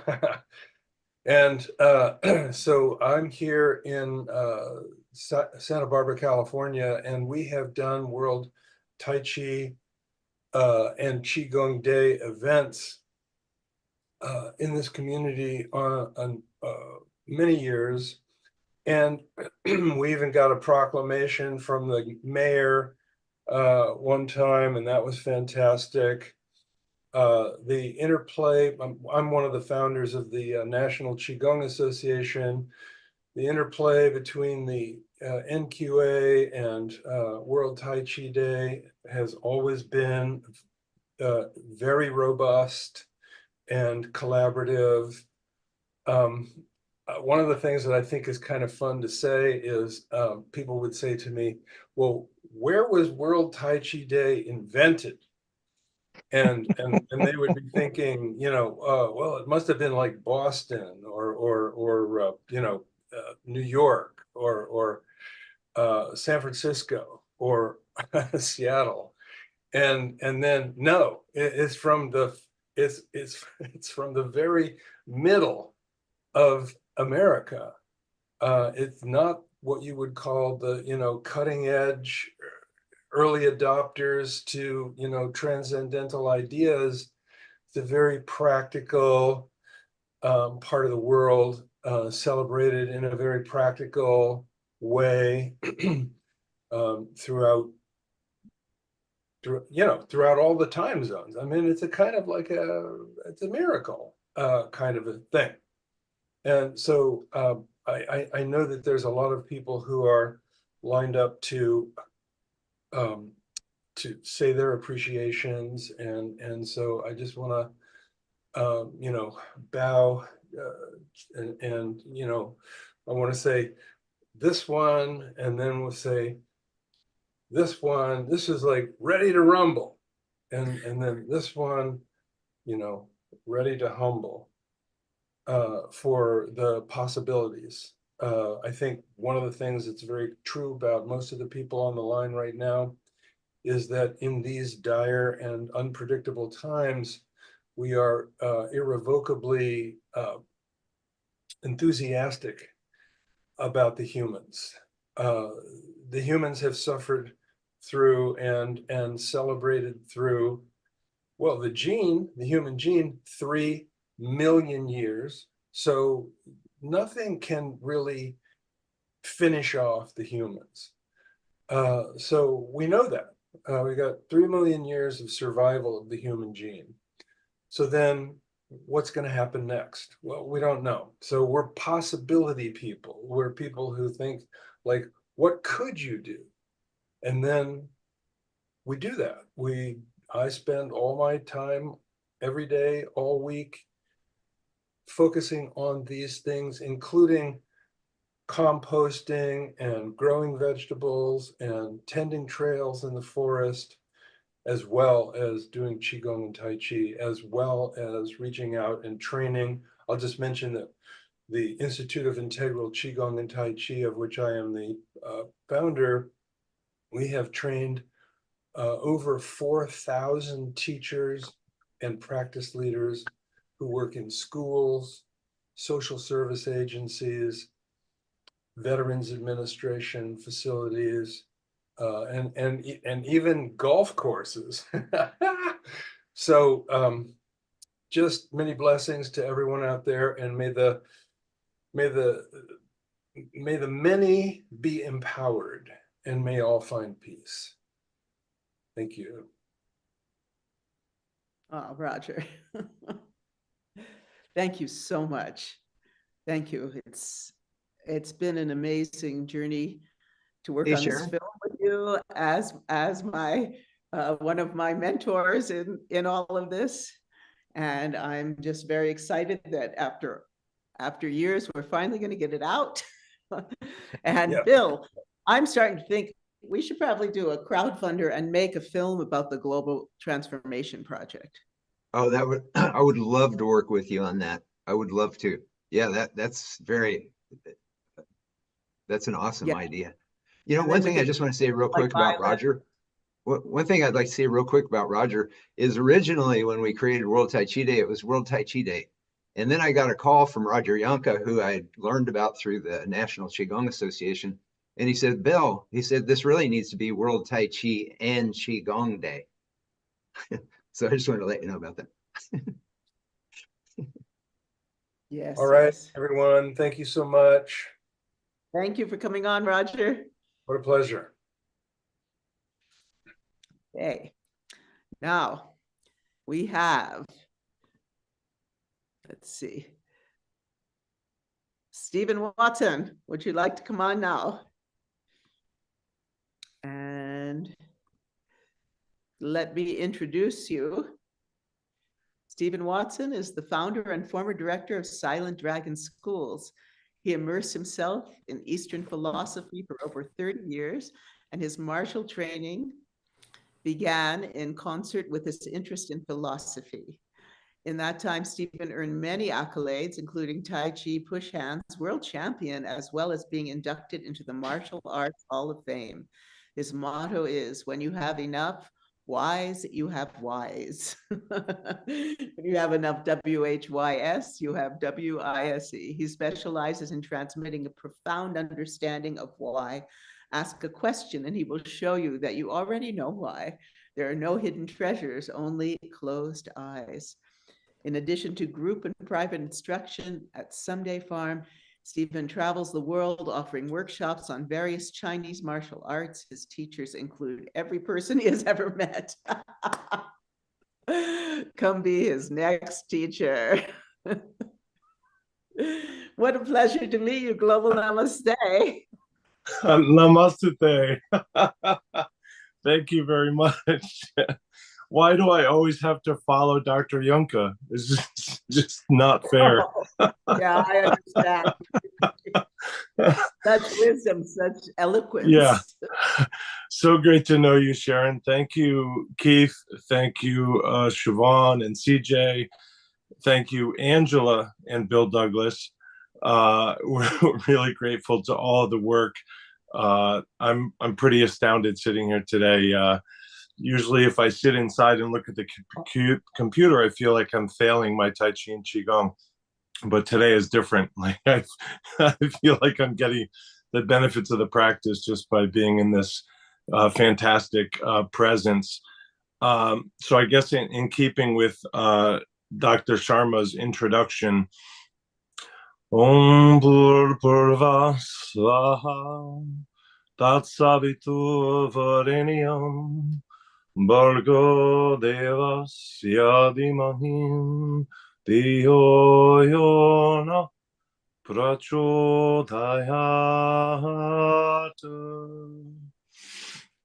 Om Shanti, Om Shanti, Om Shanti. I'm Steve Watson. I'm in Connecticut, somedayfarm.org. I feel great anytime I see Violet. I feel great anytime somebody mentions Dr. Chow. So I'm feeling just fantastic. This is Slafi, a helpful furry reminder of moving slowly. I'm at somedayfarm.org. The idea of the name of the school is that I think that the most good we can do in the world is planting seeds, right? We plant trees not for ourselves, but for those who follow us. And as much as I'd like to see a healthful change in myself through these practices, and as much as I'd like to see healthful changes in my students through these practices, I kind of recognize that those changes might show fruit in many later years. But the work here is to plant the seeds. So that's why at Someday Farm, when well planted, seeds may germinate here and there and now and then. But those seedlings produce roots and branches, and those branches leaf and they flower, and those flowers bring fruit, and those fruits bring seeds. And so the seeds that we plant today become the fruits of tomorrow, but those fruits continue to plant seeds. So it's important that we spread the word and tend to the seed bed of today for those tomorrow. In thinking about and I'll keep this brief because no Tai Chi teacher ever keeps things brief, right? They just go on and on. So I want to be different. I was thinking, here as we kind of wind up today's event, what could I offer that kind of hopefully threads a connective mycelium or sutra through everything. And that would be this practice from Tai Chi Chuan of Tingjin, or listening. There's this cultivated skill of listening. And I think, our job is to listen to our ancestors, right? To consider the foundations of these arts. And in doing that, we begin to learn to listen to ourselves, to listen within. And if we continue in our practices, we learn to listen to other, not just ourselves, such as we might see in push hands or Qigong therapy or something like that. And there's a community that's necessarily born of self and other.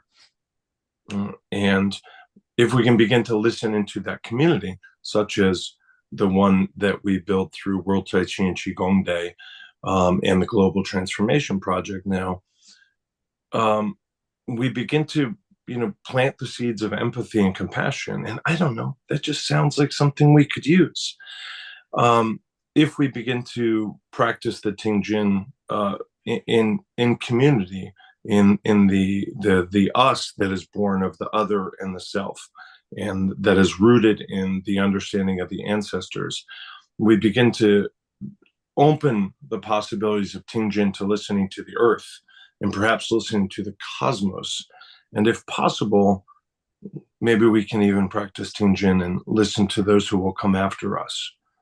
And through that, we can appreciate them as our ancestors yet to come. And what do they need? What do they wish for? And how can we apply ourselves today, right now, to be indeed the seedbed, the soil for their seedlings?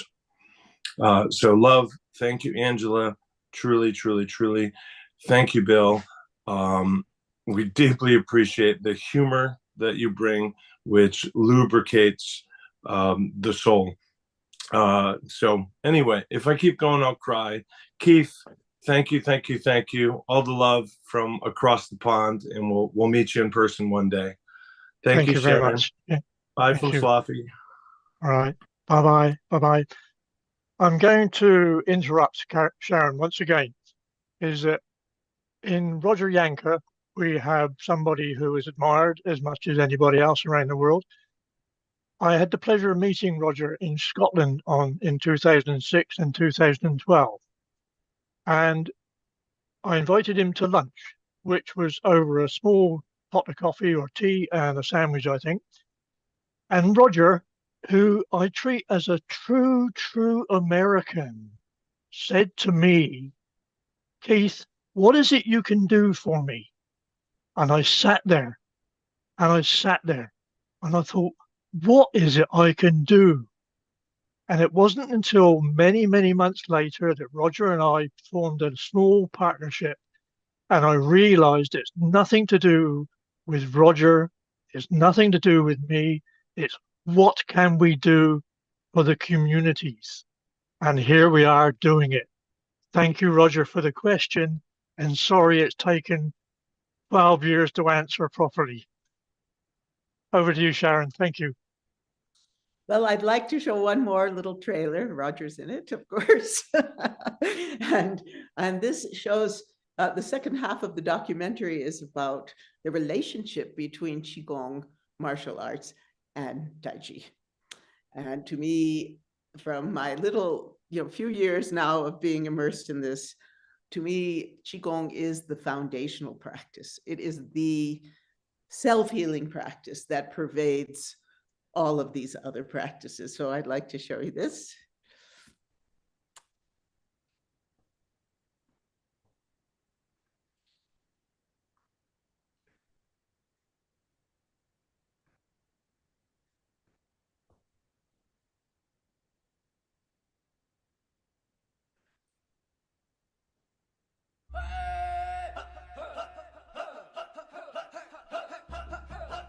What happened?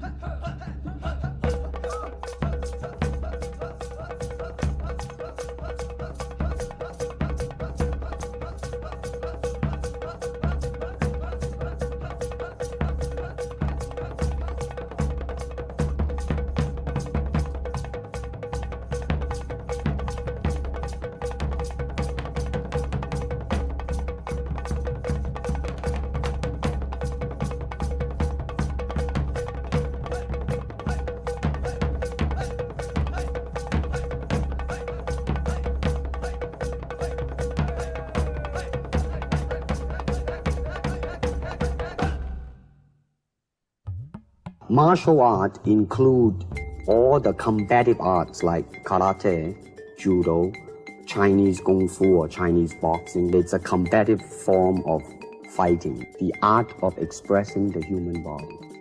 Kung Fu, it means time and effort together is Kung Fu. The muscle power, the right position, the right spirit. More than that is the internal qi, like a battery. The beauty of these Qi cultivation practices is that you can enter in anywhere. The Qi in Qigong is obvious because it says Qi work. With Tai Chi and Kung Fu, it's still Qi work, it's just called something else. Qigong, Qi skill, is the energetic core of Tai Chi Chuan and Wushu. The skill of delivering power in a punch is not that different from what is required to move Qi within the body for self-healing. When you exhaust your Qi from doing fast physical activity, as one might in martial arts, you need the Qigong to bring everything down, to settle the energy, to come back into repair mode. So through practice, you feel in your heart and your whole body full of love, full of Qi. All of the history of the martial arts, it came out of the need to protect oneself, to protect your property, your family from being abused by someone else who was overpowering your forces. If it's a threat of someone harming you, the best thing is to try to avoid it. But if your life is at threat, you need to know how to save your life. There is a physical protection, there's a mental protection, and there's a spiritual protection. Most of us in modern life don't have aggressors attacking us. Most of our martial battles are emotional, are against stress, finances, money, our own internal voices in our heads. So how do we stay protected against those attacks? The best way to protect yourself in a martial situation is to have mastered relaxation and presence. Then it's very difficult for somebody to harm you. To be a quantum warrior or warrior of the Tao, we have to be brave enough to enter into unknown parts of ourselves and to bring forth the places of power and the places of shadows that we can transform into light. The essence of martial arts is not to be aggressive. It is to be secure in yourself so you don't have to accept the challenges of others. Martial arts, Tai Chi, Qigong. When you start dealing with energy, you want to know, oh, can I hurt somebody? When you expand and grow in love, can I help somebody? Can I heal somebody?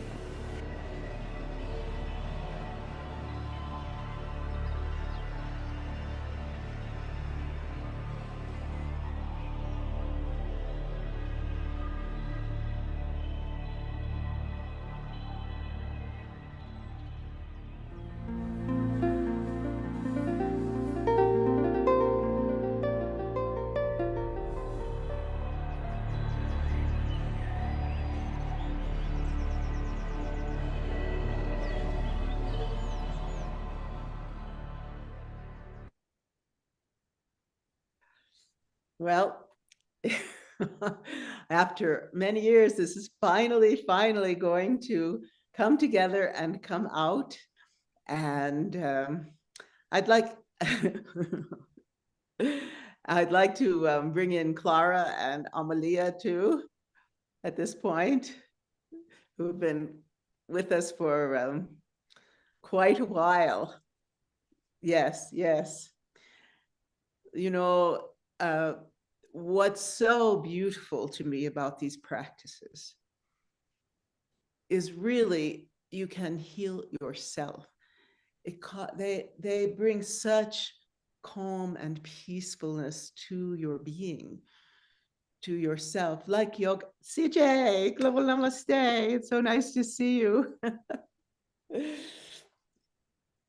It's incredible. And as Roger was talking about in my first trailer, the combination of Tai Chi and Qigong and yoga is really profound. And then that leads to what Bill and Angie are talking about in the Global Transformation Project. All of these mindfulness, meditative, actually physical, and I would say dance too, because of course we know how beautiful dance can be and how it brings joy, especially you know, I worked in schools for years, and to bring these teachings in, I brought yoga in the context of story. In the context of story, you can do a lot of things in schools. And so we're looking forward to the really outreach and the brilliance and the manifestation of this of the Global Transformation Project in schools everywhere. And so I'd like for you to each give a little minute or two, as Neil always does, and say something about this. We'll start with Clara. Oh, put me on the spot, why don't you? Oh, yes, yes, and yes. This absolutely has to happen. Like you say, it is already happening, but it's this coordination of it that Bill was speaking about, you know, so that it becomes more of a unified force, so that it becomes absolutely imperative that every child and teenager gets access to these methods of self-care. These ways that, because this is the thing, these methods are free once you know how to do it. But where's the encouragement to get into your practice? It needs to become something that's maybe a little bit trendy, maybe a little bit cool. Have you done your chi practice today yet? Or what did I do with my chi practice today? So that it's becomes part of the vernacular, not something that you think you should do, but rather something that you find is you're drawn to, you're compelled to out of curiosity. And I think that would be great to engender in the kids as to why they would want to do it. Beautiful. Beautiful. It's so much fun. I remember I worked with a high school choir. We were doing some Kuan Yin. Actually, we were doing a whole dance about Kuan Yin, but I added in the Indian rhythms like takita takadimi, takita takadimi, and they were all chanting that together. And we put little tikas on them, and these little girls were going, these black girls are going, well, I'm going to wear mine for a week. They were so excited, and they'd be on the bus. It was like their little club, and this is the kind of thing you're talking about. Exactly. And this cross-pollination as well.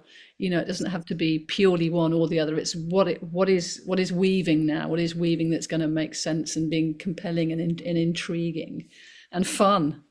Make it fun. That's why I like to bring together Indian rhythms, African rhythms, Middle Eastern rhythms. We're all speaking all at once. It's really a global dialogue, and that's what we're doing with the Global Transformation Project. CJ. Hi. I am an absolute supporter of Global Transformation Project. Years ago, I did a study that showed that my students do better in their tests if they meditate and do Qigong just before a test. The issue, though, is we're all preaching to the choir. There's not a person in this room that doesn't already believe it. we need to find a way to explain it to everybody else, to prove it to everybody else. That's where we need hard science and numbers. And that's one of the issues that I'm focusing on, and to make absolutely sure that happens. Wonderful, wonderful, wonderful. And Amalia Wai-Ching, first I want to, Amalia is out there with the World Council for Health doing extraordinary work. And I have a little poster here. She's asked me to share with you so you can see. Where are we? No, well, maybe in the meantime, I can just say to Angela, yeah, that I worked with so many children. I'm so excited that we are going into this with working with the children orphanages, and we have a lot of giggles and funs when we do Qigong and movement and integrate it with yoga, because they're all like trying to balance and falling off over themselves. And it was just so much fun. And I've taught in several yoga festivals. So a lot of the yoga teachers say they found that was missing in yoga was the chi aspect. And I said, you shouldn't be, because the prana is there. So there's a beautiful integration. And it's just how it has been taught, right? In the field of yoga too, which we've discussed, and so this is really key, is to get back to the energetic aspect. So as this comes up, so I'll be teaching at in Wiltshire, the Better Way detox fair of the World Council for Health. CJ wanted to know more about our work, and we are bringing all this wonderful aspects of health, including detoxification for those who have been adversely injured by inoculations. And we are also doing nutrition, well-being, and a very strong supporter of Energy Medicine Better Way Conference and the World Council for Health. And World Council for Health is also a member of Healing Our Earth, and we are coalition partners. And of course, I've invited you, Bill and Angela, to come and join us as well. And we'll stay in touch for that purpose. So please, if you can join us in the UK, my slot is on the 15th of June, and we'll be teaching Qigong, and we have a lot of integration with the medical as well. So thank you so much, Sharon, for showing this and supporting as always. And then in Bali, we are doing also Qigong in the hospital, Arisanti Hospital in Mass, because the director of the hospital, his forefathers, his father and his grandfather were Balians. They are healers. So he's the director of the medical hospital now, and he's already integrated a lot of traditional medicine into the hospital. So we did Qigong, did a bit of Qigong with him, and he said, Luar biasa, which means extraordinary. So he definitely wants me to come and teach the doctors on Qigong. So that's the latest update. Wonderful. The work of everyone here today has been just fantastic. And we love you, Bill. We love you, Angie. Your passion, your commitment, your knowledge is just incredible. And I'm very, very grateful, from Healing Our Earth to Keith, who really put his amazing mind to this and really created a beautiful day today. Thank you so much, Keith. So Sharon, it is right time for us to go to Bill and Angela as well, because they haven't had a chance to actually really have their own slot. So they would like to thank everybody, including our dynamic 60+ VAT Kit Sharp. And he's doing very strong. So Bill and Angela, the stage is yours for next few minutes. Whoever you like to thank and appreciate, all over to you. Well, I want to thank everybody. This has been so profound to just be with all these visionaries. It's been so inspiring for me. And Stephen, I just wanted to let you know that me and Angie have had a chance, especially me, has had a chance today to practice the listening. And one thing I wanted to mention real quick, because Doctor, you were talking about the need to educate educators that one of the people that you're working with is talking about. Just a couple of months ago, in the last couple of months, I had an experience. I teach for the University of Kansas Health System. And I had a student, and she was on hypertension meds, I discovered later, because she fell down in class because her blood pressure was too low. And I realized what was going on, and because I'd seen it happen many times before over the 30 years of teaching in hospitals. And what happened was her blood pressure was being normalized by the meditation and Tai Chi that we were doing in the class. And then what was happening is her hypertension meds were driving her blood pressure too low. And I've seen this happen over and over again. And so I told her, I said, you know, this very well may be what's happening. And she said, yeah, I've had low blood pressure for about 2 weeks now. I have a monitor. And I said, well, talk to your doctor and let him know that you're practicing mind body and that it can normalize your blood pressure, and then he can monitor you and then make adjustments to your dosage if that needs to happen. And her doctor refused to lower her blood pressure. He put her on another blood pressure medicine, and that was a couple of months ago, 2 or 3 months ago, and she is still chronically low blood pressure. So there is damage being done to people because doctors are willfully ignorant of mind-body education. Now, so that's a huge issue that needs to be dealt with. But I don't want to distract from Global Transformation Project, because if we get this into schools, we're not going to be having patients in these hospital classes. I'll be the only one there. I'll be the only one there at the hospital classes if we get this stuff into public education. So, yeah, thank you. Thank you, everybody. I can't tell you what a fire this has lit in us. My God, you guys are, you email people, you organize. You don't realize what brilliant people that you're working with until you have a forum like this, and you start to hear people's visions and what their motivation is and their life experience. And one other thing I just want to mention too is Roger Yonka and James McRitchie shook hands over a glass of scotch in England, and that became the National Qigong Association. And the National Qigong Association was a huge influence on World Tai Chi Day, and it enabled World Tai Chi Day to just explode across the planet in a way that it never would have if they hadn't shook hands over that glass of scotch in England. And so let that be a lesson to all of us. These little moments in our lives, as we go through our days, or these little moments in our lives, when we tune in and we get into the center, these little moments can be massively transformative over a period of time. And so I just can't tell you how much of an inspiration all you folks have been to me. They're really beautiful.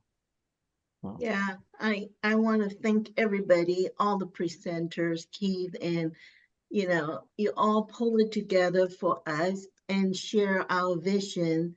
World Tai Chi and Qigong Day would not have happened without all of you out there.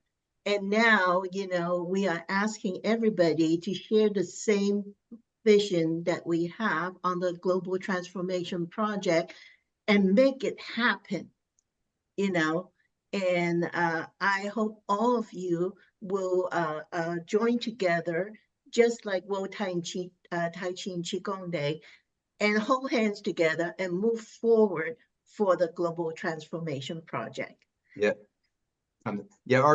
Sometimes our students in our classes, they'll say, oh, you guys started World Tai Chi Day. And I said, no. I said, if me and Angie would have been the only ones out there at the Nelson Atkins Museum, CNN never would have picked it up, and it would have never become a world thing. And it never was Bill and Angie. It was visionaries all over the planet, like Dr. Effie Chow. We were all having the same dream. And like John Lennon said, when we dream alone, it's just a dream. When we dream together, it's reality.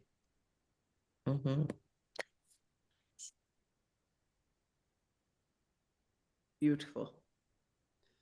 So Keith, so much Yes. gratitude for your immense work today, really, your dedication and devotion. I'm very, very grateful. That's appreciated. Right. Am I a Tai Chi specialist? No. Am I a Qigong specialist? No. What am I? Some people will say it's something else. But facilitator seems to be a reasonable word. I deal with a lot of academics, and they tend to discuss things. And of course, being a former project person with getting things on time is saying, what are you doing about it? And so many say, oh, I just want to discuss it. No, we're not just discussing, we're achieving. We're going to do it. You are going to do it. Our children are going to do it. I don't have any grandchildren. I have a granddog. Can a granddog do it? I really want to thank you all today, all right, as a practical, no-nonsense person. My wife has only commented once from downstairs, which has said, you said the funniest thing today. You don't talk much. All right. Thank you, everybody.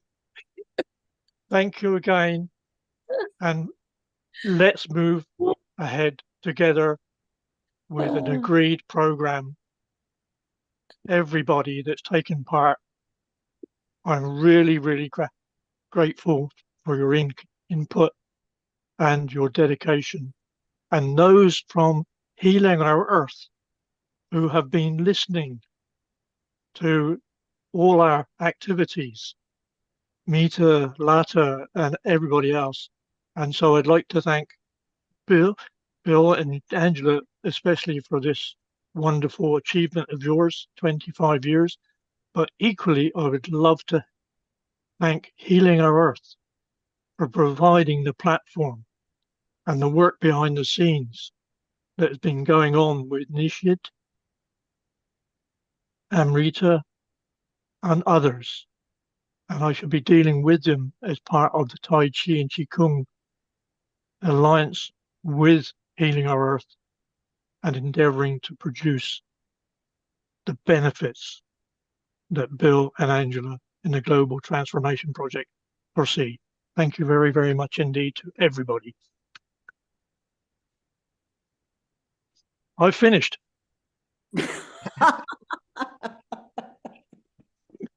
Well done, Keith. You've done a fantastic job. And if you can do this at 85, God knows what you will do at 100.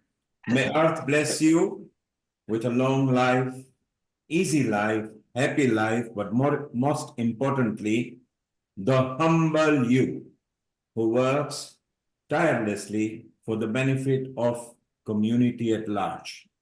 So keep on rocking, buddy. We are very proud of you. Stay around. We are still not finished. I know you've got a onward evening appointment. Just stay around for a few moments. Sharon, you and Mai Ching are here. CJ, we must appreciate CJ because CJ was the first one to come even before me. She actually woke us up and said, hello, I'm waiting here. So CJ has been here from before us and she's here till the end. So CJ, we are very proud of you for staying around. You have seen the whole episode just in a nice long sentence. What are your thoughts of what has been achieved today? Completely and utterly amazing. That's it. It's just utterly amazing. All of you are just fabulous. And I am just so glad I was able to be part of it because I had another event I was supposed to be at, but it got canceled. That's the universe saying I needed to be here the whole day.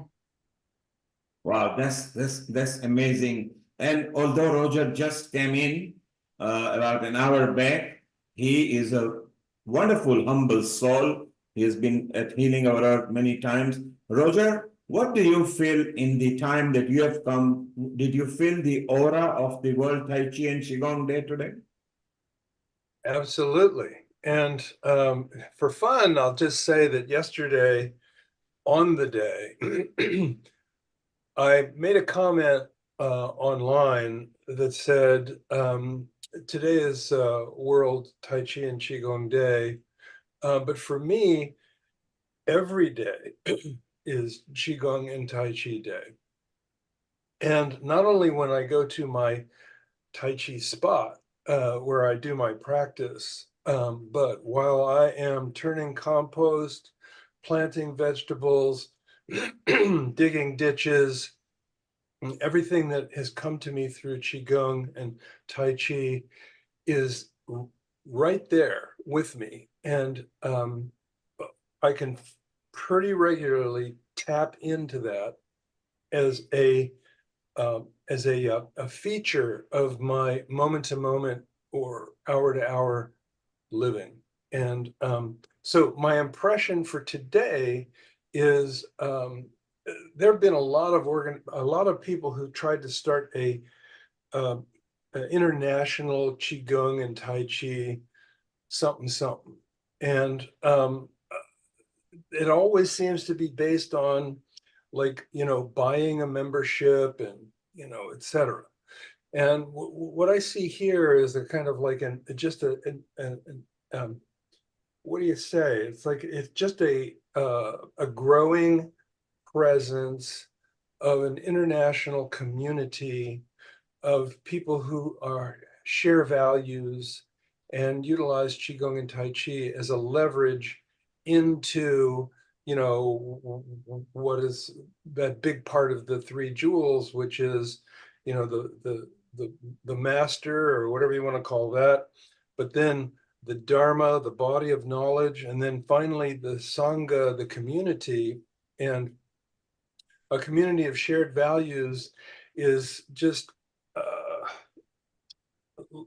like a massive blessing from transcendental sources here in this complex world. And so, rock on, keep going. I just started an email to a handful of good friends here. And, I think that there's something here that is really super relevant. And so I'm leaning in and sending, waves of blessing chi to everyone. Thank you, Roger. As you say, rock on. Well, keep on rocking till we go on and on and on. Rosie, you have been here. Rose, you have been here for quite a while. Your comment, and then we'll go to James in Liverpool. Oh, thank you very much. It's just been a fabulous day. I mean, I've been sort of in awe of all the kind of messaging and the activities everybody's involved with, and the proposals to go forward.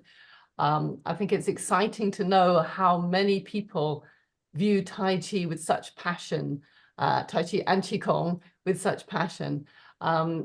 It's been a long journey for many of us, I know, and many of us have longer journeys than I have, but it's just so wonderful to see so many like-minded people who are doing this for the betterment of their communities and for the betterment of everybody around the globe, without thinking of themselves, just wanting to do something for others. And I think that, to me, is something that's always been a huge part of my Tai Chi journey and health and wellness. It's not about what can I get out of it, but what can I give? What can I share? How can I help others? So this has been a tremendous day, and I've been listening and just been in awe of all of the work that you're all doing. And there's so much more to do, but I think, as Keith was talking about, putting together some, sort of like recognized standards that everybody will, can adhere to, can acknowledge, can be a part of. There's just so much more to do, but I think with all the brains and the passion and the hearts that are here today, it's sure to be achieved. So I'm really excited to be a part of today. And thank you, Bill and Angela, for all of your hard work and everything you've done. And I know everybody's also said a big thank you to Keith, but I just want to say again, thank you, Keith. I know how hard you've worked, and, thank you for putting all this together. It's been a wonderful day. Thank you, Rose. From a rock on from Roger, to Rose, who says, what can I do for you? And we move on to James in a different country in United Kingdom, which is called Liverpool, in his Scouser accent. James, what would you like to say? Could Roger come back on? Roger, are you still listening there? He is listening. Can you come back in? He can't come Roger? in. But yes, he's here. We'll bring him in a moment. Here's to you again. And where did we meet? Do you remember where we met? You're muted. Yeah, where did we meet? We met, my friend, in a conference in Berkeley, California, put on by Effie Chow. That was it? That started this, we started that, they started this, and it's all rocking and rolling. And here's to everybody, all the best and cheers. Well, from rock on to what can I do to cheers from Liverpool. Let's go to Stephen. Stephen, you were here earlier. You enjoyed, I love the Gayatri mantra that you did, which was amazing. And a lot of people at Healing Our Earth love that because that is our signature one. And what would you like to say, Stephen, on that? I'm feeling like I wish I was a drinker. All I have is tea, but it's important to have an empty cup. We know that, but it's also important to fill the cups of others. I feel like everybody's done that today. As Clara is in the middle of my screen right now, I'm going to just assume all credit goes to her. It appears that you all radiate outward from her love. So thank you. Violet, I adore you. Anyway, I'll just cry if I talk. Thank you all. Bye, Sharon. Thank you, Keith. Pleasure to meet you. Superb, Stephen. What a wonderful episode we've had. You're all members of Healing Our Earth now. At Healing Our Earth, there are no exams, no judgment. It's a house with no doors, no windows, no keys. You love it, come. If you feel bad or something, don't worry, come back again. Okay, so now we go to Clara. Clara, how do you feel, Clara in UK? Oh,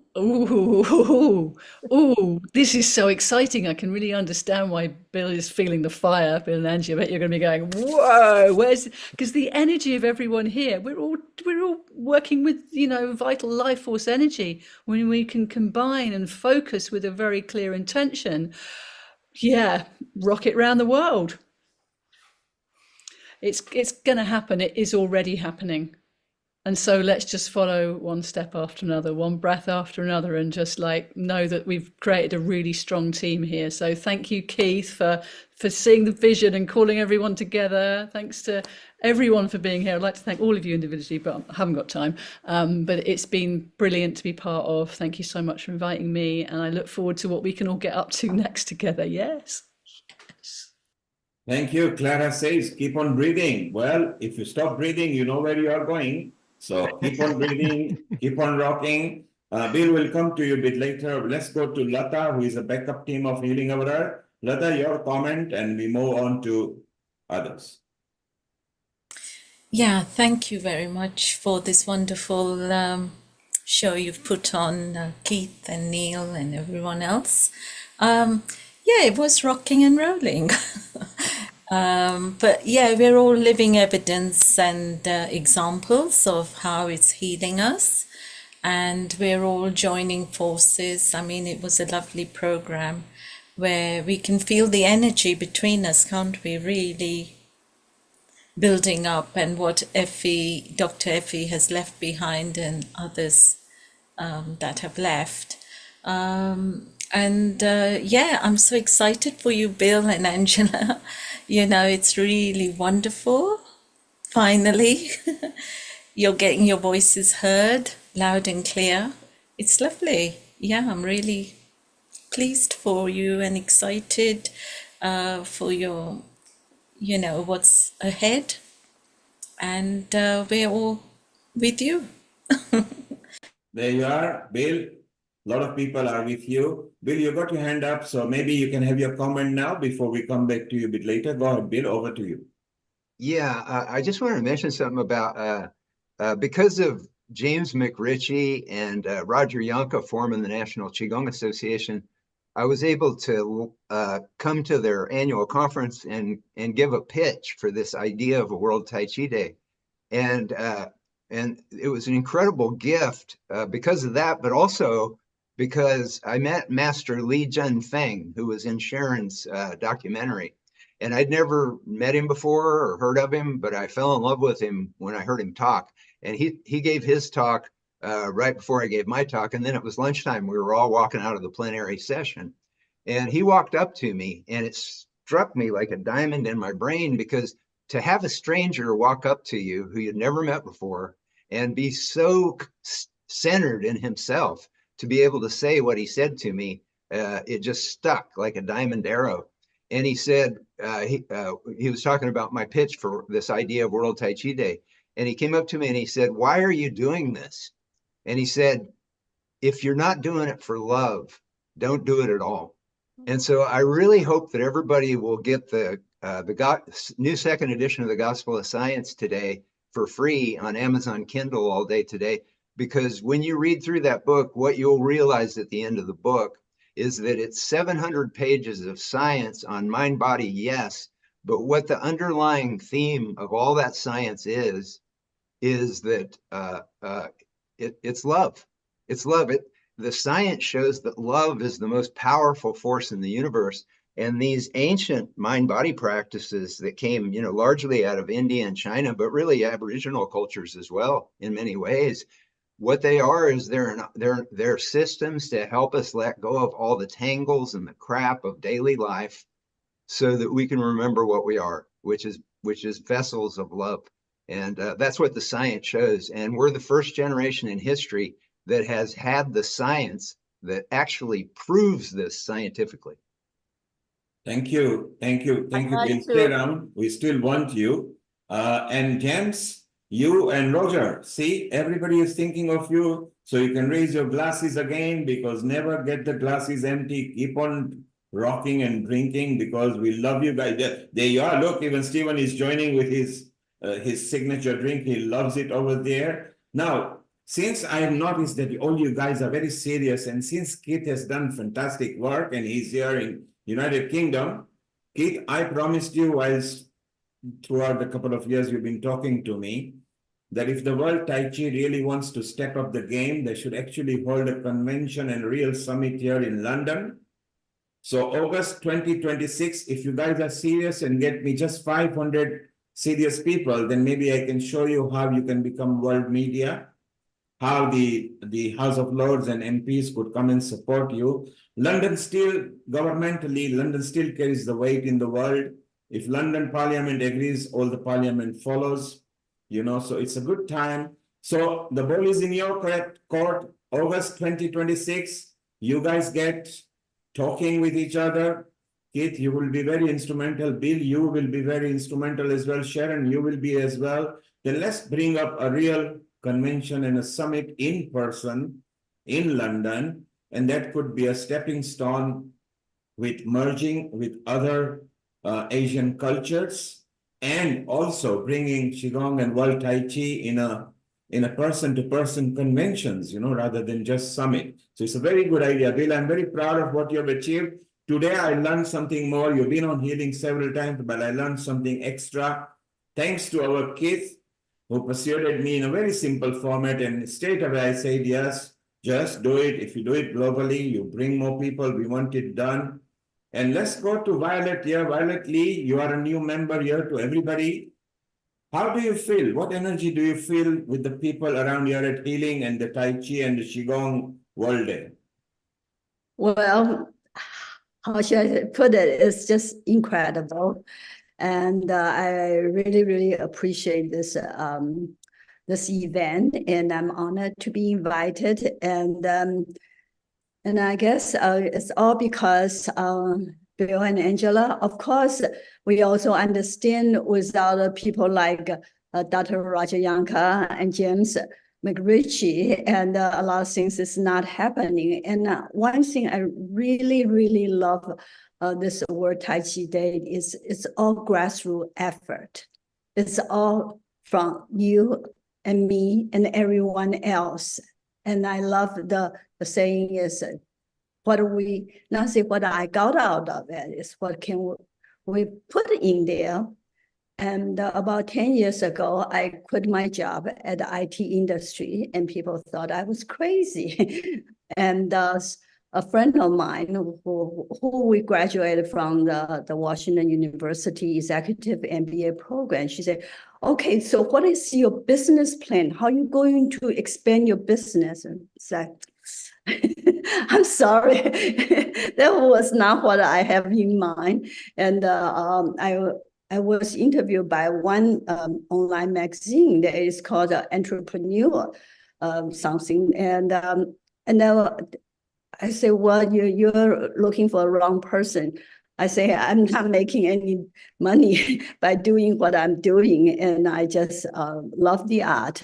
And so I think, as I mentioned earlier, I stumbled upon this healing art. And even though I'm Chinese, I should know better, right? But not really. And I was just busy with my everyday life. And but then once I got into it, the more I learned, the more I'm just intrigued by the art itself and also the people in this area. And I feel incredibly fortunate, and I'm part of it. And I'm just, loving it every day. And again, I want to give the pitch, and I'm always looking for good stories. And so please let me know if you can spare some of your time and talking to me, and let's get the words out.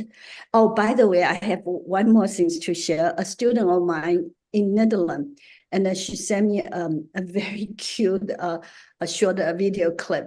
She took the kids out for field trip and in the woods, and they were doing Qigong, and it was just so cute. And then these little kids and doing Qigong, and that this really is what the global transformation is all about.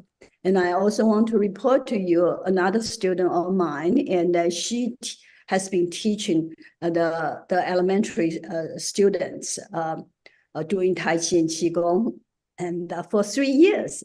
And believe it or not, the little kids, they can't, some people say, oh, it's boring, they will not learn it. Yes, they will. And then she is going strong, and I'm just so proud of what she has been doing. But, and I think, Bill, you're right on about, bringing the art to the school. Thank you. Thank you. Violet, for anybody that says kids can't get into this stuff, I have 2 words: animal Qigong. There's not a kid on the planet that's not going to love animal Qigong. Thank you. Thank you, Violet. I'm sure you enjoyed yourself and you are in a group email. You can communicate with people. Well, now it finally leaves our Keith and William, and then Sharon and Wai Ching. You can officially close with a couple of nice moments of Qigong or Tai Chi humming or something. And then Sharon, you can finish with a nice quote that you've got and officially close over here. So Keith, as a penultimate speaker, how do you feel throughout this planning? And today you have achieved, and everybody you promised had an opportunity either through video and or live, and we had extra hour, and we've gone well over an hour now. But hey, we are all enjoying. What do you feel? What do I feel? I'm amazed. I have just sent you a 1-word email. WOW! Exclamation mark. Wow. Let's rock on, as you say. I have nothing more to say. Thank you, Great Keith. news. Keith, thank you. And remember, you are now going to lead the way 2026, that we really put the World Tai Chi and Qigong in real map world over. One of the dreams Bill wanted was to be represented in parliaments and everything. Well, it just cannot just work like that. We still have to work hard. But if we can do a convention maybe 4 or 5 day, including summit and a conference. London would be a better place with a trip on the Thames and a hotel convention where we meet and actually encourage people and formulate the way forward for next 25 years, so that 50 years it will be, and people will be holding some sort of trophies. It'll be a good idea. We'll talk about it later, maybe not this year, but next year to start for the following year. It would be very good. Bill, you and Angela, you've been here since the start, and you've seen so many people having so much affinity, memories with you, how you started, 25 years. So last millennia, as Roger said, and we are in this millennia, and maybe following millennia, people might still remember you as somebody who kick-started something. Your comments before we move to Sharon and Wai Ching. Yes, Angela, we can't ignore you. Well, everybody knows that I'm not a public speaker. Bill always, is the better speaker of the two of us. And I really appreciate everybody's effort, and supported us through these years. It could not have happened without everybody. And, there's one presenter said that, it grows from the root and we need to nurture it. And we believe that, if we could get children involved in school, to give them the root, the base, they don't have to be a master, and just planted that seed. And as they grow, that seed will start to grow and help them further in life, get their mind and their health together and grow together. And that's very important. Every one of us, in the current Tai Chi community, we all started late in life. Most of us started late in life, and we all wish that we would have been exposed to it earlier, and it will help us develop into a better character. I don't think there would be so much conflict in the world, in our society, if we would have been establishing and cultivating all these benefits through mind, yoga, and Tai Chi and Qigong. And I just hope that this will grow faster than World Tai Chi and Qigong Day, to bring out, the beauty of the world.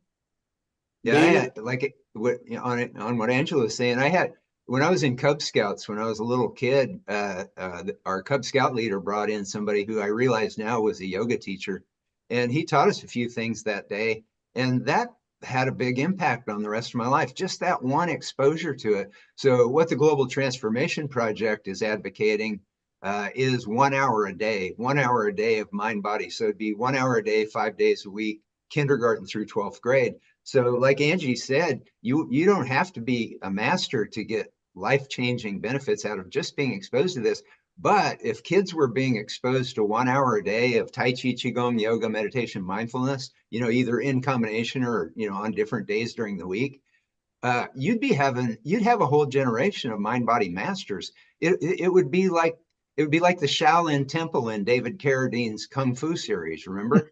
Every child would be like a little Kung Fu master when they got out of high school. And it's so doable. Yeah, it's so doable.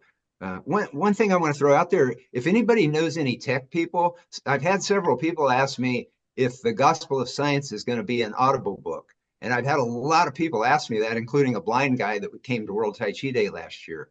And I'm technologically challenged. I can't get my computer to create an audio file that meets Audacity standards. If there's any techie people out there, if anybody knows any techie people, please connect them to Bill Douglas at worldtaichiday.org, because it's frustrating because I know a lot more people will become aware of this science if I can get it into a recorded audible book. And Bill, Angela mentioned that she is not a speaker as such. Well, you've got a competition now because what she just spoke just a moment back was full of energy, aura, succinct, and very eloquently done. So, Angela, if ever Bill is showing you up, tell him, hey, buddy, pipe it. I'm going to speak as well because you are a very eloquent speaker. You spoke with heart from energy. You know, it reminds me of Effie Chow. Maybe you got affinity towards her, and Effie started with healing like that, bit nervous, and my God, she grew because Sharon and Wai Ching actually had a person. They actually physically met her just before she came to Healing Our Earth. So it's so beautiful. And I think it's the right time now to go to Sharon and Wai Ching, whichever way you want to finish with a bit of Tai Chi and Qigong movements. I saw, Emilia over there, just before Roger was coming, she waved her arms and energy and spoke with a nice soothing voice. So let's have that over here. And meanwhile, just to say, we at Healing Our Earth love you. Go forth, multiply, and don't stop. Don't look back. Just go forth and rock on, as Roger said. And Jem says he will always raise the glass. Wherever you come to Liverpool, it's a different country, as he said, in a part of UK. He'll keep on smiling. And Stephen is always ready with his. Stephen, I love your mascot on your shoulder. So it's so beautiful over here. So Sharon, over to you and Wai Ching Lee. Well, before I turn it over to Wai Ching, I want to tell you, Bill, you mentioned Li Junfeng. I'm in touch with Jing Li, his daughter, who's doing some recording for me. And his work is now being promoted throughout China. And hers too, she now has what she calls a Tai Chi relaxation. And she's spending a lot more time in China now. And they're loving their work. And their work, is all about unconditional love. I'm so glad to hear their work is spreading in China, because I know a lot of Chinese Tai Chi has been very physical oriented. And I think Master Li Junfeng, if he can infect that with, that love aura that his Qigong has, that'll be a profound addition to the Chinese Tai Chi, I think. Yes. I'm not saying that it's not part of original Chinese Tai Chi. I'm just saying it kind of got physicalized, at some point. And so he could be a huge force. Yeah. Both of them. She's so lovely. And his is now Shenzhen meditation, and hers is Tai Chi relaxation. So that relaxation and meditation, there it is, global transformation. So Wai Ching, please give us a little closing, and then I have a very beautiful elaboration on chapter 16 of the Tao Te Ching to read. Yes, thank you, Neil and Sharon, for this invitation. And first of all, the thanks goes to Bill and Angela for having the reason for this party, for this convergence of kindred spirits. And it is all of us coming together and be like children. So I was so inspired with being like children. So just let's be children. So in my classes, that's what we do. We bring in the rainbows, and we bring the rainbows, and we hold the rainbows between our hands. So let's all do that. Let's find a little ball of rainbows, and that beautiful ball of rainbows from our hearts as we breathe in and see that rainbow between our hands. And you know where we are going with this is the chi ball and the sphere. So everyone see the rainbows, little boys and girls out there. So, oh yeah, the little one. So let's take it in and breathe that into our hearts. Breathing in love, and breathing out love. And sending out all the love to our moms and dads and brothers and sisters, and all our friends and all our pets, and little animals and flowers and trees and the sky, the puffy clouds and the stars, the sun and the moon, and bring them into our bodies. Breathe them in and feel how sweet it is to be with them. Breathing and bring it down to Mother Earth. Oh, yes, down to the earth. And we go down, down, down, down, down. Yes, to Mother Earth, and bring up Mother Earth again. To Father Sky, terrestrial to celestial. And bring them together as yin and yang, into our hearts, into the center. Breathe it into the hearts, into our, all the way down into the earth, and bring it up again, the spine. Yes, and up into the sky. And down again, bring down the sky, the sun, the moon, the stars, and the planets, and the rainbows into our minds, into our bodies, into our hearts. And then we send out this love with our little fingers. Yay, like waves on the ocean, the rivers. And we bring our little stuffed animals. And we bring in the inner smile and the inner giggle. And we give ourselves a big hug, a la Dame Dr. Effie Chow. She would love this. 3 big hugs and 3 belly laughters a day. Oh. A couple of giggles would be fine too. Yes.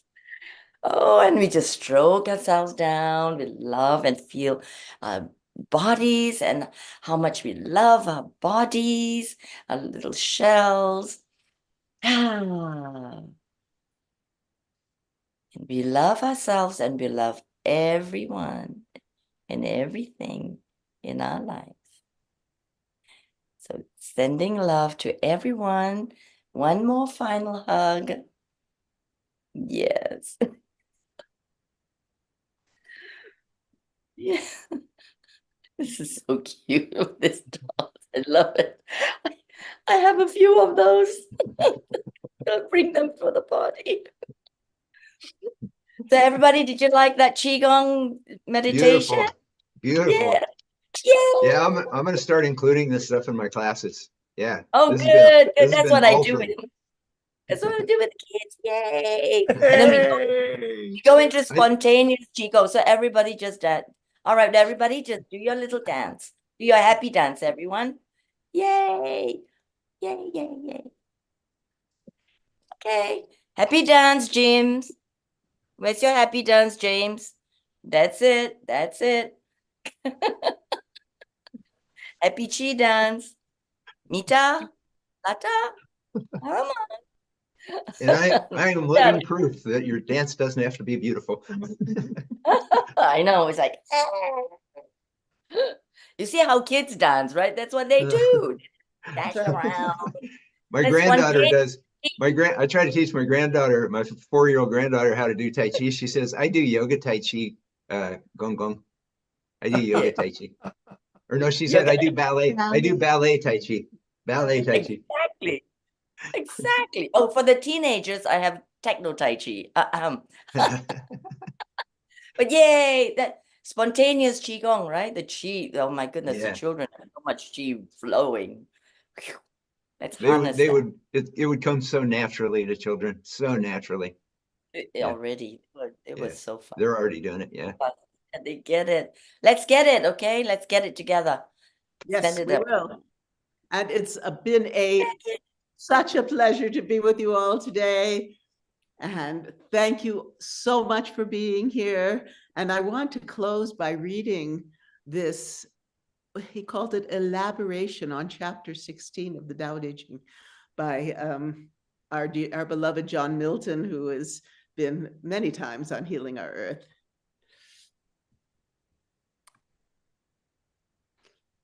Empty yourself of all experienced forms, inner and outer. Allow the contracted, distracted, restless mind to rest at peace in stillness, silence, and space. Limitless forms of inner and outer nature arise, manifest, and dissolve like images in a clear mirror.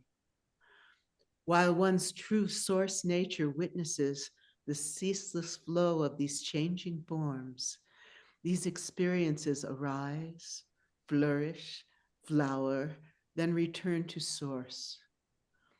Follow all limitless expressions back into unbounded, clear source awareness. Returning to source opens stillness, silence, and space. True nature, source, this is the way of nature. The way of nature is unchanging. Without certainty in the way, the foundation is obscured.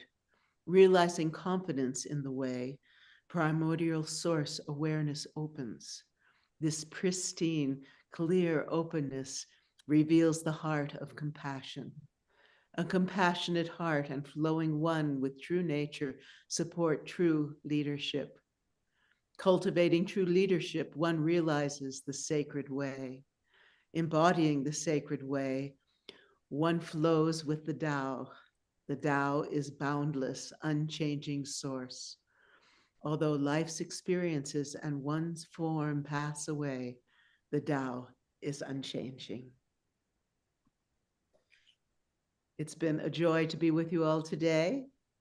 We'll see you next week on Healing Our Earth. Lots of